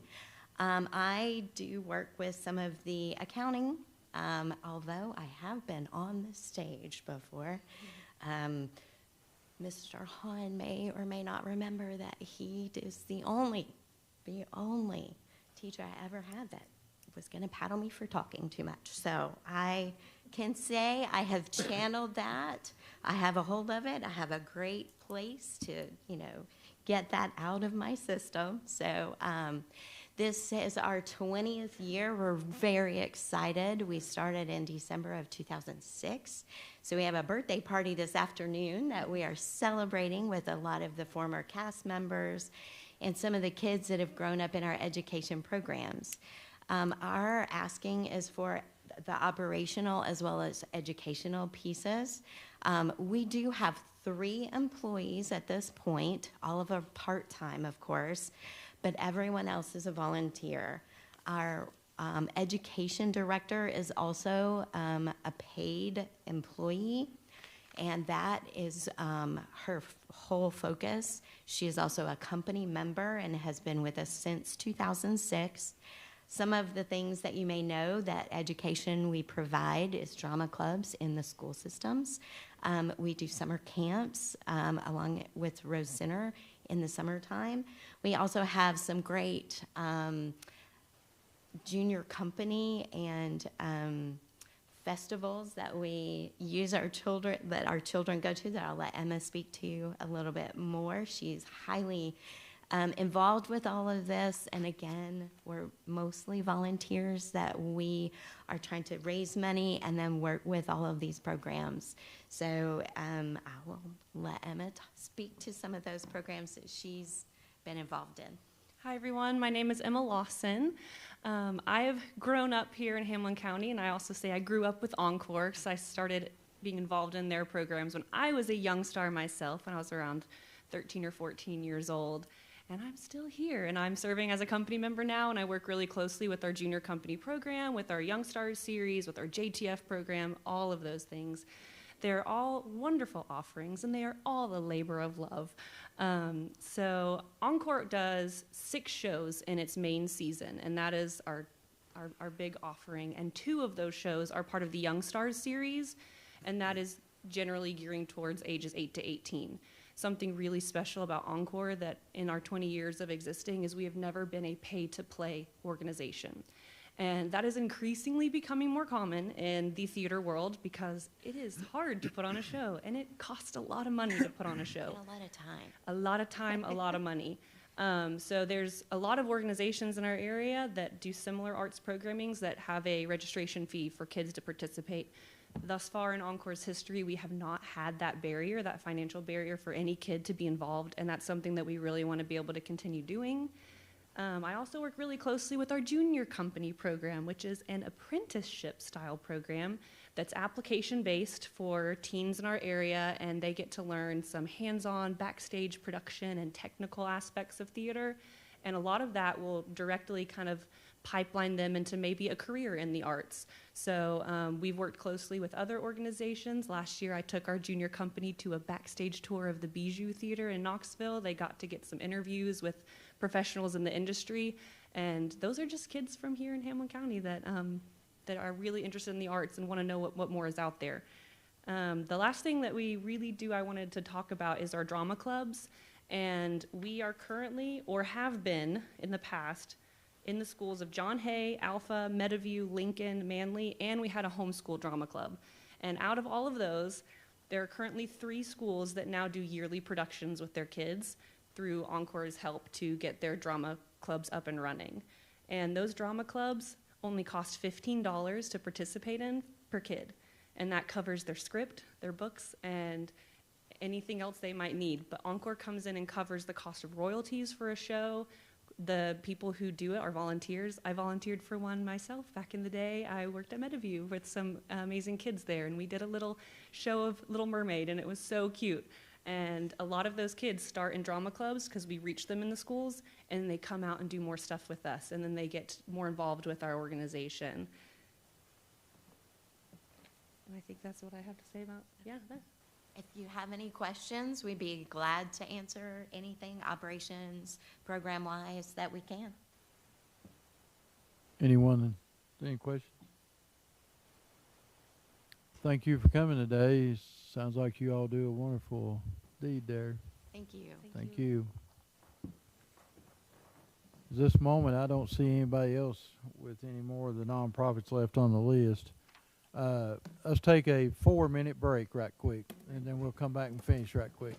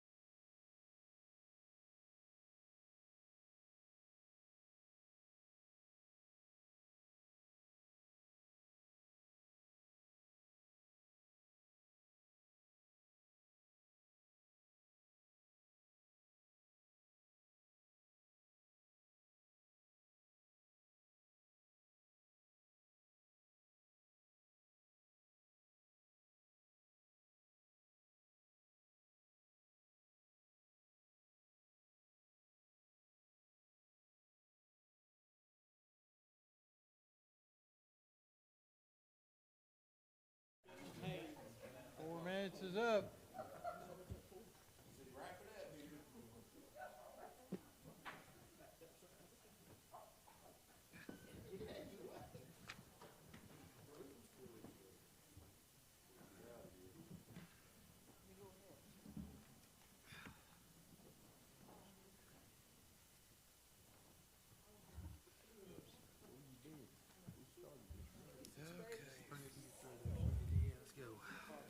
Call the Budget Committee back to order. At this time, if you'll go to tab 59, we'll start with Sanitation Fund. Mr. Jeff Wisecarver. Thank you, Mr. Chairman, and good evening to all commissioners. I know you're tired, so I'm going to let Mike do some of this budget because I don't talk loud, and y'all will be asleep in about 10 minutes if I stay up here. So I'm going to let Mike go over some of this stuff. So according to Mr. Bobby Hahn, we have 6-hour limit here. Or no, that was, who was? All right, so we got a little summary section here. If you look on the first part of that, it was a handout that we gave to you. Mike. Yeah, that was, Yeah. Thank you. that was a handout that you got this morning. But anyway, just to kind of recap, on the sanitation side, we average about 100 and, well, on the household and construction debris waste, we get about 23,000 tons a year, and that's plus or minus. That's year to date. We still got a couple of months left to go to get our numbers in. And on the recycle, we do about 439 tons, 500 tons a year of recycle stuff. This information is just to kind of give you a background of where we are. We do about 20,000 cans average per week. Since the last 2 years, we've sold and delivered over 800 new cans. Part of that's because our old cans, our cans are 20 plus years old, and then we've got a lot of new people coming in, and when we went to the automated side loader, they can't stack their debris on top anymore, so they had to buy new cans to put that in. But we've got a line item in there to increase that, or to replenish those.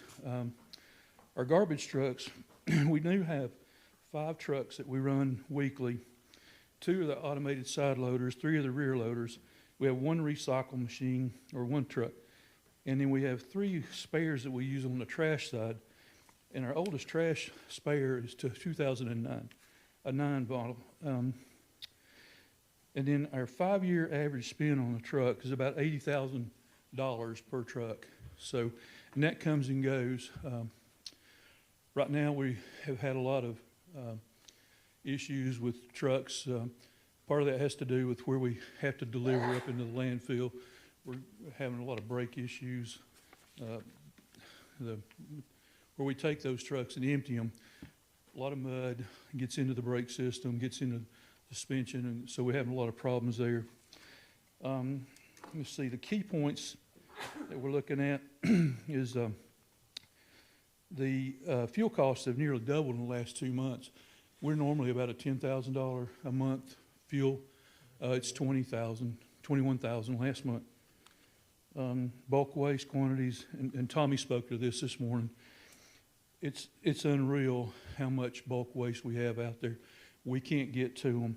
One of the problems is we're down 3 truck drivers on the garbage side, so we can't let the garbage not be picked up. So we have to move those truck drivers over to the brush drivers over to the garbage side so we can continue that. So the brush is getting behind on that. And then part of our problem too is, we've got a lot of people out there that are getting ready to retire, or we have quit and gone to other places. Our wage rate for CDL drivers aren't competitive with the private, industries. And I think that's kind of, common factor with the whole government. So when you get down to the actual budget line items, if you look, we just highlighted the ones that we've actually had some changes in. The first one is the 433 lubricants item, line item. We're at $17,000 on our budget. That's up $3,000. Most of that's because either the old trucks or the new automated side loaders require additional lubrication. For 51 uniforms, we've had just a price increase on that. The $499 line item has other supplies and materials. We actually had to go up on that as well, $7,000. Our line item budget's $25,000 this year, but that's gloves, boots, PPE, some rain gear and stuff like that. So, and our pest control, we threw that into that line item as well. On the 718 line item, motor vehicles, the budget this year is going to be $680,000. That's a $210,000 increase. What we've asked for there is a new automated side loader, and then also a non-CDL truck, smaller truck to replace the recycle truck, and we'll take the recycle truck that we're currently using now and move it to our spares. So we're going to try to start recycling or rotating these pieces of equipment so we can keep something that's reasonably new and serviceable. Any questions on those? Ms. Green? Am I understanding correctly, you've got 5 brush trucks running? Because I've had that question for the last 2 weeks. What we've got is, we've had some people quit, and we've had some retire, and one of them's hurt for rolling the other garbage truck we had. So that took all my drivers on my brush. I had put in garbage, because garbage got to be picked up every day. So we've not had about 1 truck out there working on brush, because I've have to use them for garbage. So now that we didn't have no applications, so now we finally hired some people. Some supposed to come in Monday if they show up, and you know, you got to train them. So that's 3 weeks of training them their route. So we're going to be down on brush pickup for probably 3 months. You've not got any, if I understand you correctly, and I apologize for interrupting you, Mr. Weisgarber, but right now you're not running brush trucks at I've all? got Because one you don't. running. Just one? Everybody else is And on I'm garbage. assuming that's the entire county, sir? Yes. And we changed it before all this happened. We used to run all west end and then all east end. We went in and changed it and put one in every 4 districts of the county, and it was working good. I mean, we was within 2.5 weeks. So we went from an 8-week rotation to get around the county to about a 2.5 week by doing the 4 corners of the county.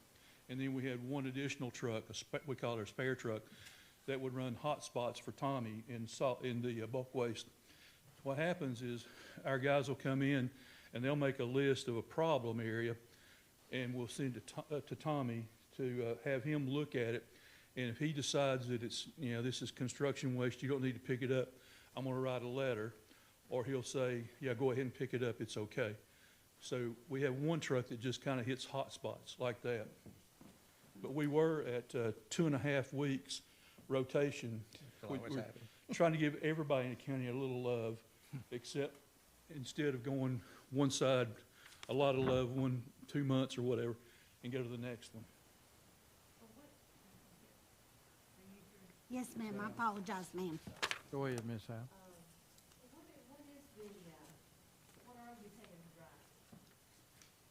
We're hiring No, we're hiring drivers for 18, and everywhere else is paying 24 to 26. And we do have benefits.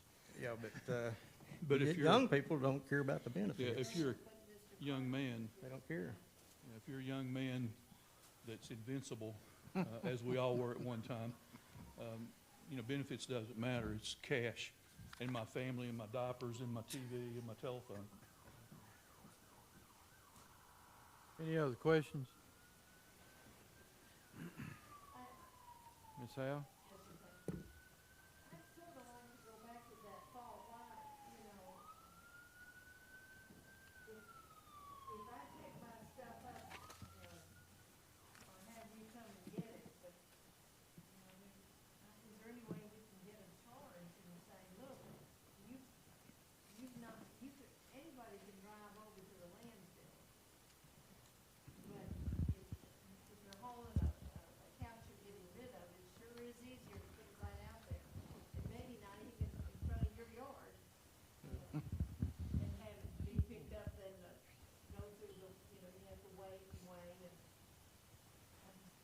me, we're making it possible for there to be more bulk. We're enabling that. We're enabling. So one of the things that we could do, and it's not a pleasant process, is to make this an enterprise fund, similar to the city. If it's an enterprise fund, it has to fund itself. So we'd figure up our numbers, divide it by the amount of trash cans we have, and say, okay, it's either a $10, $20, $30 fee, whatever that is. That's a big change to our budgeting process. And you know, the commission set this up years ago, 96 or so, or earlier, whatever, that the highway department would handle this garbage issue, or all the trash issue. Jeff doesn't get paid for that. We don't have a person in the administrative person that gets paid for that. So it's kind of a burden to the highway department, but it's something that the county commission years past has said we need to do. So It's about 85% of what we do every day is garbage, And, pulling away from the road. and just to be honest with you, those brush trucks was made for brush pick. Yes, sir. They was not made for solid waste. You're supposed to haul your solid waste stuff out to the thing. But now here's the other thing. Until you get that where they can dump it back in that building, they're not going to drive top of that hill and dump. People's not. So I know that's out of your control. That'd be the sanitation board. But I've been on them about putting that back in the building, and I think more people will return to the dump. Yes, Mr. Mayor. Right. Yeah, but that doesn't. And they won't let everybody do that. We're talking about class 3 debris. What I'd like to reiterate to these gentlemen, what they're suggesting, we're on the verge in this county. We're going to have to make some radical decisions about bulk waste and how we handle that. Not door-to-door garbage pickup, but bulk waste.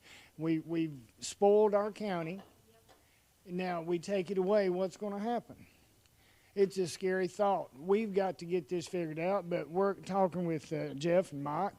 I think in moving forward, it can happen right now. There's too many decisions to be made, but that is one area that we have to get a handle on, and quick. It's overrunning us. Well, you've already heard the concerns. I think that moving forward is where we've got to focus on is bulk waste. The cost is astronomical. It's eating us up. We can't keep trucks running. Employees, I don't know. Enterprise, maybe that's the answer. Maybe there's another answer. Privatization, don't know. But yet I just want this body to understand the thoughts are running. Think tanks are starting, trying to figure out how to move forward. Can we move on to tab? It's getting late, guys. I know, I'm gonna try to get you out of here. Yes. I would just echo part of that too, real quick, and for later discussion is, Jeff just said, 85% is spent on sanitation. If we're paving more roads, your guys are out doing more work for prep of more roads, and now we're gonna get behind in paving, right? So it may be something down the road to consider. I think Rodney's talked about it too, about not adding, but designating more people to handle the bulk side, so you can stay on top of the roads that we've allocated more funds for down the road. it's a domino. Right. And the domino's going to go this way, then it's going to start spiraling. So, okay. Move on to tab Highway Fund 131. Okay, so a summary of Highway 131. County roads paved this year is 10 miles. State aid roads paved 3.5 miles. The patchwork, if you look down through the system here, we've put on about 864 individual work orders, and that's about the CTAS has a formula that tells us what a person's worth, what a truck's worth, what the equipment is, all those kind of things. So we've done on the average about let's call it $1.2 million worth of just repair work orders. That's only on patch and repair for potholes. If you go down the next line, that doesn't include the 10.5 or 13.5 miles that we had to prep so we could come in and pave. We usually have 2 pothole crews, a couple of dig crews, we call it, and that does a lot of our prep work. with 10.5 mile or 13 miles that we're gonna do next year, we're gonna have to start a lot earlier on our prep work. That's just a fact, you know, to get these miles or get these roads paved, we gotta start earlier doing the prep work.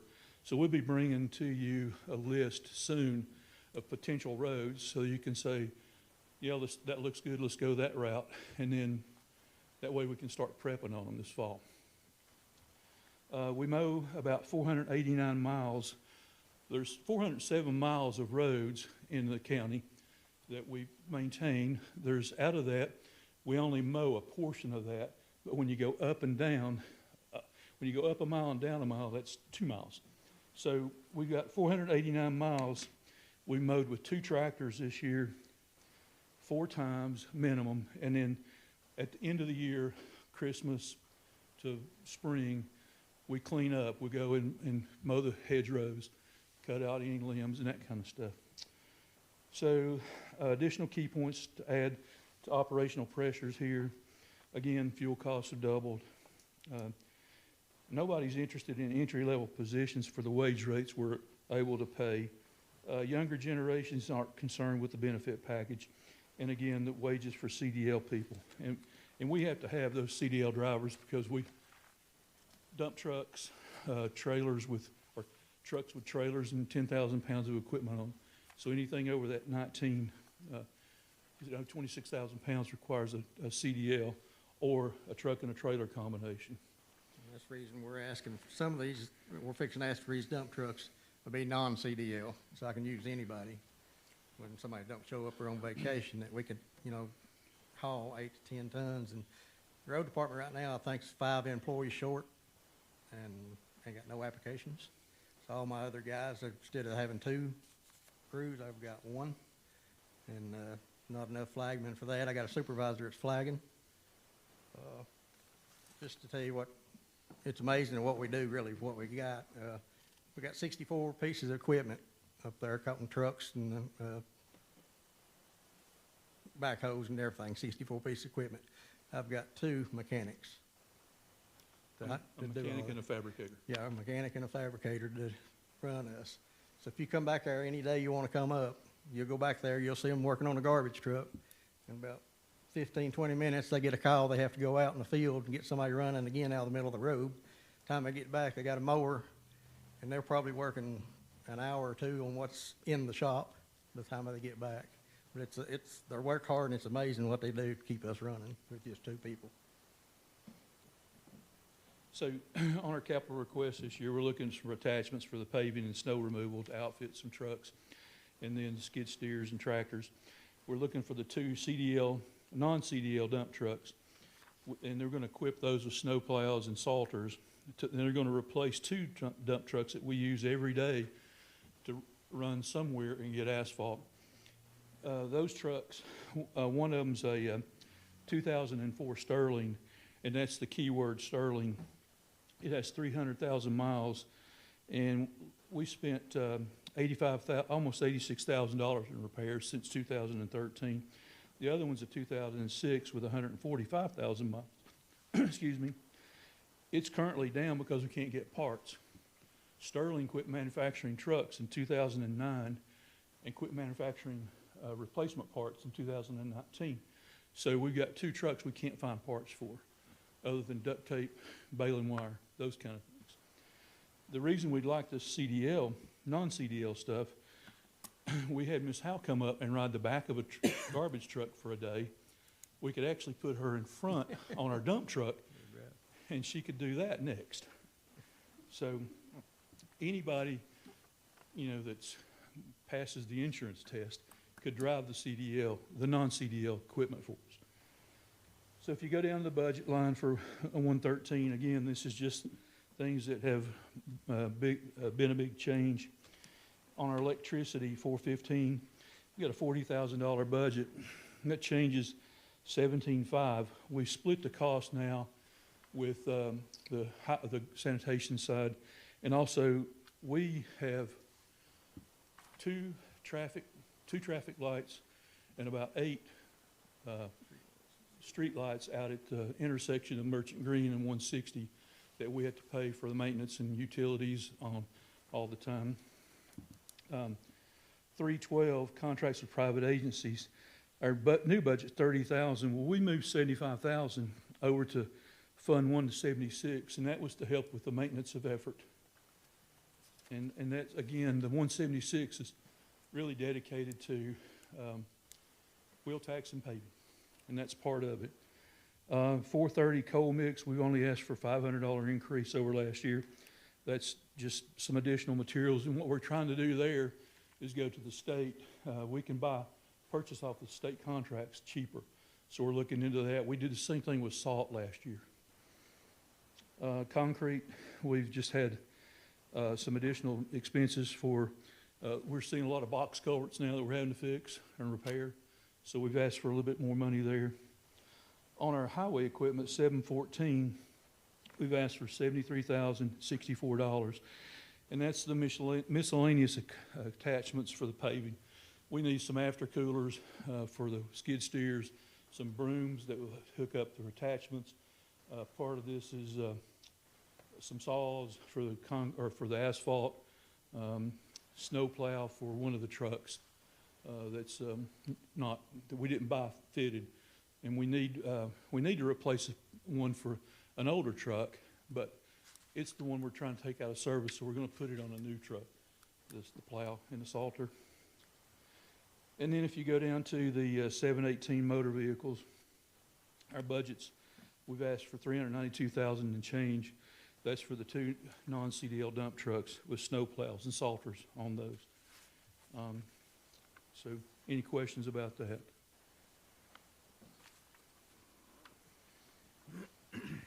What size truck is that? They're little Mac 2s. I mean, we've had quoted. It'll be a mini Mac kind of. Something like about last time? Yeah. It'd be non-CDL. And that's a function of 25,900 pounds versus 26,000 pounds. How about 8 ton, 8 to 10 ton? Yeah.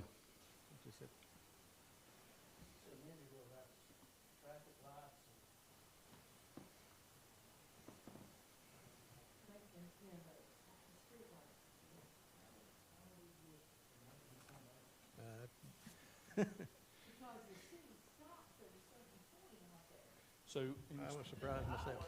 Instead of doing a donut hole, they came up, annexed part of it, came down, and went across and left us an interchange.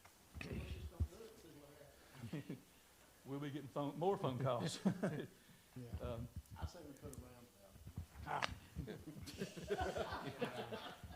Anytime we get I'm not going there. So that is a donut hole. Well, no, it's just the way the thing was annexed. We actually own, it's both exit 8 and the Merchant Green area.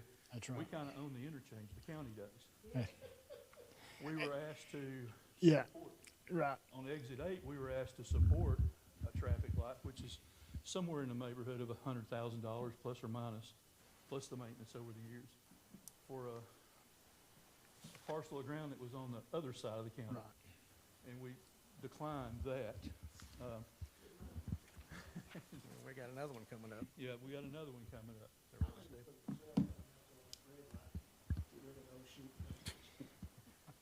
It is strange to that point. When that information came, I talked to these gentlemen about it, and we declined. It wasn't going to benefit us necessarily. But also, likewise, they asked us to join in another venture on East AJ Highway and Morris Boulevard. And as soon as we do that and put in the infrastructure, guess who will annex that? Because it's in the urban growth boundary. So we declined. Excuse me, no. We're not. No. Well, it's going to be mandated by the state that at this point in time, they're going to put red lights up, and it's temporary until the project's complete, and hopefully at that point in time, it'll be annexed into the city. That's what we expect. But we have no decision in their decision. So the state says we want red lights here, let's call it traffic signals. Exactly. The one thing they did ask us to do was to upgrade that to the steel mast arms, and we declined that. But he's telling you right, the state is mandating this traffic light at East AJ and Morris Boulevard dead end. Where that comes in, it'll be Luther Prophet Road, I think, that crosses over, and that'll be a traffic light intersection. They wanted us to fund the upgrade to mast arms. We declined. Ms. Howe? When I took a tour of the garage, the city garage, right across from the farm, and he took me into this room, and he said, and here are our extra stoplights. He said, we have a set of two, in case two lights go out at the same time. And anyway, they're plastic. I couldn't get up and pick it up, and it was, it came up to here on me. I couldn't get over how big they were. And they said, well, we have all these lights. Well, the next two are down. And I thought, wait a minute. And, and I thought, we don't have that nice stack of We've been asked to upgrade the lights we have at some point in time, and that's about a $40,000 hit per light, and I think there was, I think it required 4 radar, but we're putting that off as long as we can. So, Go to Fund 176. Fund 176, basically that's our fund that we use to pull out of for our paving for the year. It's the wheel tax money. The only thing we've done there is we've moved item 312, contracts with private agencies. We've moved 125,000, and most of that is to help striping for the roads we're paving next year, and that's to help the maintenance of effort. Ms. Amanda worked hard to make sure that we didn't have to get more money funneled in to start that process of maintenance of effort to increase. And the same thing with the guardrails, 467, the guardrails, we moved that over there to help with that. Because it's all part of the process. The way we looked at our agreement, it's all the prep work and all the pieces, parts required to pave under the wheel tax. So that's kind of where that is. Any questions on that? Guys, I appreciate it. I know you're up against the wall with drivers. I guess the only solution is pay raise. But I'm not sure if that will get you drivers. But, we're at a point where it's a services issue or, pay raise or something. If there's alternative ways to help offset some of the stuff in the, the bulk waste collection, that might help places, but we're down to the nitty-gritty. Thank you very much for coming, Mr. Wildscarver. Thank you all.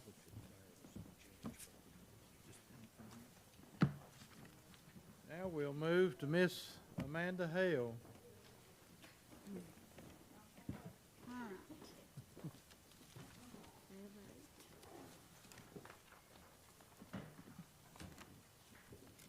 I'll try to hurry through these. They're pretty straightforward, the majority of them. The first one is tab 57. That's the county attorney. And there is no change in that budget. I'm sorry, it's not tab 57, it's tab 8. I apologize. I missed it. 8.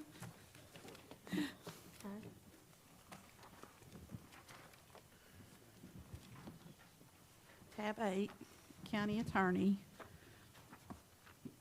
So you can see it's 0 change compared to this year. The next tab that I have is tab 15, other general administration. That's $16,500. There's no change, and what that covers is a program called TextMyGov, and Election Commission uses it. Teresa West uses it for circuit court. It can be used for EMA. It's a mass notification system for employees and citizens, and We've used it the last several years, and that's all that's in that budget. If any of you have any questions, just stop me, but we'll move on. Tab 16 is the budget for archives, and $14 increase on all the budgets as I went through them this year. The data processing services line 317, I increased them 5% over what they are this year. That's the Microsoft 365 maintenance agreements, and just anticipation as so many other things have gone up. We think Microsoft 365, I hope 5% is enough, but that's the $14 increase in archives. The next tab is tab 17. That's finance. The majority of that increase comes from the position that was added mid-year this year for the grant assistant person, and then the associated taxes and benefits that comes with that. And then we were able to reduce some of our maintenance agreement lines and data processing. Contracts with private agencies. And Chris mentioned it in his overview last Monday night, but I'll just go back for a second. The state retirement line on everyone's budget, line 204, that's where our TCRS comes out of, and for the last several years, it's been 7% for a non-post certified employee. The state has increased that to this coming year. It will be 7.32%. So I think it ended up being less than $100,000. But again, it's something we have to fund. There's not a choice. So as you look through these budgets at other departments, if you see their state retirement line is up, that's why. The next, if no one has any questions on finance, I'll move on to the next one on, I think the agenda is tab 43, other public safety, but that's the one that we addressed earlier. That's the radios for the emergency employees, the Motorola radios that Director Parkey talked about. So I think we can skip over that one because we've already talked about it. Tab 44 is the health department. And as I mentioned earlier when Terry Myers was here, I moved out the janitorial services. So if you look at line 328, there's a decrease of $24,900. That's what we're currently paying to clean the health department, and it's in Terry's budget now. And then the big thing there is the line 299, other fringe benefits, and that's $200,000 is the dental loan repayment that you all have already approved. It's $100,000 every calendar year. So across this fiscal year, we anticipate spending $200,000. So one in the fall and one in the spring.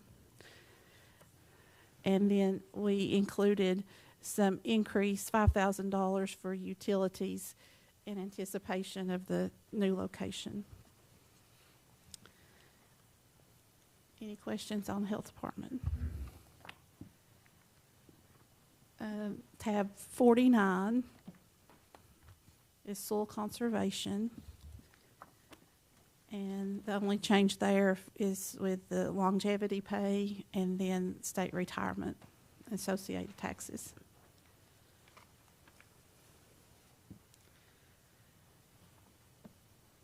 No questions. We'll go to tab 54. That's veteran services. And really no change there other than the retirement and the increase 1 year more longevity for Mr. Williams.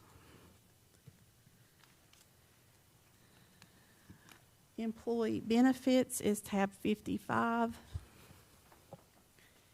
And this is where our liability insurance falls and workers' comp insurance.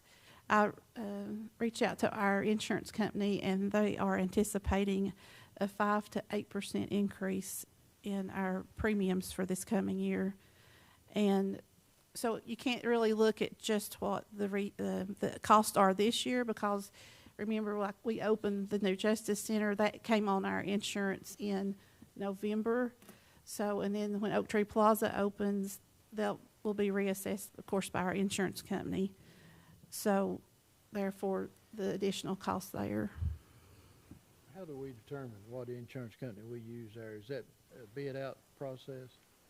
So we use Tennessee Risk Management Trust. It's a Tennessee insurance pool. We have used private insurance companies in the past, and they would drop us just like mid-year for mainly because of the jail conditions. And we found that the insurance pool, they cover this, you know, for many other counties and cities, and the customer service is great. First of all, I have to come in and But we use it as school yeah, system. and I think you all and the pricing, of course, is better than what we were seeing, and they don't drop us. You know, it's been a very good relationship we have with them. Okay, if everybody's good with that one, then the last one I think that I have is tab 57, and that's capital projects. There is a $58,000 increase in building improvements. Terry asked that we put money in the budget, $75,000 for roofing, re-roofing this old side of the building. As you probably walk through, you can see actually EMA's ceiling fell in a few weeks ago. There's lots of leaks. It's, you know, he's band-aided it he thinks as long as he can. So there's money in there for roofing, and then the rest of the money, he thinks that we need to resurface and stripe the parking lot. So that's where the... Whatever come of the grant you was trying to get to fix that front? Excuse me, that was the historic grant, and all that grant was for the portico, or basically the front porch. That grant was a 50% match grant. There was a bid going out. Former Mayor Britton put that out. A bid came in at $1.2 million to replace the front porch. We did not proceed to go forward with that grant. It was a 50% match. We were only up to $500,000, so basically we were going to have to put up $750,000. And experts in our area had suggested just let that go. When time comes, we can probably get this done on our own, less than, you know, less than $500,000 period, rather than, so that's what happened. But that money was only for the portico. I just want to, on those terms of that grant too, like, you had to replace the wood with the exact type of wood that was there. I mean, there was so many specifications on the what was used because it was through the Tennessee Historical Society. So to meet their requirements would have, you know, like, I don't know if we need we want it to look the same, but do you need the exact wood that's out there right now? I don't know. Okay. While you're talking about capital projects, I want to go back to this right quick, because, and I know we'll talk about it later, but for the library, is there not any kind of grants that we can get for that library, because it is a library? Obviously, we can certainly look, Rodney, but or Chairman, this is a joint venture. I mean, the city of Marshtown as well is trying to subsidize any cost that we can. It's something, you know, folks, there's maintenance projects all around, and we have to maintain our buildings. And we've neglected this down the road, or moving forward. We've got to address some of these issues. I've said it more than once. This historic site has got some things we've got to look at. We work in the old Justice Center. We've got to renovate. We've got to take care of that. There's issues in a lot of our buildings that we need to address. I think there's a lot of people will agree. You can holler you didn't raise taxes for 19 years. But when you let buildings fall down, then there's a payday coming for it. And that's what has happened to us. It's caught up with us in the school system. It's caught up with us in our county buildings. Right. There's so much frugality that you can do.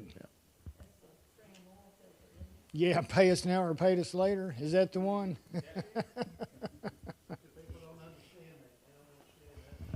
Yeah. Yes, sir, Mr. Richardson. Sorry, Bob. No, you go ahead. I was going to say that on the library roof, I know there's been some concerns about it. I actually was the one that roofed that with Morristown Roofing in 1995. I think it's done a pretty good job. And they went up about 12 years behind and put some patches on the seams. And I went up and looked at it again. Wind got up under it and blew some of it off, and we went and patched that up. So it's fragile, and it can last a little bit, but it's going to have a new roof at some point in time. Right. It was until I didn't mean to drag it in. No, it's fine. It's fine. I just want the body to know we've got things to address, and they are in the budget. Moving forward, we've got some other things we'll talk about.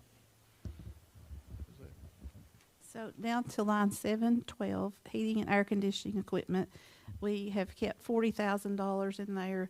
I know Terry told us this morning that several units have already been replaced, but keep in mind that the old Justice Center, we'll call it now, the old jail, that's still a building that we have to maintain. And Terry anticipates there's a unit over there that may go soon. And then the last line, 799 there, $92,000. Of course, that's where the library roof and plumbing repairs that we've talked about.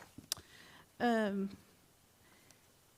in under public safety projects, line 718, motor vehicles, there's $174,000 in the budget, and that's for the 3 new vehicles that the Sheriff's Department has requested. And that, I think, is all the capital projects. And all of my tasks. So All you're for next. now, that is. That's all, yes, for now. Mr. Mayor, are you ready? You're up. All right. If you'll turn to tab number 5, our county commission budget.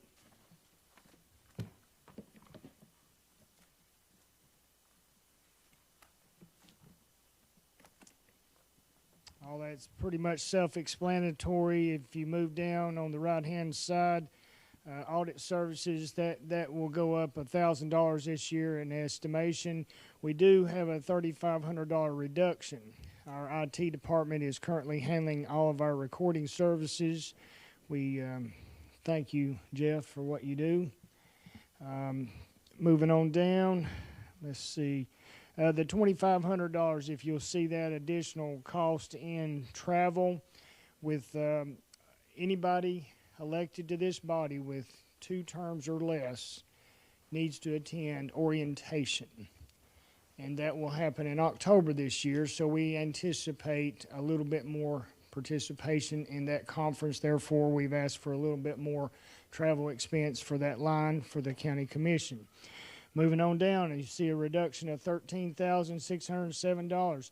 Last year, this body was awarded or gave new tablets and projectors. That cost was last year. We will not incur that, so that budget line item is reduced.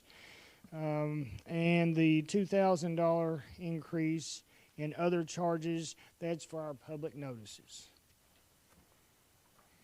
Any questions? Okay, if you'll turn to tab 7. The very first line there, y'all do realize the salary of this office is set by state, by the population, and they added a 2.56% increase to that salary. And the related cost as you go down with everything, let's see, Yes, at the very bottom, $3,400, that's significant. That increase is our Christmas breakfast that we award our county employees each and every year. It's a good event that we come together and enjoy time together. That is the biggest expense that we have there. It incorporates a couple of other things. We have a group that maintains our social media. That's part of that. They do our promotions and things. That cost is involved in that line. Also, there's a magazine that the chamber puts out, and the county is an advertiser in that. Any questions? Okay, let's see, tab 41.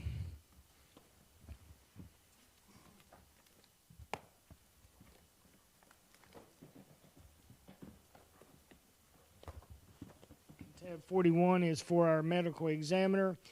We anticipate a slight salary increase in that. If you'll look down at $399, the medical increase, we've got a $2,000 bump in that. We're not certain where that's coming or where that's going to come in, but we do anticipate a slight bump in that salary. Go back to the top, $3,000 added. That is for the AT&T phones that each of the medical examiners carry, as well as hotspots so they can do their work in the field. Any questions? Yes. On contract with private agencies, Yes, that is for our autopsies. That's quite a bit, but that is what that is. And it's budgeted for that. Any other questions? Is three, Well, the medical examiner would most likely. I think that is who determines on the spot. Well, it could be ordered by other agencies, I'm certain, but I think the medical examiner, when one's pronounced, they make that determination if there's a need. If they can actually determine, hey, this happened, I don't think it's. I'm stepping across the boundary here. I don't really know, but that's how I understand. Medical examiner will make that determination most often. 341, is that cremation? Yes, well, pauper funerals, yes, it is that. J.R. Thompson, that was here, that works with EMS, he has done a great job in reducing that, tracking family members down, taking care of that. So we've had a reduction in that, but still, you're exactly right. That's for unclaimed, and unfortunately, that happens. Any other question? All right, let's conclude with tourism. If you'll go there, you'll see we've got a $15,000 increase there. We're trying to take care of July. That's July 4th is what that is. That's July 4th plus a disc golf tournament, Tennessee Disc Golf, that we are a part of. That's where these costs are, right there. And the county puts on, of course, our biggest blowout of the year. And this year, by the way, America's 250th celebration. Has everyone heard we've secured a nice entertainer? Sawyer Brown is going to be the headliner for that day, and a local band from Dandridge, Tony Justice, and another local band with connection here with the Terry Law Firm, which is our major sponsor for the fireworks. So there'll be 3 bands that day. We've got other sponsorships that have come in, just to let you know. We hope we do okay, but the Terry Law Firm, of course, is sponsoring the fireworks. Food City sponsors the stage. City of Marshtown has stepped up this year and gave us sponsorship money, as well as SEI as a major sponsor. So there's several people, and anybody and everybody can donate if they would like to. Well, you know, this day is for our county. We're giving back to the county part of it. This sponsorship obviously offsets a lot of that cost for entertainment, including the fireworks. But also, we have uniform officers that'll be there most of the day. Does it cover everything? It does not. And the more sponsorship, obviously, we can offset that cost. Yes. Yes, we set aside $5,000 to have somebody do all the parking. That is a major, major, major job.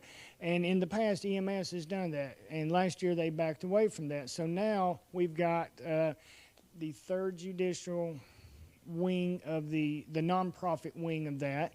They stepped up and had a lot of their folks do that along with other assistants, and they earned their money that day. But they helped with the parking. It is. And this year, being the 250, and I don't know how it's going to work out. It all depends on weather. There's a number of things, but we're even having to look at possible contracting shuttle service. Ms. Green? You mentioned SEI. We have a vote, if I remember my schedule, for next Thursday. It'd be helpful if we could have that information I inquired about, the signage, if it is. Ma'am, that information was in your packet. If you'll notice, the vote was the public notice. That's all it was needed. That's all. That's why I guess I assumed that you knew. I assumed that you knew that we're in the budget hearing, but I assumed that you would have understood that the vote is on there for your public meeting, which is, that's all we have to do is your notice in the meeting. We are in a budget meeting, Ms. I know, Green, but so he we're not mentioned going to SEI. discuss it. SEI is We're a not gonna discuss sponsorship. it. Yes. All righty, if you'll look down at the bottom of the page, of course, we have a commission meeting Thursday, 5 o'clock, but our next budget meetings will be on Monday, June the 1st, and Thursday, June the 4th. I'm quite sure we will have some additional meetings after that, but we have received a lot of information today. There's a lot for each one to think about, a lot of important decisions to be made, so study your book. Is all minds clear? We're adjourned.